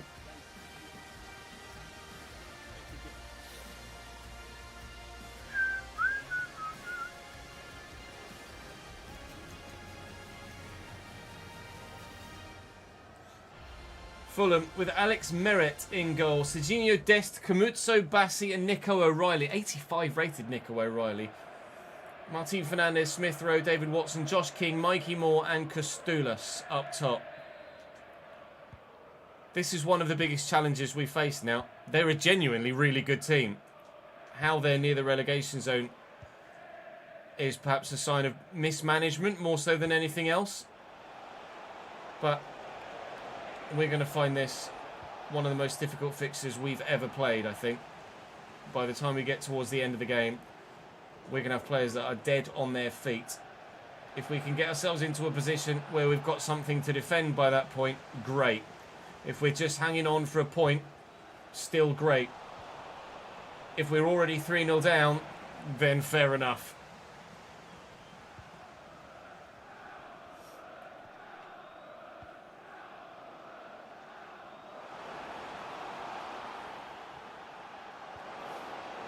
Great delivery. Unbelievable header over the bar.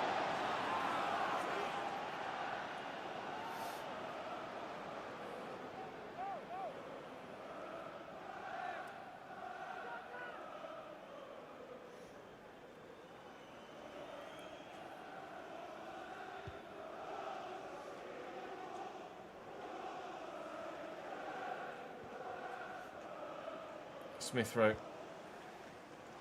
And Dest. So Dest. Get a toe to that, but doesn't fall free for us. Camuzzo. This is just good from them. Kostulas. Bennett's trying. Bennett does. Whoa! Bennett does well, but not well enough. But McGinty, that hand! Oh my God, what a save. That should have been absolutely nailed on. 1-0 Fulham.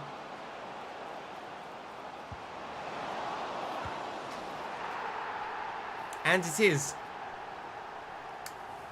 How's your luck? Rebound goal into the centre for Josh King to score his first goal of the season. 1-0 Fulham. Cool.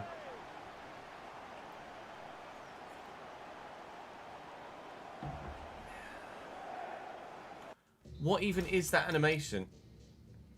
What even is that animation, though? What in the... Have you seen this? Did you see that, chat?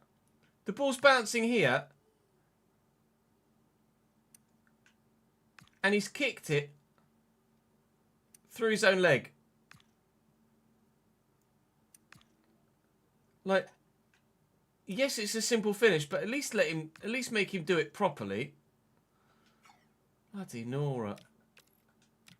He's come in and kicked it through his own knee. Cool. Cheers then. Wonderful. Sick. Well, here we go.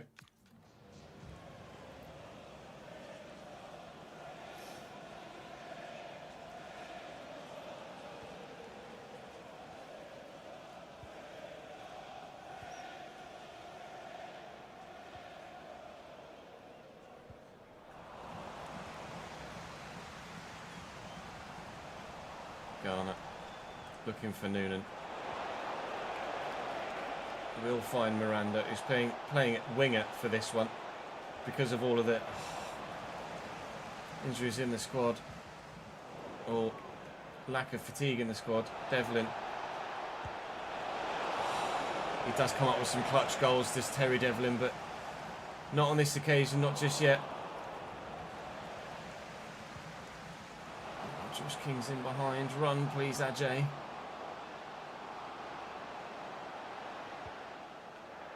Mikey Moore. Good tackle. Oh, as if. Oh, what a scoot ball. 2-0 Fulham. Oh, this unexpected event might relegate us.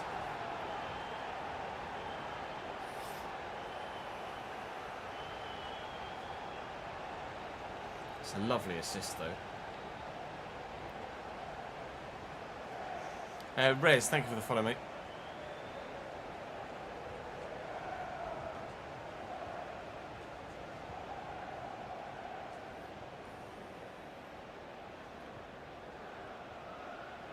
Spencer. This puts Fulham a point above us. And depending on what Wolves do, potentially us back in the relegation zone as well. It's got the potential to kill our goal difference also, which is not ideal. And Miranda into Doyle. Good ball to Vale. We'll look for Noonan. It's Bassey that's underneath it though. Not really got anyone that can win any headers.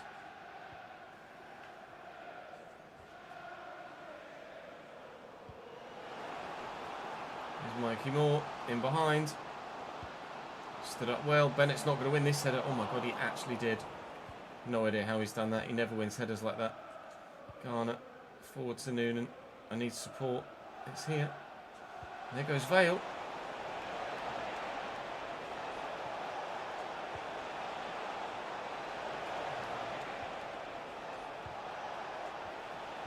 Oh, everything but. It's really good football, but I always had my back to goal in the goal-scoring positions, and I was never going to score from 25 yards. 2-0 down. Not sure what the Wolves score is in their game, but this definitely puts us at least back down to 17th, if not into the relegation zone and 18th again.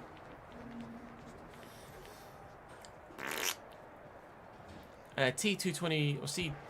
Tell again. T2021. Thank you for the subscription on YouTube, mate.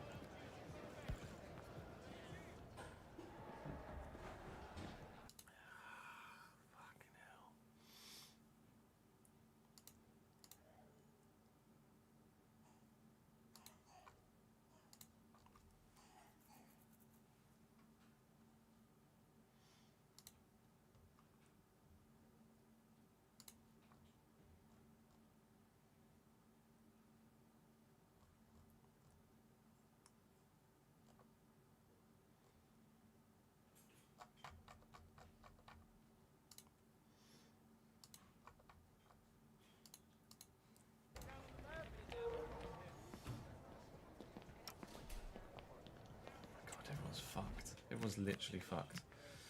Doyle's going to have to come off for Koch at half time. And I'm not far away from bringing Williamson on for Vale. I could bring Egbring on and move Spencer further forward maybe. That might be a better option. Might be the only option I have.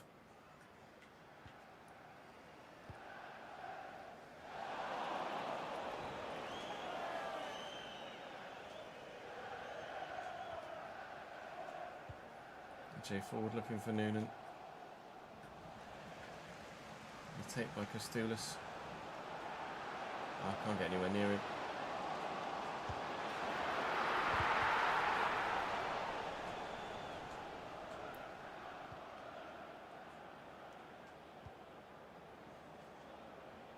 Nice touch. Not much turn and go. And Noonan up against Bassi. It's too easy for Bassi. Way too easy for Bassi, that. Koch again.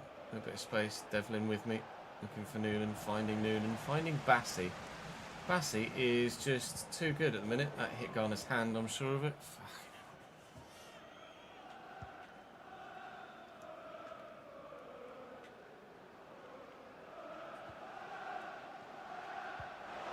Oh, it's a great ball through. And Kostulas, who's got enough about him to bring that down and do something better with it. Could have been. Well, should have been. 3-0. Vale in. Noonan just completely manhandled. That was like child against man. He's just not strong enough, Noonan. I think even though we've got that loan to buy on him, and if we stay up, we are committed to buying him from AC Milan. William Boselli. I don't know as Noonan is the Louis Appere replacement. Ultimately, long term. I think at the minute Noonan might be the player that replaces Appere as a squad player. And ultimately, we need someone that's better yet further still to be the ultimate Louis Appere replacement long term as the man that leads the line for us.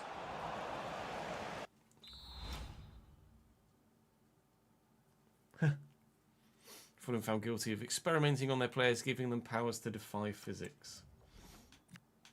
Right, let's put Spencer further forward. They're -9. Fucking hell. And Egbring.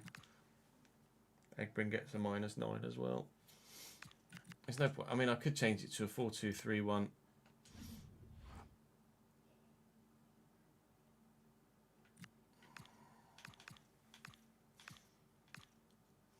Wide. That.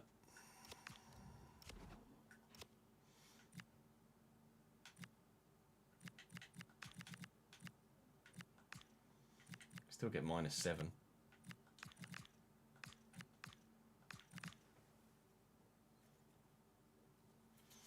Fuck's sake.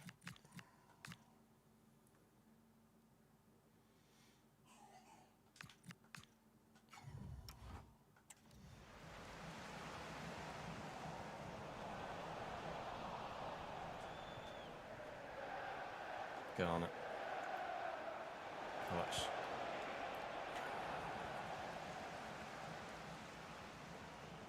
William Miranda. Looking for Noonan. Kamutso just bullies him again. Whoever we bring in needs to have strength as well as technical ability. Because these Premier League centre-backs now,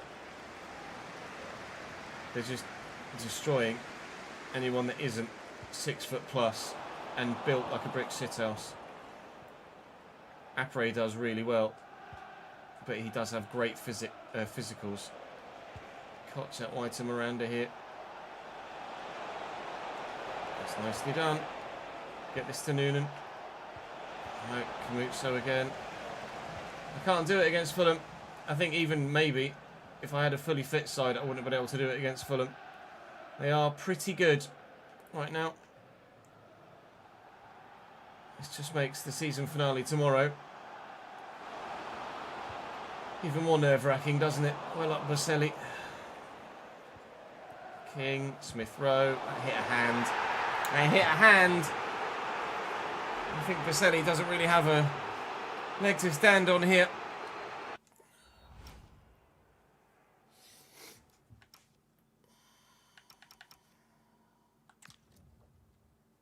Probably taps.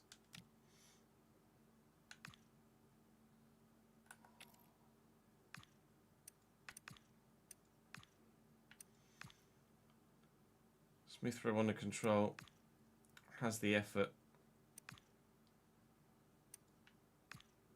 Yeah, it's just straight up hit his hand. think it's going wide, but that's handball. Penalty Fulham.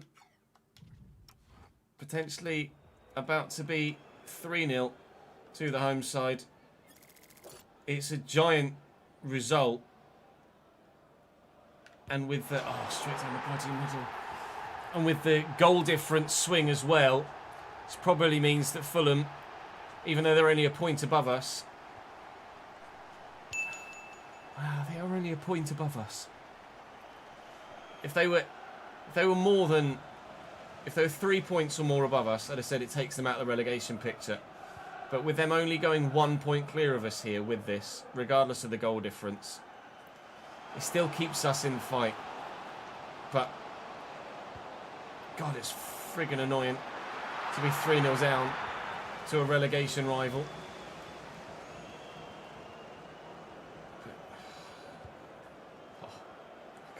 It's just that unexpected event to happen right now, in this moment, in this fixture, or for this fixture, is just so unlucky.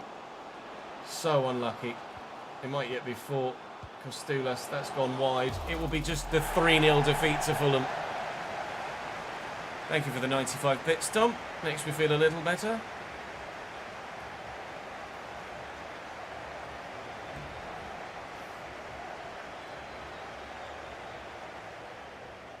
Might mean he's not the answer, yeah. I see what you did there.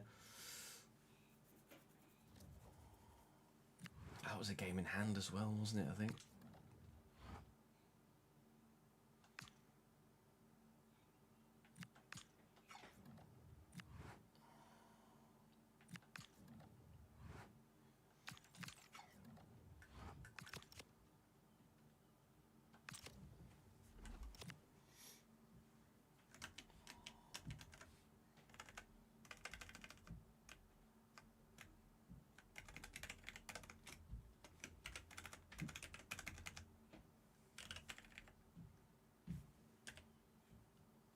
Is it 8 what?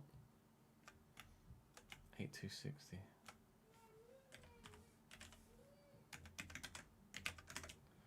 $86.28 for shirt sales.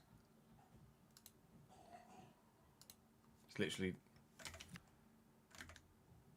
half what we just got. 43,140.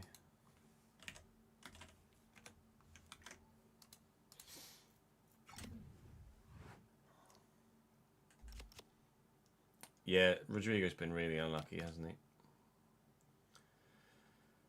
And then the game against Newcastle comes 2 days or 3 days at most after that game against Fulham. So, really, really unlucky. So now we have Newcastle that we're going to sim. They're 6th at the minute. I'm just going to auto-replace players. Wow. Wow. I mean, we're thrilled with that, aren't we, really? Doyle, Apre, Manhoof. 3-1 win against Newcastle. We lost 4-1 last time we played them. That's an unbelievable result. If we can now do something against 4th placed Crystal Palace. Palace are actually now above Newcastle. They were above Newcastle pre that weekend as well. Newcastle were 3rd at the beginning of today's episode. They're now down to 6th. And Palace, who were 7th, are now up to 4th. Arsenal and Man City are fighting it out for the title. But we want to stay in the league. And at the minute, we are 6 points now above Wolves. With Wolves left to play in the season finale tomorrow. Palace next.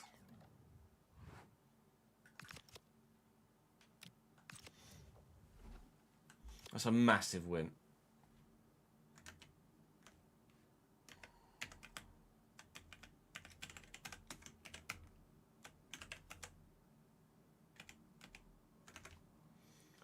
$8,009. 214917.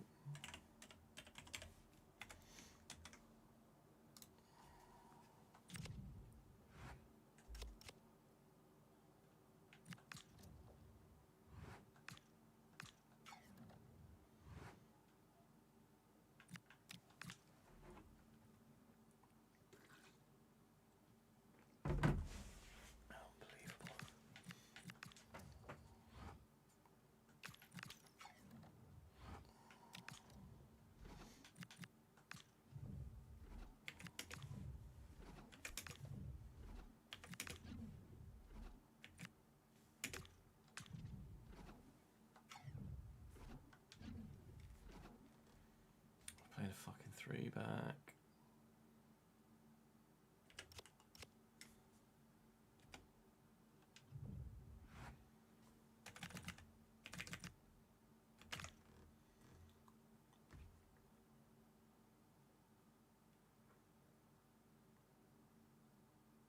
Four, 3, 1, 2, I think.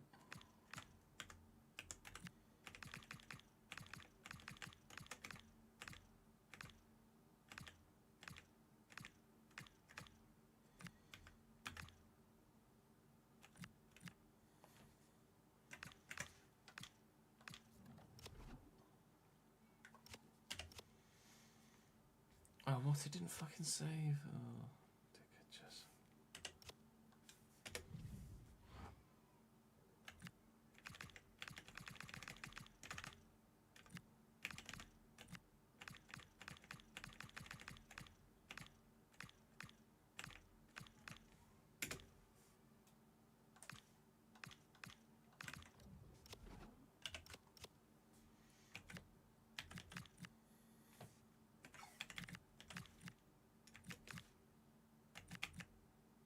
Kasuni's got pace, though, hasn't he? Yeah.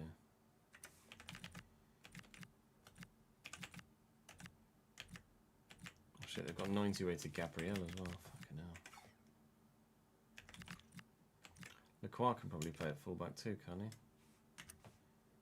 Lacroix's even quicker. Or is he left footed though? No, he's right footed.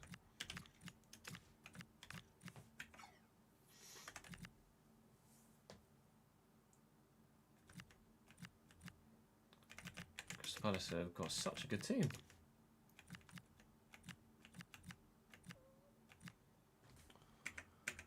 Damn, son.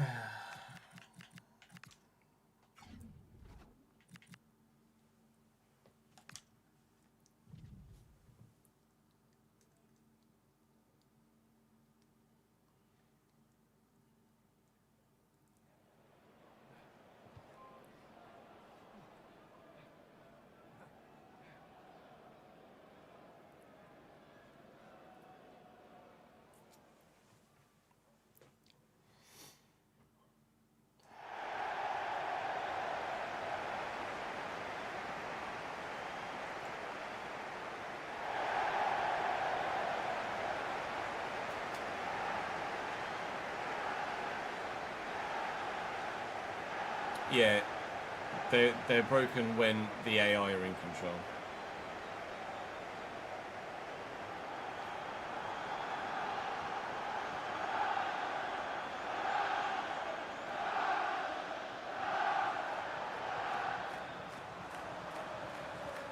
No, James, lost 3-0.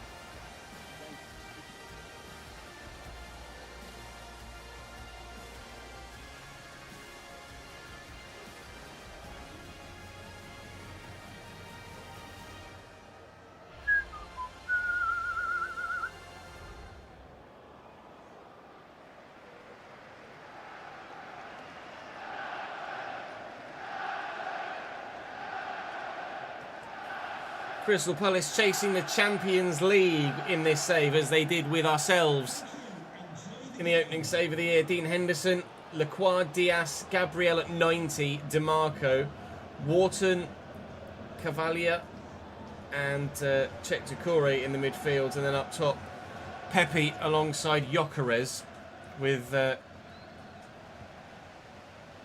what's his face, Jeremy Pino at cam. It's an unbelievable team for Crystal Palace. You thought I built a good team. This one's even better.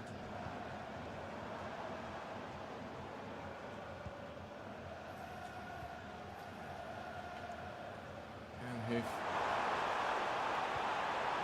Looking for Louis. Trying to nod it down to a teammate. Can't.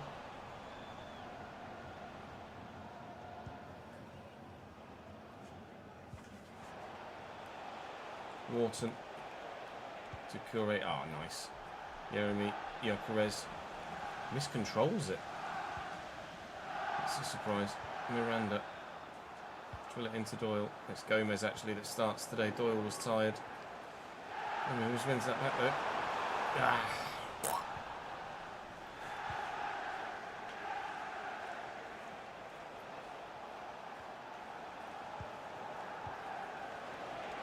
Gyökeres. Nice. Oh, perfectly weighted. Pepe, good save. Brilliant reactions from McGinty.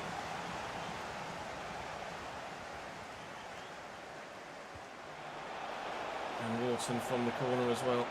What can they do here? Away. Another corner. And Ben Knight is our top goal scorer in real life, Cole. Jeremy Pino with the delivery from the set piece.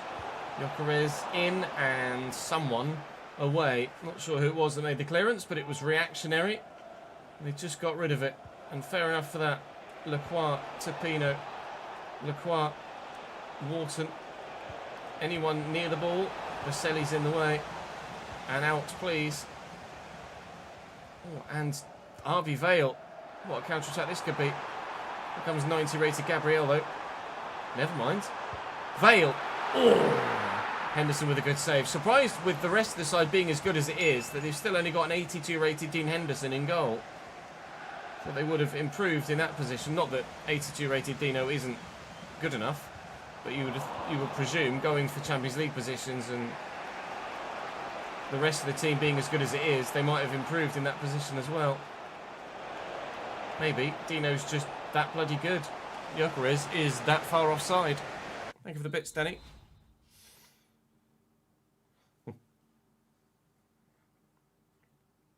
Good boy, Sam. Support local. Yeah, Ben Knight's our top goal scorer in real life. Or do you mean in all told, or just this season?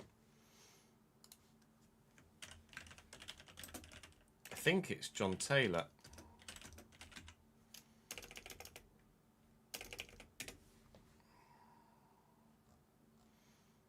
I think it's still Shaggy, but I might be wrong.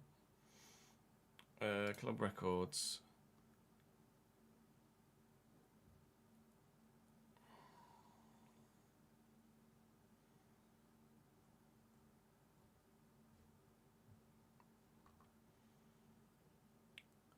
It doesn't say there.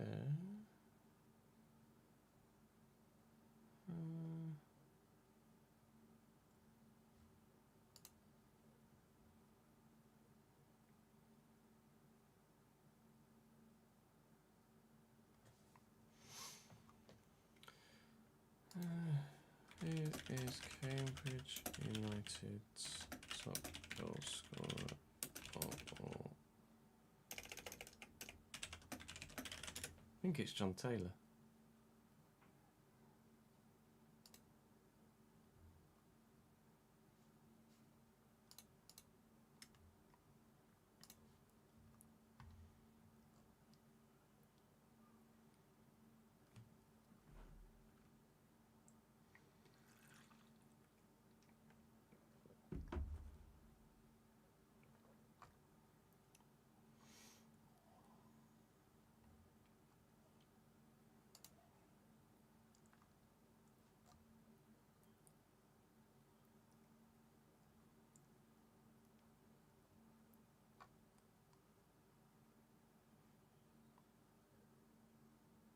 Transfermarkt is saying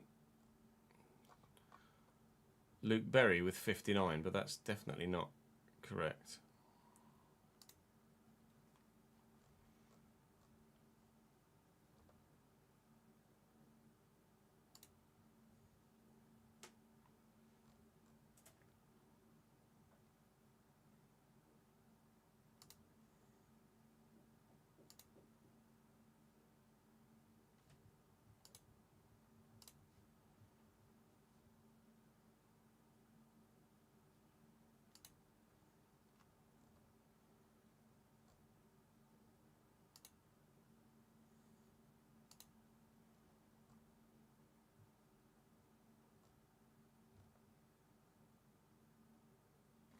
Oh, all-time goal scorers.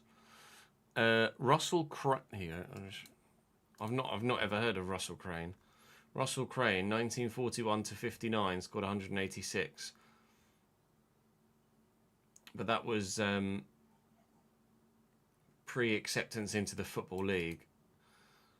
John Taylor's got 86, Alan Bailey 74, Berry 64, Tom Finney 61. Is that Tom Finney that, like Preston Tom Finney?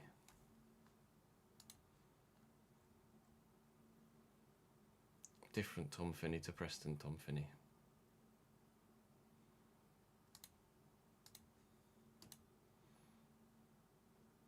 Steve Spriggs, David Crown.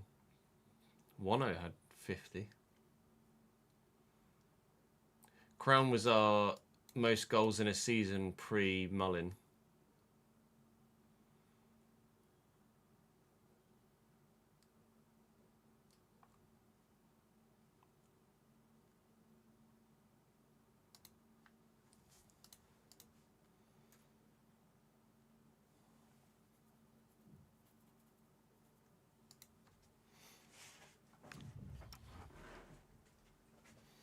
I would have, off the top of my head, I would have said John Taylor, but I didn't know of Russell Crane.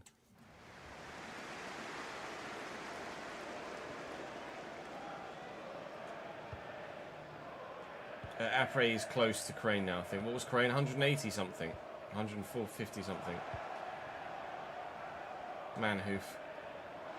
Gomez, little 1-2. Manhoof in the box.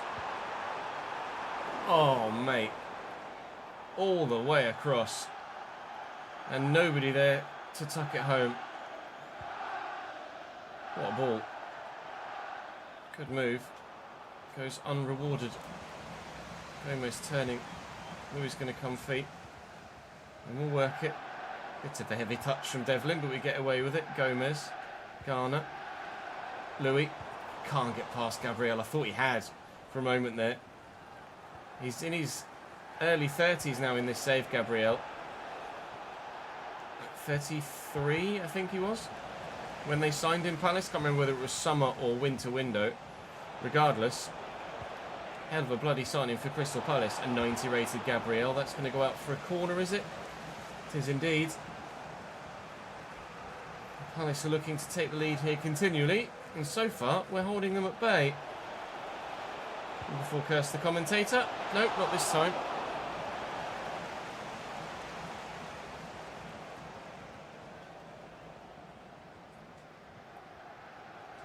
Fail. Gomez. Apre running the channel.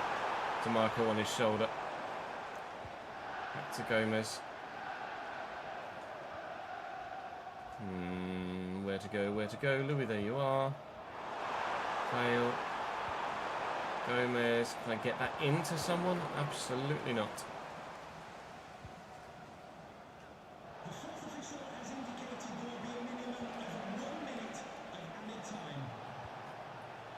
Ball to Pepe. Pepe to Gyökeres. Gyökeres.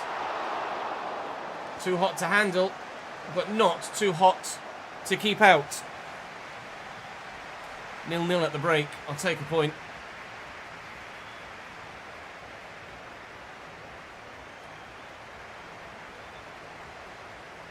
Oh, we haven't done that yet, actually.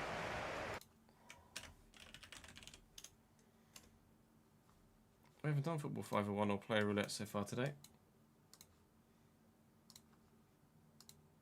Bundesliga goals for European forwards. Okay. Dzeko.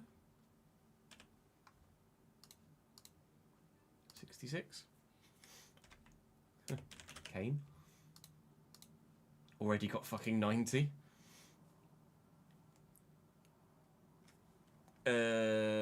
Thomas Muller would have more than 180, wouldn't he?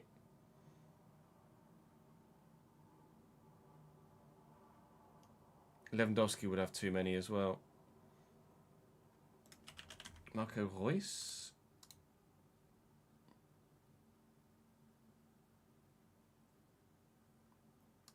Where's Marco Reus? 0 points.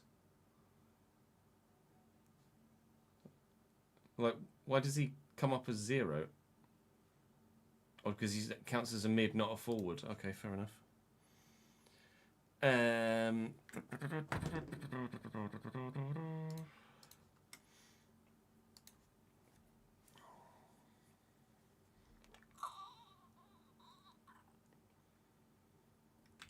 Paco, there's a shout.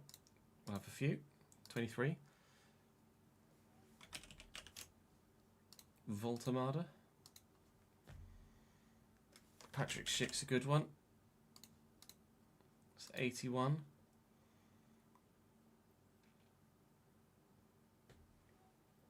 Šeško would have a few. 27. Timo Werner. 102.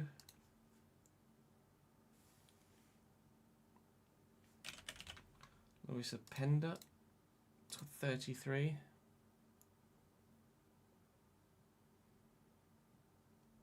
Mario Gomez did have too many.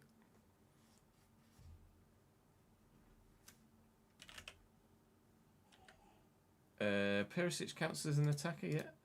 Perisic 31. There are 10-0 checkouts, 46 checkouts, 34 goals.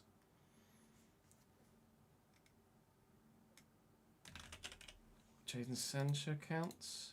Hey, done. GG's. Play roulette. Spin. 0506. Yikes. 20th. The side that finished bottom in 0506. Oh no. Goalkeeper in 0506 for Sunderland. Played 5 games. And to Tottenham, out on loan to Luton, Leicester, Carlisle, Norwich, Leeds, Doncaster, Orient. Was a squad goalkeeper. So Bolton and Peterborough, basically. Man, I'm never going to fucking get this.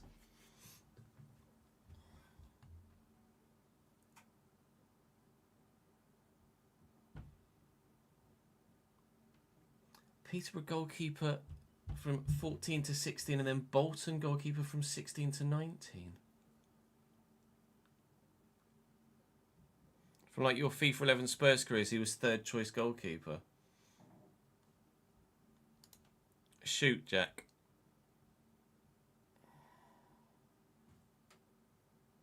Jack Anik.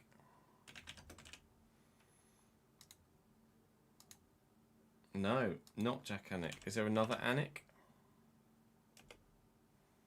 Ben Anik. It's Ben Anik. I got the wrong Anik.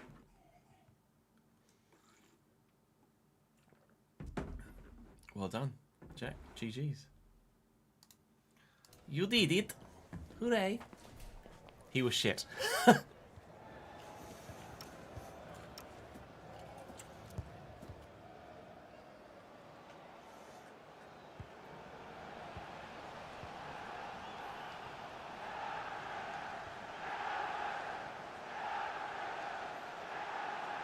Well in, Manhoof. Oh my god. Run, Louis. What a start to the second half this could be and is. Wow! Out of the blocks, firing from the dressing room. 23rd goal of the Premier League season for Louis Appere. My new controller arrives tomorrow, don't worry. Oh my goodness. 1-0 against the Champions League chasing side. We just beat Newcastle. We might be about to beat Palace too.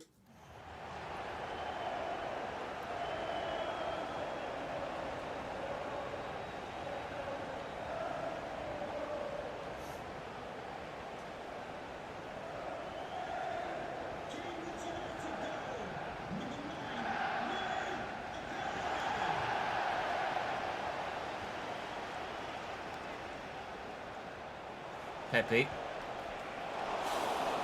Cheeky. Very cheeky. Little travellaed effort headed towards the far top goalkeeper. Far top goalkeeper. Far top corner. Far top goalkeeper. Manhoof and Gomez looking for Devlin. Is Vale going to make me a decent run? Not really. He's just going to stand there. Jimmy Garner? Oh! On onside from the rebound. Louis Appere, 2-0 Cambridge, 24 goals for the season for the big Scot. Effort and a half from Jimmy Garner, and the technique from Louis Appere is top quality to bring that back across goal and in. Oh, keep me in the Premier League, please.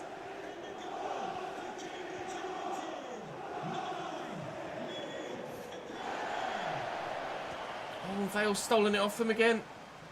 I need support. I was going to try and take on the whole defence with Harvey Vale. It was never going to work. Rudy Spencer. Nice turn. Appere.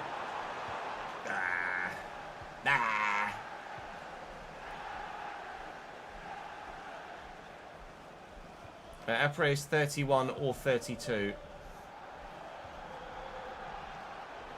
Nicolucci and Wharton. Pepe back to Lucy again. DeMarco. Wharton. Couldn't really do anything or go anywhere then. Pepe well in Ajay. This is a hell of a performance from the boys. They are really digging deep now. Gomez looking for Vale, finding Vale. Looking for the man at the back post. Oh, I was going to volley that as hard as I possibly could. Wharton on his chest. Counter-attack for Palace. Foiled.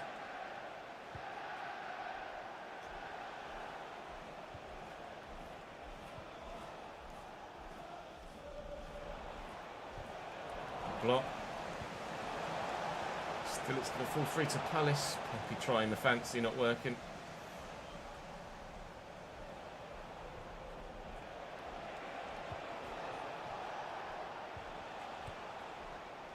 Lovely take.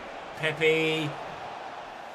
Ooh, I thought that was travelling towards the back of the net. It's gone wide of the target. They're taking Nicolucci Caviglia off and bringing Devaney on with 15 to go here.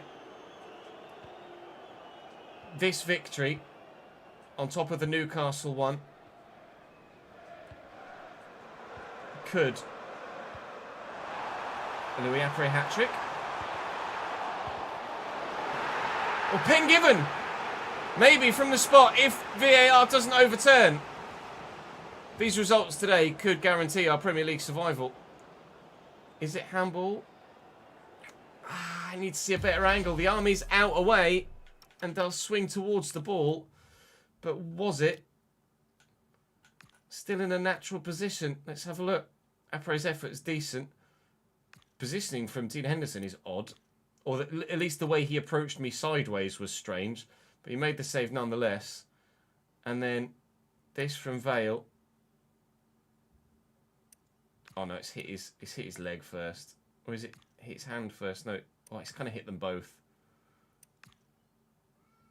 No, leg then hand. No pen. No pen. No Appere hat-trick, sadly.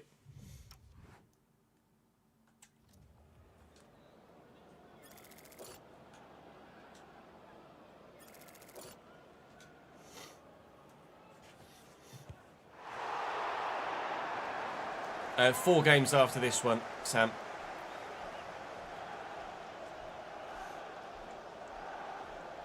I think they have switched to a 3-back. I think you might be right.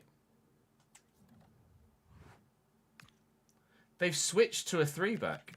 When they made the substitution and brought Devaney on, they've switched to a 3-back. But they made that substitution after we'd scored the goal, so it's not like the 3-back has allowed us the opportunity to grab the goals that we have. They changed their formation, which might just allow us to score more goals than we already have. Gomez, Devlin, Vale, Gabriel's in the way. Devlin wins that back. In the middle. Touch from Gomez is decent. Drill it hard. Straight at Scott Wharton. Adam Wharton, apparently. Continually call him Scott Wharton, even though it's not my save anymore. Gomez takes it off to Toure. Oh, it was 3-back at 1-0, was it?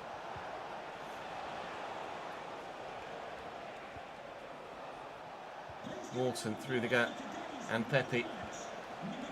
Oh, flicked onto by Gyökeres to Yeremy Pino. I thought was offside. Oh, he's done me with a turn. It's a good save. And it's a rebound goal apiece. Pepe makes it 2-1.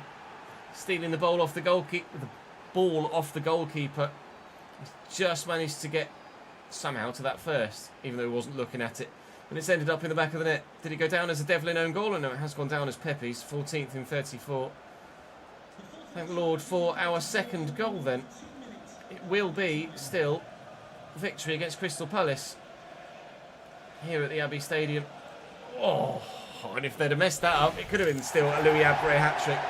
Well, a rebound goal apiece, but an overall 2-1 win for Cambridge United. That's giant.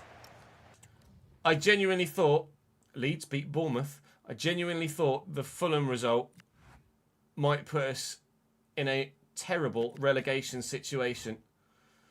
I'm happy that Cut doesn't play in enough games. We're up to 14th. Are we safe? Are we safe?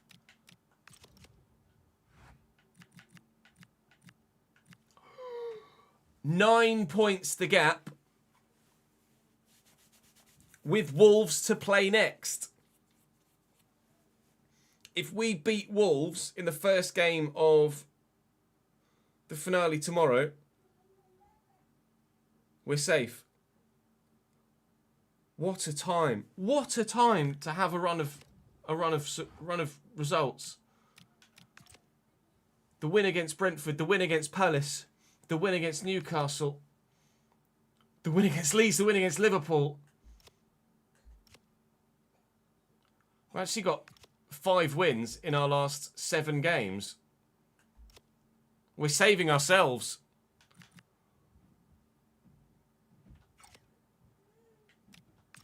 Whose goal difference is better than whose? Wolves is minus 22. Ours is minus 8.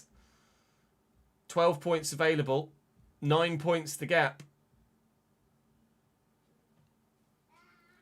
Oh, a survival special tomorrow that, at the minute, looks like it's not far away from a done deal already. We face Wolves, then West Ham, then Leicester. I mean, they're all sides around us. West Ham have actually recovered really well. They've had a good run of form too, because they were down near us. And at one point, we were 17th and 18th ourselves, West Ham and Cambridge United. Now we're 13th and 14th together, and they're on a decent run of form and have saved themselves. I think we might have just done it, lads. Unbelievable. Thank you, Mr. Apparate. Join me tomorrow for a season, or no, actually, this might be Friday's video. Join me in the next episode, whether this is Thursday's or Friday's video, for Friday or Monday's video, for a season finale, where I think we might just be playing Premier League football again next season.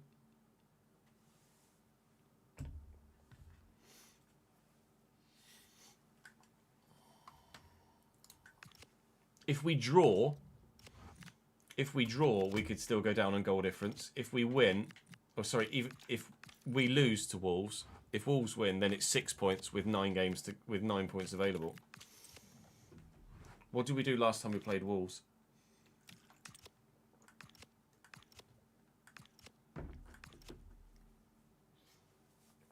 Oh yeah, we won 5-2. I mean, that's going to be bloody lovely.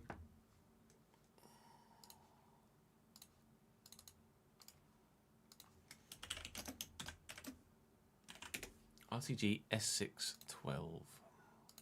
Yeah, that was Friday's video. I think we're safe, gents. Genuinely, I think we're safe.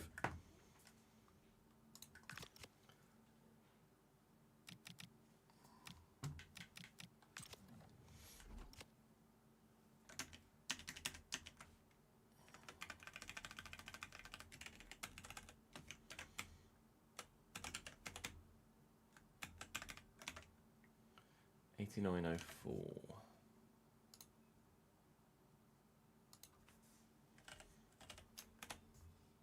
44520. Attendance of 8114. Big attendance. 217735.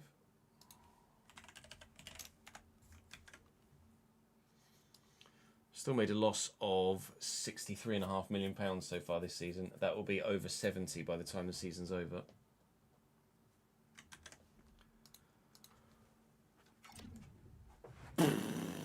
I can't see us going down now.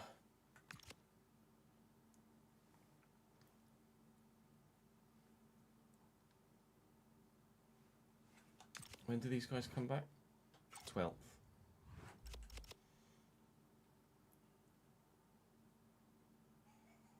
I can't see us going down now.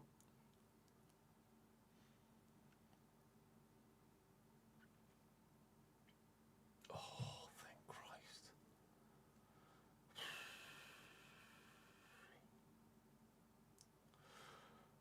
Honestly, thank fuck. If we'd have gone down to the Championship, that might have killed the save.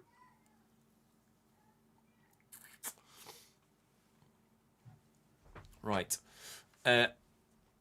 I am going to start editing now, and I'll send you guys on a raid because it's 5:30. So I'll set before everything dies off. Let's send you guys. I'm gonna send you guys over to Nick. Is he still building his rig? Nick is currently building his rig for iRacing. So head on over and show Nick some support. I'm not live tomorrow. We will be in my rig on Thursday for an iRacing date. So enjoy the rest of your Tuesday. Enjoy your Thursday. No, enjoy the rest of your Tuesday. Enjoy your Wednesday. Enjoy your Thursday too, but enjoy it in my company.